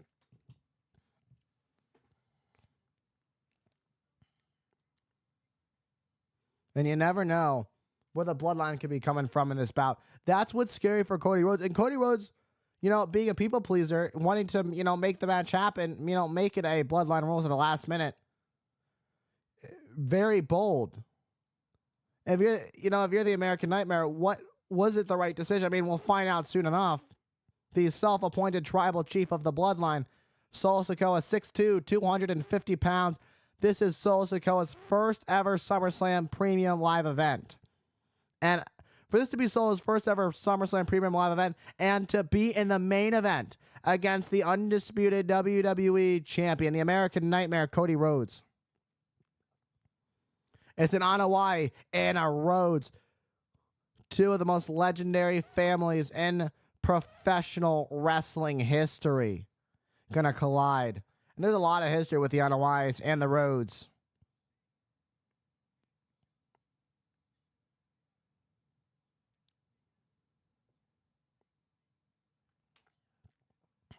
The bloodline more recently taken out Kevin Owens and Randy Orton. So with Cody Rhodes not having backup, what do you do if you're the American Nightmare? Do you have some extra backup? Or are you going in this all alone, just relying on just your heart and soul and skill? From the enforcer to the self-appointed tribal chief, we've seen Solo Sikoa evolve.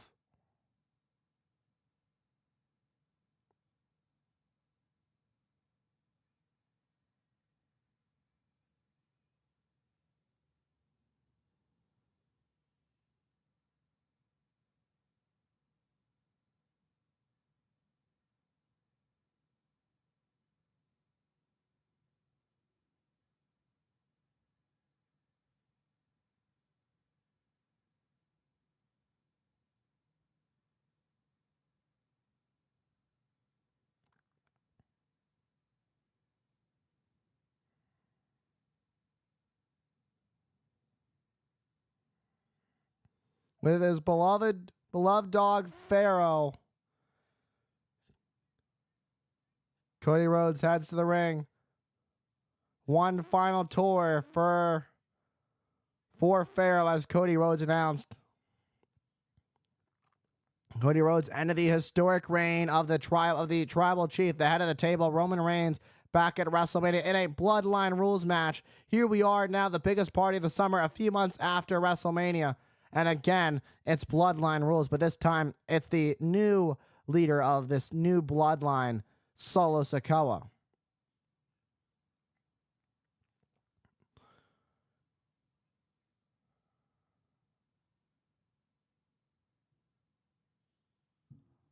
Oh!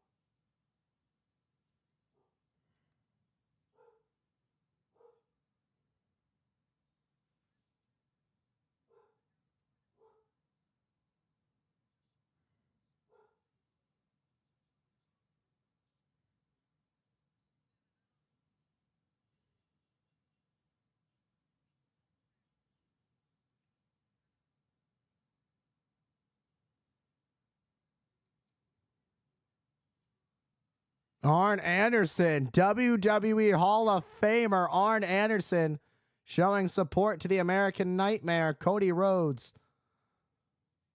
A longtime friend for the American Nightmare, Cody Rhodes.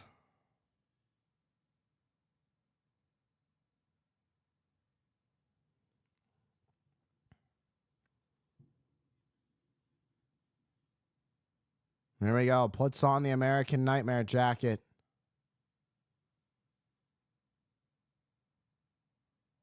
Leaving Pharaoh in the back. The American Nightmare, Cody Rhodes, going to battle.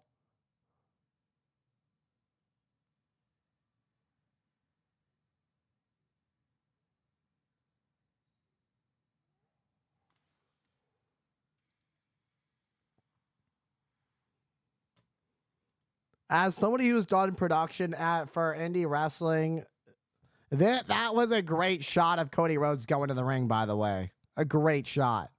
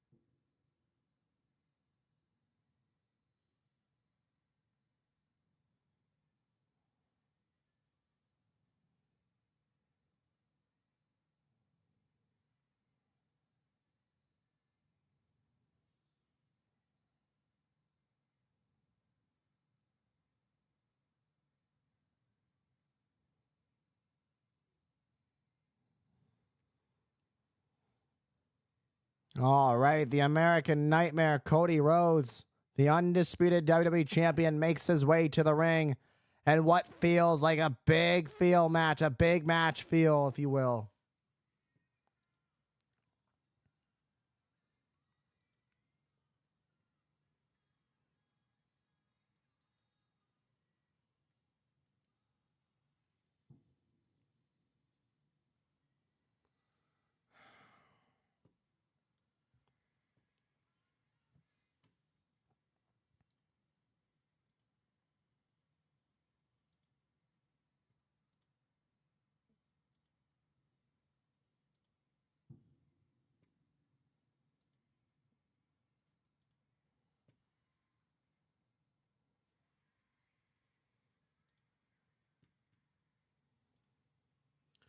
Just as we just wait for the American Nightmare to make his way, 118 days, Cody Rhodes has been your undisputed WWE champion. This is his fourth title defense as champion. He is 2-2 at SummerSlam. This is his fifth SummerSlam appearance.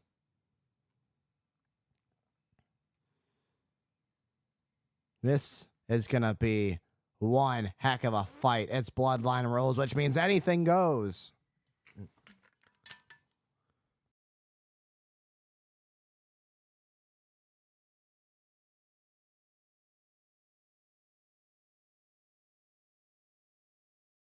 Tonight's main event is sponsored by Wheatley American Vodka. Wheatley American Vodka supporting the American Nightmare and his big title defense against Solo Sikoa. It is main event time. Cody Rhodes, Solo Sikoa. It's about who wants this more. The tribe is willing to take Cody's willing to just take everything that Cody has, including his life. Solo Sikoa, we're going to find out just how ready Solo Sikoa is for this big match against the American Nightmare.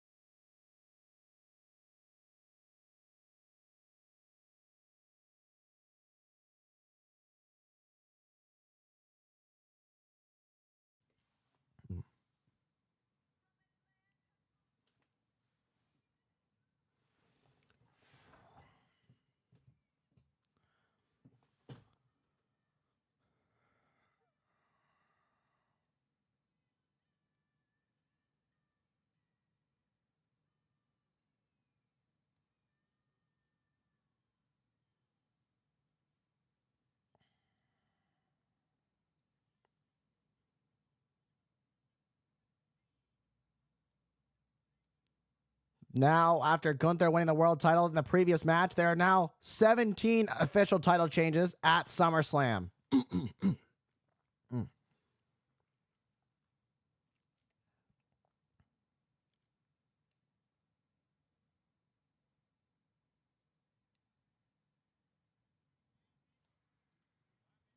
Referee Dan Engler will have the honor of working this match. And you see Dan Engler holding up that undisputed WWE Championship. That's what this Bloodline Rules match is all for. It's what it's all about. The company's top prize. Cody Rhodes winning it back at WrestleMania, where he finished his story and defeated the head of the table, the Tribal Chief Roman Reigns, ending Roman Reigns' historic reign as champion. And the bell has rung. This match has officially begun.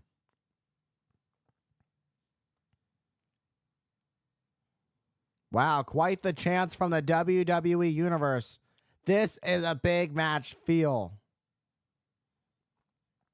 The WWE Universe very hostile towards the challenger. And they're going to tie up collar and elbow, center of the ring. Cody Rhodes. For Cody Rhodes to keep the WWE Championship, Cody Rhodes is going to have to rely on everything he knows. Cody Rhodes is the veteran in this match. Solo Sikoa, nevertheless, is as tough as they come. And he's young, and he's hungry, and he wants Cody Rhodes' championship. But the one thing Cody Rhodes has that Solo doesn't is heart. But the one thing that Solo has that Cody doesn't is being heartless. And Solo Sikoa will go to extreme lengths to make sure he leaves as your undisputed WWE champion. And a heartless man is cold. He is evil. He will go to extreme lengths to make sure he gets exactly what he's after. And Solo Sikoa is after that undisputed WWE championship. And as they work back towards each other, gonna do a bit of a test of strength. Oh, Cody ducked underneath. Cody Rhodes was scouting what Solo Sikoa was trying to go for. They're gonna tie up once again, center of the ring. The Bloodline has been as vicious as they've ever been as of late. Solo Sikoa's version of the Bloodline is as devious, as evil, as maniacal, as diabolical as they come. There are so many words to describe this new Bloodline. Cody Rhodes went for that uppercut, but got caught by Solo Sikoa. And Solo Sikoa blocking that right from Rhodes. You saw the look in the eyes of the American Nightmare. You gotta wonder the mind games that just played with Cody Rhodes, that he just got out-muscled by the self-appointed tribal chief, Solo Sikoa.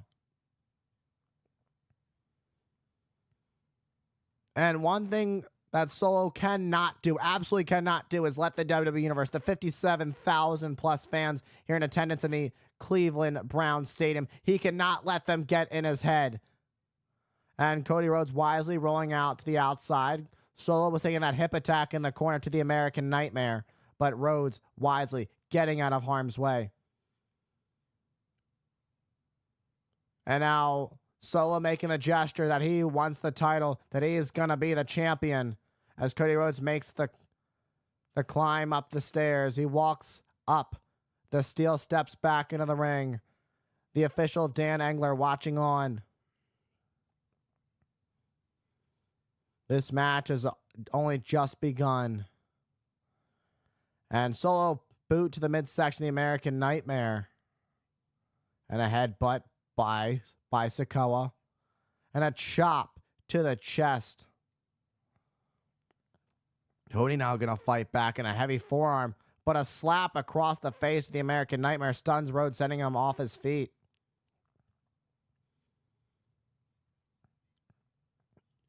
And Cody Rhodes holds on. Solo Sikoa went to throw Cody Rhodes over the top to the outside onto the floor, but Cody Rhodes held on and pulled himself back into the ring. And now Solo finds out this time it's Solo who ends up on the ring apron with a disaster kick caught on the face. Solo sent to the outside. The American Nightmare looking to fly. Suicide dive takes out the self-appointed tribal chief on the outside. Cody Rhodes is fired up here. It's the biggest party of the summer. It's a big match. Cody Rhodes looking for a second suicide dive, but no, gets blocked by Solo Sikoa with a heavy right. Solo again has a response for Cody Rhodes. Cody Rhodes, when he picks up momentum, Solo has a response for it. And this isn't the same Solo Sikoa that Cody Rhodes beat on the final Raw before WrestleMania last year. Cody Rhodes is the one who hand-delivered Solo Sikoa's first loss in WWE on the main roster. Solo Sikoa was as dominant as he'd ever been in his career since debuting back at Clash of the Castle, where he helped Roman Reigns defeat Drew McIntyre. And Cody Rhodes defeated Solo. But look at that. Cody Rhodes went for that snap power slam, but Solo with a spinning heel kick, a spin kick rather, hooks the leg to become champion. Cody Rhodes kicks out at the count of 1. And you can see just how much more it's going to take to keep down the American Nightmare, to take the undisputed WWE Championship from Cody Rhodes. And Cody Rhodes sent to the ropes and spikes Rhodes into the mat with a Samoan drop. And it's really been a lot of Solo Sikoa since the beginning of this match. Every time Cody Rhodes has picked up some momentum, Solo Sikoa has had an answer to the call. And if Solo can keep this up, there is no doubt that Solo Sikoa is your next undisputed WWE champion. But that's if Solo Sikoa can keep this up. There's one thing we know about the American Nightmare. He's as tough as they come. In a second, like a Samoan drop throw the way Cody Rhodes just got launched across the ring. Went for the cover, only enough for a 2 count. But now you can see at first it was a 1 count. Now we're at 2 counts. Solo Sikoa is softening up the American Nightmare, and that's a good sign if you're Solo Sikoa. That's exactly what you want if you're Sikoa. Now looking for a Samoan spike. We've seen what it's done to the likes of John Cena, and we've seen what it's done to the likes of Randy Orton, to Kevin Owens, and a Cody Cutter by the American Nightmare takes down Solo Sikoa. Digging deep. Clothesline sends Sikoa to the outside onto the floor. Cody gonna meet Sikoa there. Bloodline rules, no countouts, no disqualification, anything goes. And sent into the hydration station goes Solo. Cody needs a little bit of hydration. And right across the face of Sikoa. And off the dome of Sikoa. And now Cody Rhodes heading up to the top. The American Nightmare looking to pick things up. Realized Solo was coming in. Jumped over Sikoa. This time, the right connects to Solo. Now the left's paying homage to his father, the late great American Dream, Dusty Rhodes, with a bionic elbow. Measuring up Solo. Went for a disaster kick, but gets caught in midair by Solo. Spinning sit-out powerbomb for the win to pick up the championship. And Cody Rhodes gets the shoulder up at 2. Let's take another look at this. Look at the power of Solo Sikoa. Absolutely incredible. And then a spinning powerbomb taking out the American Nightmare. And the shoulder not being done right off the bat, may have just cost Solo. I mean, that split second, Solo Sikoa could have been the champion right then and there. At least that's all we can speculate on. All I can speculate on, rather. Solo Sikoa really bringing the fight to Cody Rhodes in this Bloodline Rules match. Throwing up the ones because you're the twos, we the ones. Solo Sikoa looking to make sure the Bloodline stands tall. Jacob Fatu and Tama Tonga won the WWE Tag Team Championships last night on Friday Night SmackDown. Solo Sikoa looking to become the new undisputed WWE Champion with an emphatic hip attack to the American Nightmare in the corner. Solo Sikoa could be just one step closer to making that happen, adding more gold to the tribe.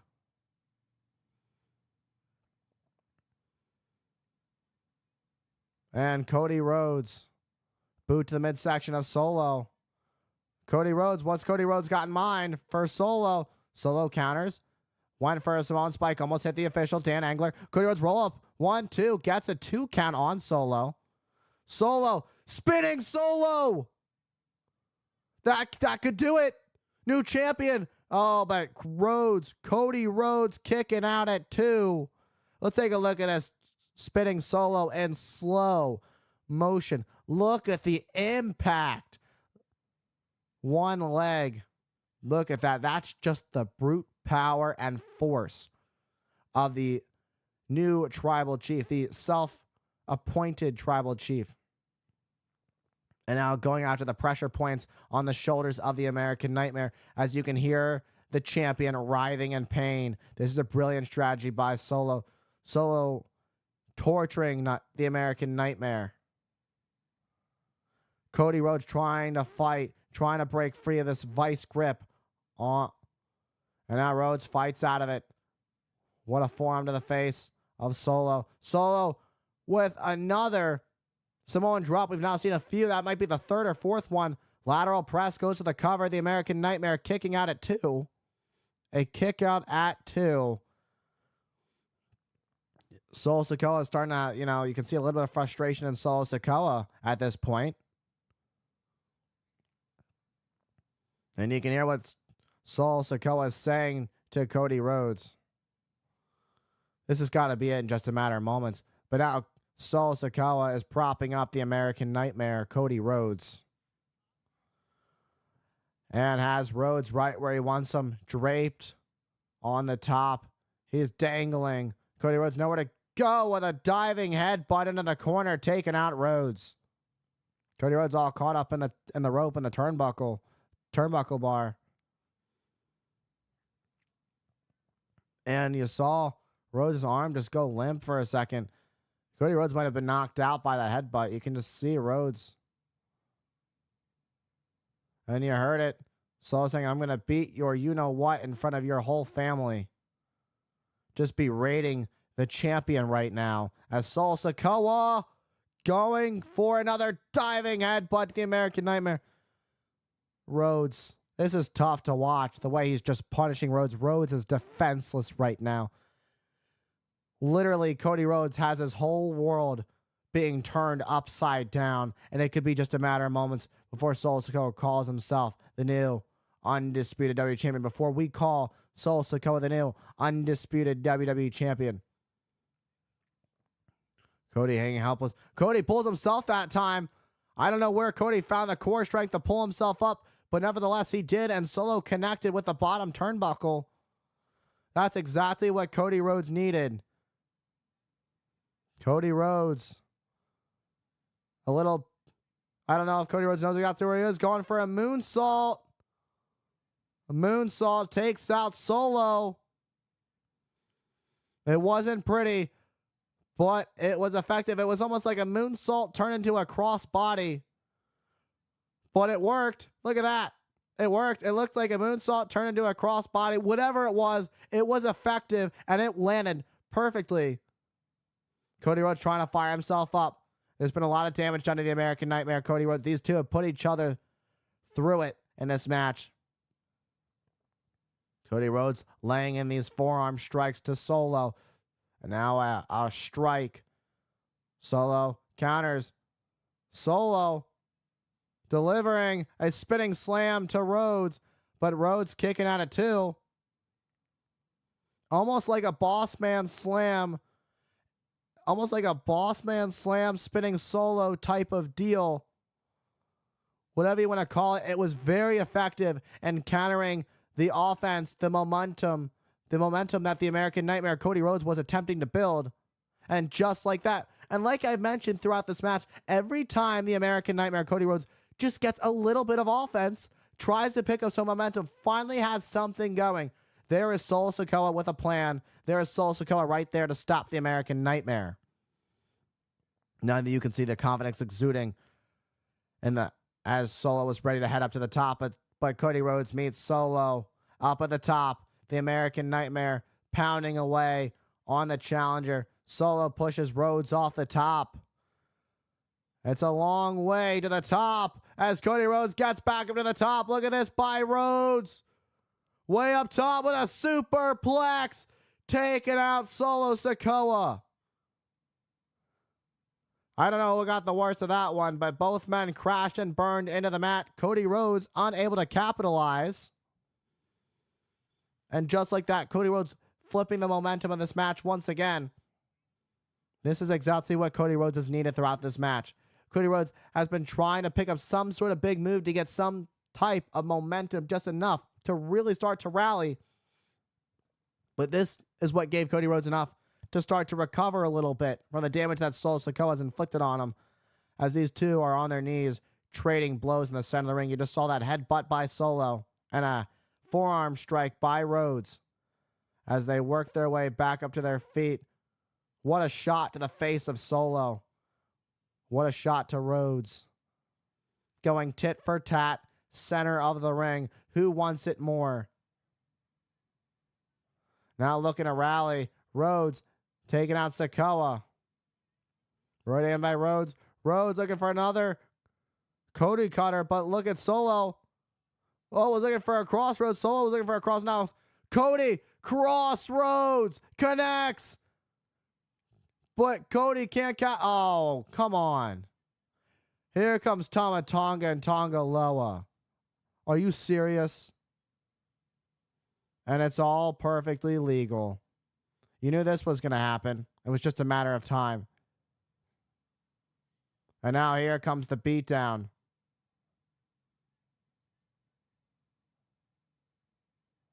And here comes,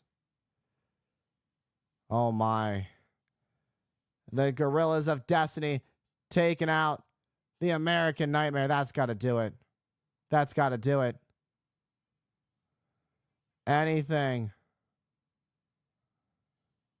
Doing anything. That's going to do it. But Rhodes just kicked out.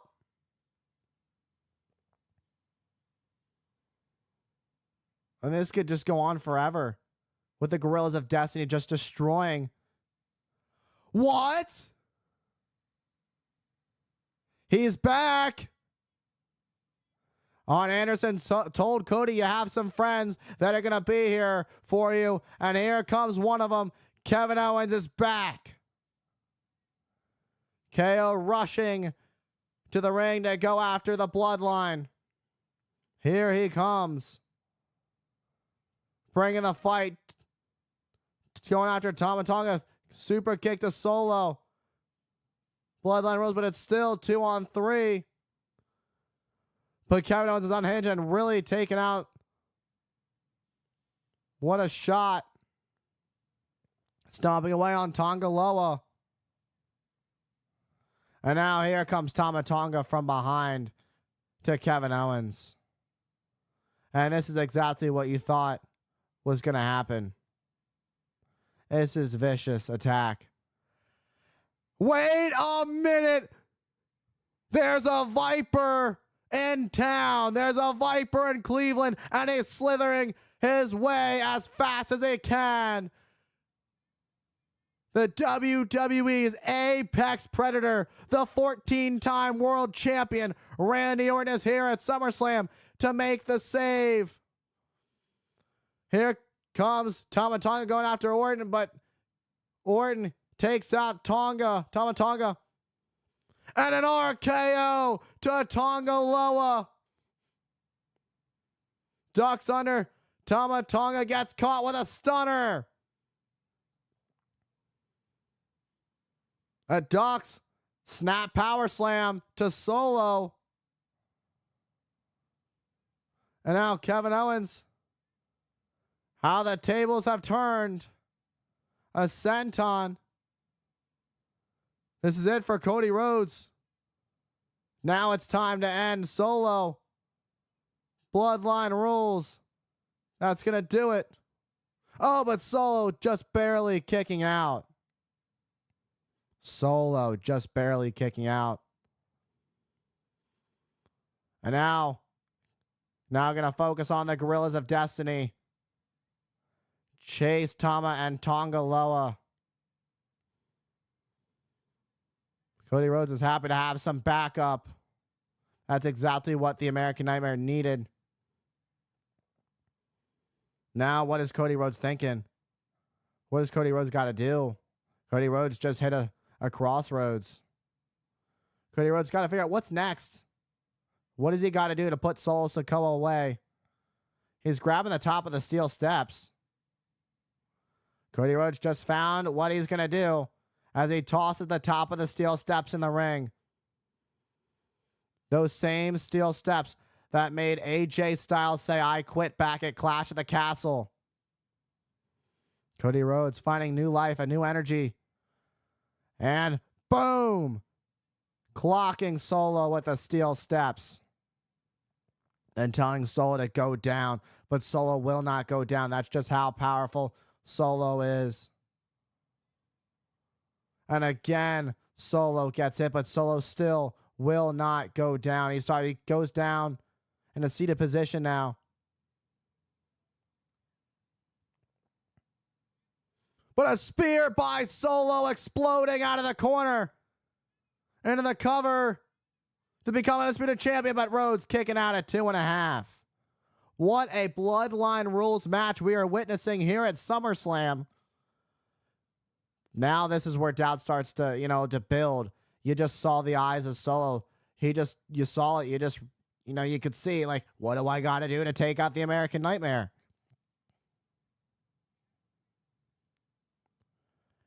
And Solo has now got the steps in the corner. Not sure what Solo's thinking. Trying to set up the steel steps in some way. He's got something he wants to do with them, but not quite sure. Now Sikoa with his clubbing blows to the American Nightmare. And now it's going to take everything away from Cody Rhodes. If this connects, it's got to be the beginning of the end. If this doesn't crush Cody Rhodes' skull. He wants to crush the skull of Cody Rhodes.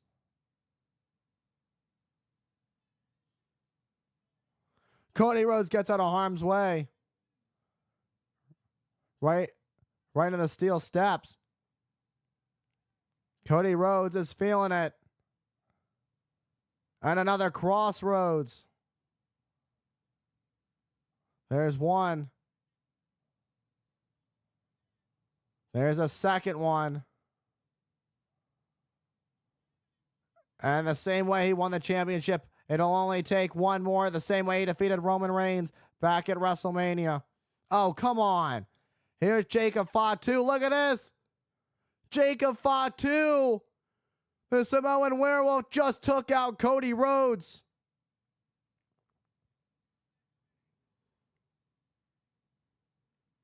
What in the world? Jacob Fatu. And a springboard moonsault. Look at the athleticism of. And there's just nothing that can be done about it. Dan Engler can't do anything about it. Jacob Fatu just literally hand-delivered the undisputed WWE Championship to Cody Rhodes. But Cody Rhodes is not done yet. There is still life left in the American Nightmare. Jacob Fatu is still standing. And the Samoan Werewolf is about to be unhinged. If he wasn't already. Oh my. Jacob Fatu is about to lose it on Cody Rhodes. Yeah, this is going to do it. Whatever he's going to do to the American Nightmare now, it's just going to end everything. Super kick by Fatu to the American Nightmare. And now Fatu clearing off the announce desk. This is not going to be good whatsoever. Oh boy.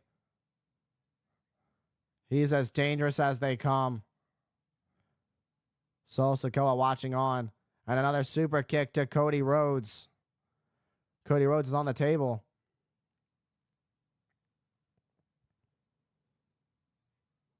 Cody Rhodes is laid out on our announce desk as Jacob Fatu looking to go to the sky. Oh my.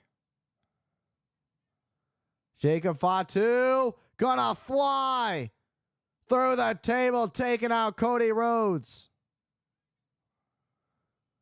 Jacob Fatu just put Cody Rhodes through the announce desk. Now Cody Rhodes is down and out. All Fatu has to do is hand deliver the victory, get Cody Rhodes back in the ring.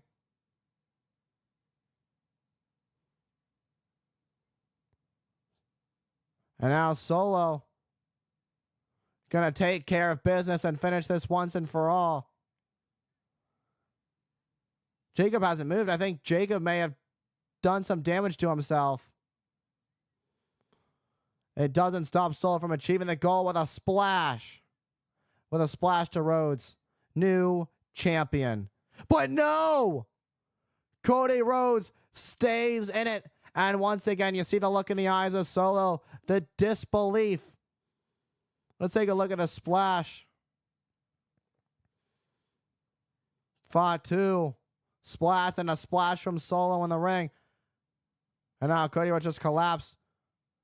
Cody just collapses. Solo was looking for a Samoan spike. That spike would have finished this thing off. Saying you're done. Super kick to Solo. And now look at this. Cody Cutter connects.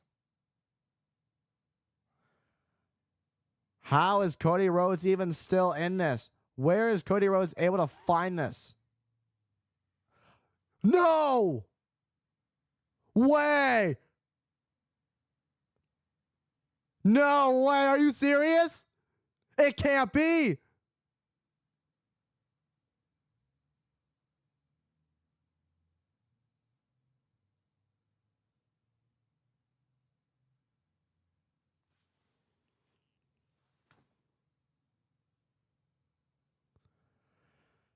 He's here! The tribal chief, the head of the table, Roman Reigns, is back!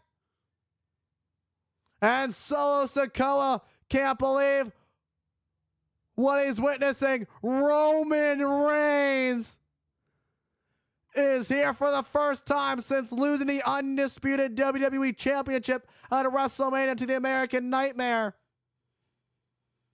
But why is Roman Reigns here? Who is Roman Reigns here for? Is Roman Reigns after Cody Rhodes, the man that took his undisputed WWE Championship? Or is he after the man that has disrespected the bloodline that he worked on building up these last 4 years? The man who's been walking around.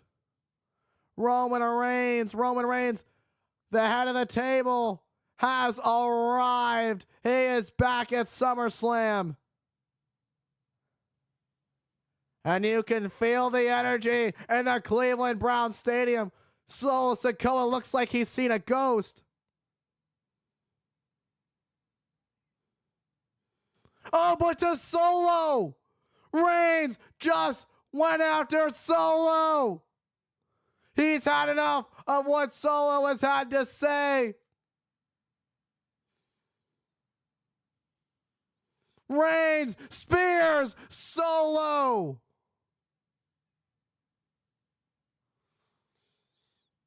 And Reigns turns his attention to the American Nightmare, Cody Rhodes. What in the world are we witnessing here at SummerSlam? And nods to Cody Rhodes. Who would have thought the way that WrestleMania ended with Cody Rhodes defeating Roman Reigns, that Roman Reigns would just help Cody Rhodes? But was it more about helping Cody Rhodes, or was it about taking out Solo? Solo had a lot to say to Roman Reigns. Cody's as shocked as I am. What did we just see? The head of the table has returned.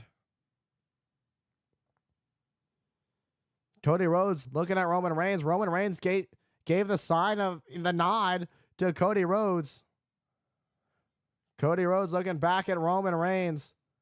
And a crossroads. That's going to do it. Cody's still champ.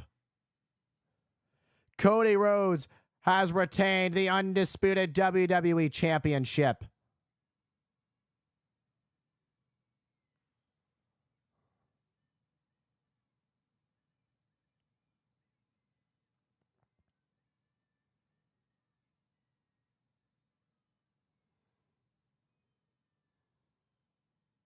Who would have thought that Roman Reigns just kind of helped Cody Rhodes retain the undisputed WWE Championship?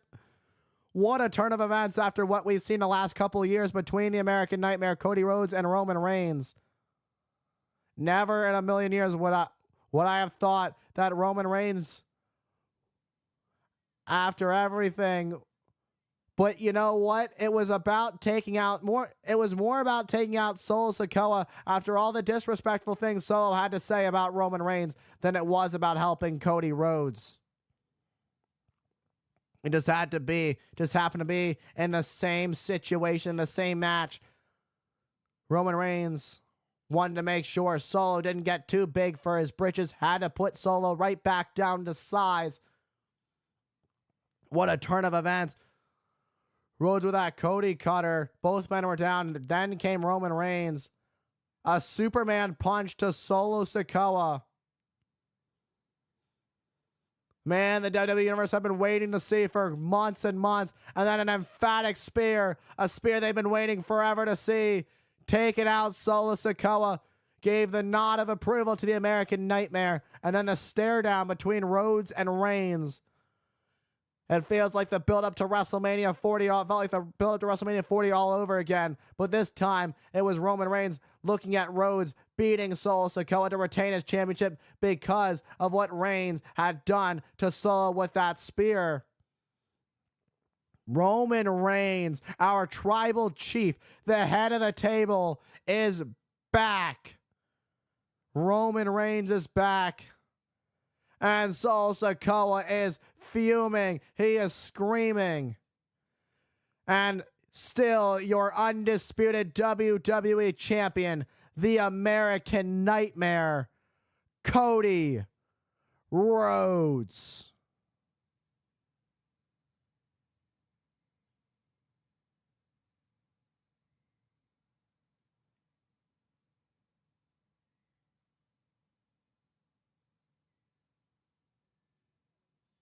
Ladies and gentlemen, the real tribal chief, the real head of the table is back.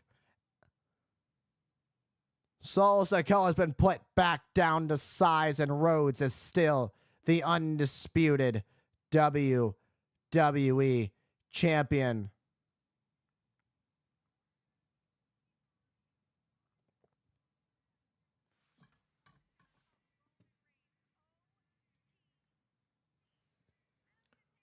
Wow.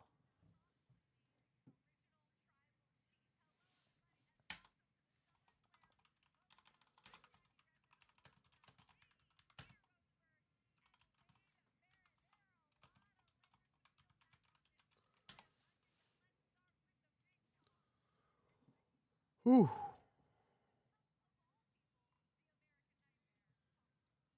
What a main event that we just saw.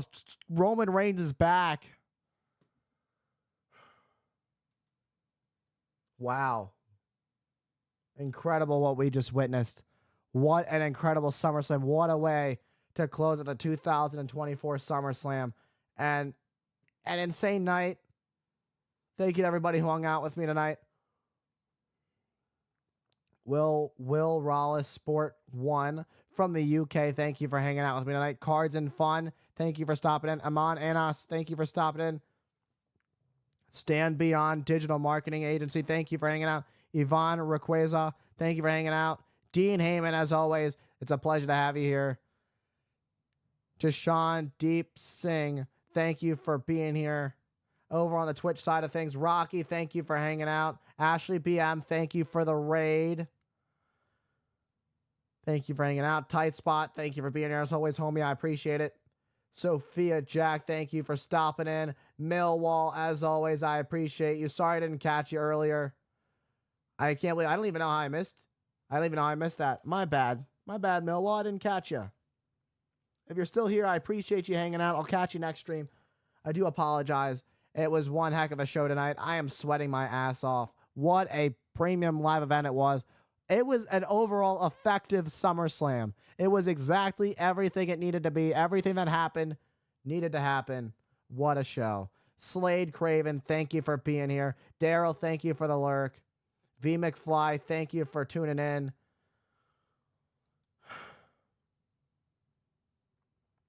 If you're still here, I appreciate all the love and support you guys have given me. We gained 5 new subscribers today. 335 views. 335 views with a max at one point of 9 viewers at once on the YouTube side of things. You know, I've only been doing the YouTube thing for like coming up in 2 weeks from today. Posting a commentary video every single day is coming up on 2 weeks. 169 commentary videos. 170 will be tomorrow. Video number 170 will be your main event from tonight. The American Nightmare, Cody Rhodes versus Solo Sikoa, which I felt really, really good about tonight's main event commentary. Actually, the best I felt about commentary in a bit. Although I always feel good about my commentary. I was kind of slipping during Punk and McIntyre and Priest. I felt like I started to pick things up back at Priest versus Gunther. I slipped up at the beginning saying McIntyre because I was still thinking about the previous match. But I caught it. I stopped the recording and I restarted the recording. And I'm just going to mash the two together like the little bit when the bell rings and that. You know, y'all know how it goes. That'll go up probably Monday. Nevertheless, it's been a show, man. It has been a show. Let's go through it real quick. I'm going to pull the thing up again.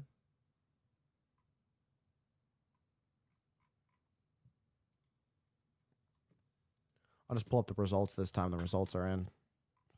To open the show, Liv Morgan retained her women's world championship against Rhea Ripley in a turn of events where Dominic Mysterio and Liv Morgan shared a kiss as Liv Morgan celebrated. It seemed that Dom helped Liv Morgan retain the championship.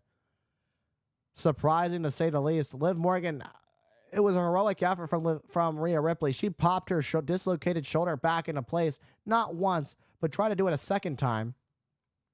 And then in our second contest, our second bout, it was Braun Breaker who this time would get the upper hand on Sami Zayn to capture his first title since joining the main roster. Braun Breaker is your new Intercontinental Champion.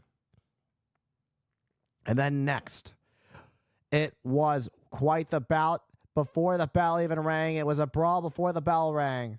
But in the end, we have a new United States champion, and his name is LA Knight, with everybody saying, LA Knight, yeah.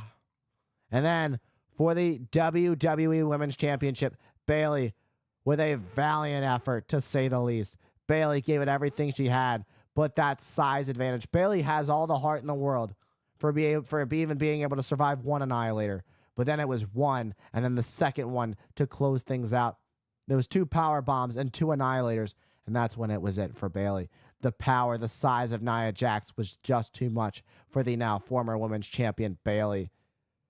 And congratulations to your new WWE Women's Champion, Nia Jax. She's the queen of the ring and has some extra gold to add to her throne as the new WWE Women's Champion.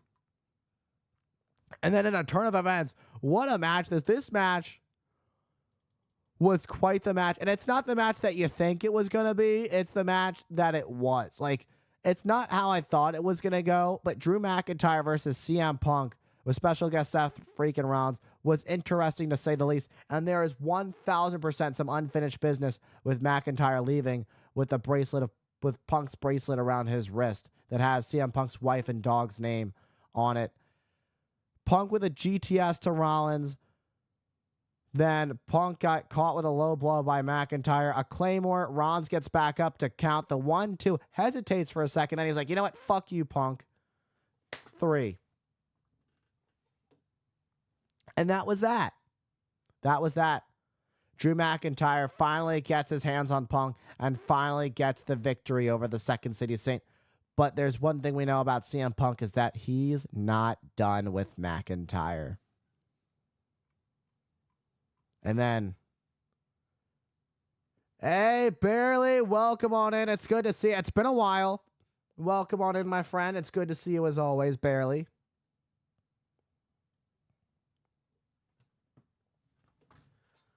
And then for the World Heavyweight Championship, the ring general Gunther challenging Damian Priest. And what a turn of events. In the end, Balor just had enough of Damian Priest. Damian Priest always, just you saw this brewing for months now, that Priest just had a hard time trusting Balor.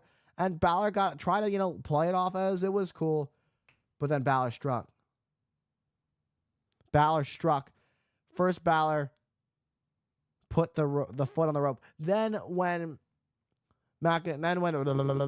when Priest saw the replay, of Finn Balor helping out Gunther by putting Gunther's foot on the bottom rope. That's when Priest snapped. Gunther got the sleeper hold.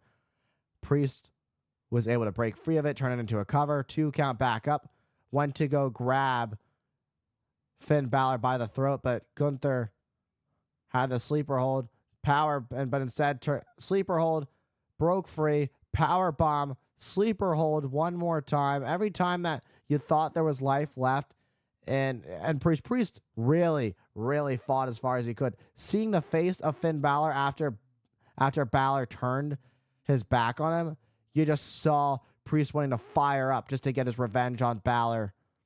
But in the end, Gunther would put the former World Heavyweight Champion to sleep. And now, the reign of the Ring General, the 2024 King of the Ring, begins as your new World Heavyweight Champion. And then, our main event, what we just witnessed. What a turn of events. What an absolute turn of events. Absolute insanity. Is there a post-show? Yes, there is.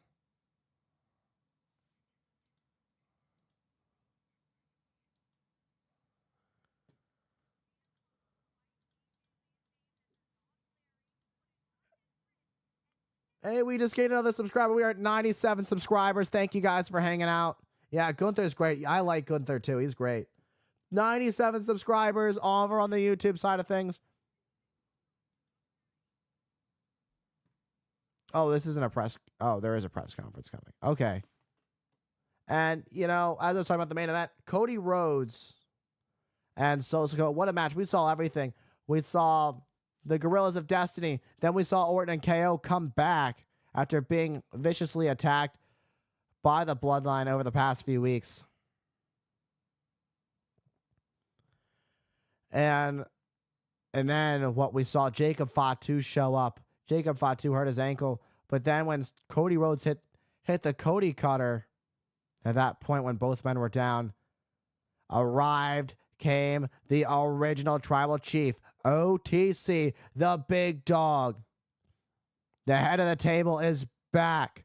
Roman Reigns had not been seen since losing the undisputed WWE Championship to Cody Rhodes at WrestleMania. And ironically, Roman Reigns came out, but you didn't know who he was out to help at first. Had no idea who he was out to help. Or not help, but who he was after, rather. Who was Roman Reigns after? Well, we found out when Roman Reigns turned his attention with a Superman punch to Solo Sikoa after everything Solo Sikoa had said about Roman Reigns on SmackDown, calling Roman Reigns a weak tribal chief in the end, and that's why Roman Reigns lost at WrestleMania. Roman Reigns just had enough, and he's back, and he's after Solo Sikoa, and he's after the new bloodline. The original tribal chief, Roman Reigns, is back, and Cody Rhodes is still your undisputed WWE champion. Things to take away. We've got new champions. We've got Rhodes still the face of the company. Roman Reigns, the biggest star in one of the biggest stars in WWE history, is back. The tribal chief, the original tribal chief, the OTC, the head of the table, Roman Reigns, is back, and he's after Solo Sikoa. He's after Tama Tonga. He's after Tonga Loa, and he's after the Samoan werewolf, Jacob Fatu.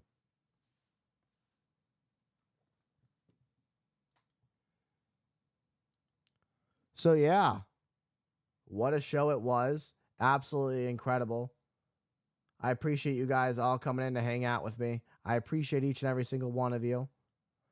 I was going to watch. Okay, now here comes the press. I don't know if you guys want to watch the post show with me. I'll watch the post show for a little bit. I know it's going to be a while. I don't know how much longer I want to. I still want to eat. But I think I want to stay on for a bit longer. Maybe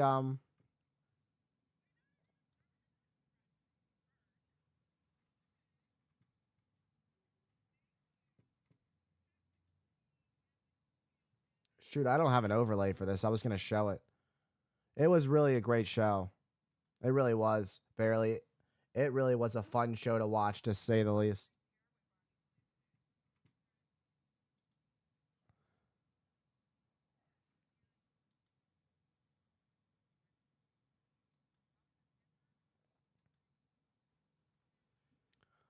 All right, I think that's gonna do it. I'll watch the scrum later. I don't or the press conference. It's a lot. I don't know if Roman Reigns is gonna be on the press conference, so we'll hear probably from Roman Reigns on SmackDown. We're gonna hear a lot from what Roman Reigns is gonna have to say.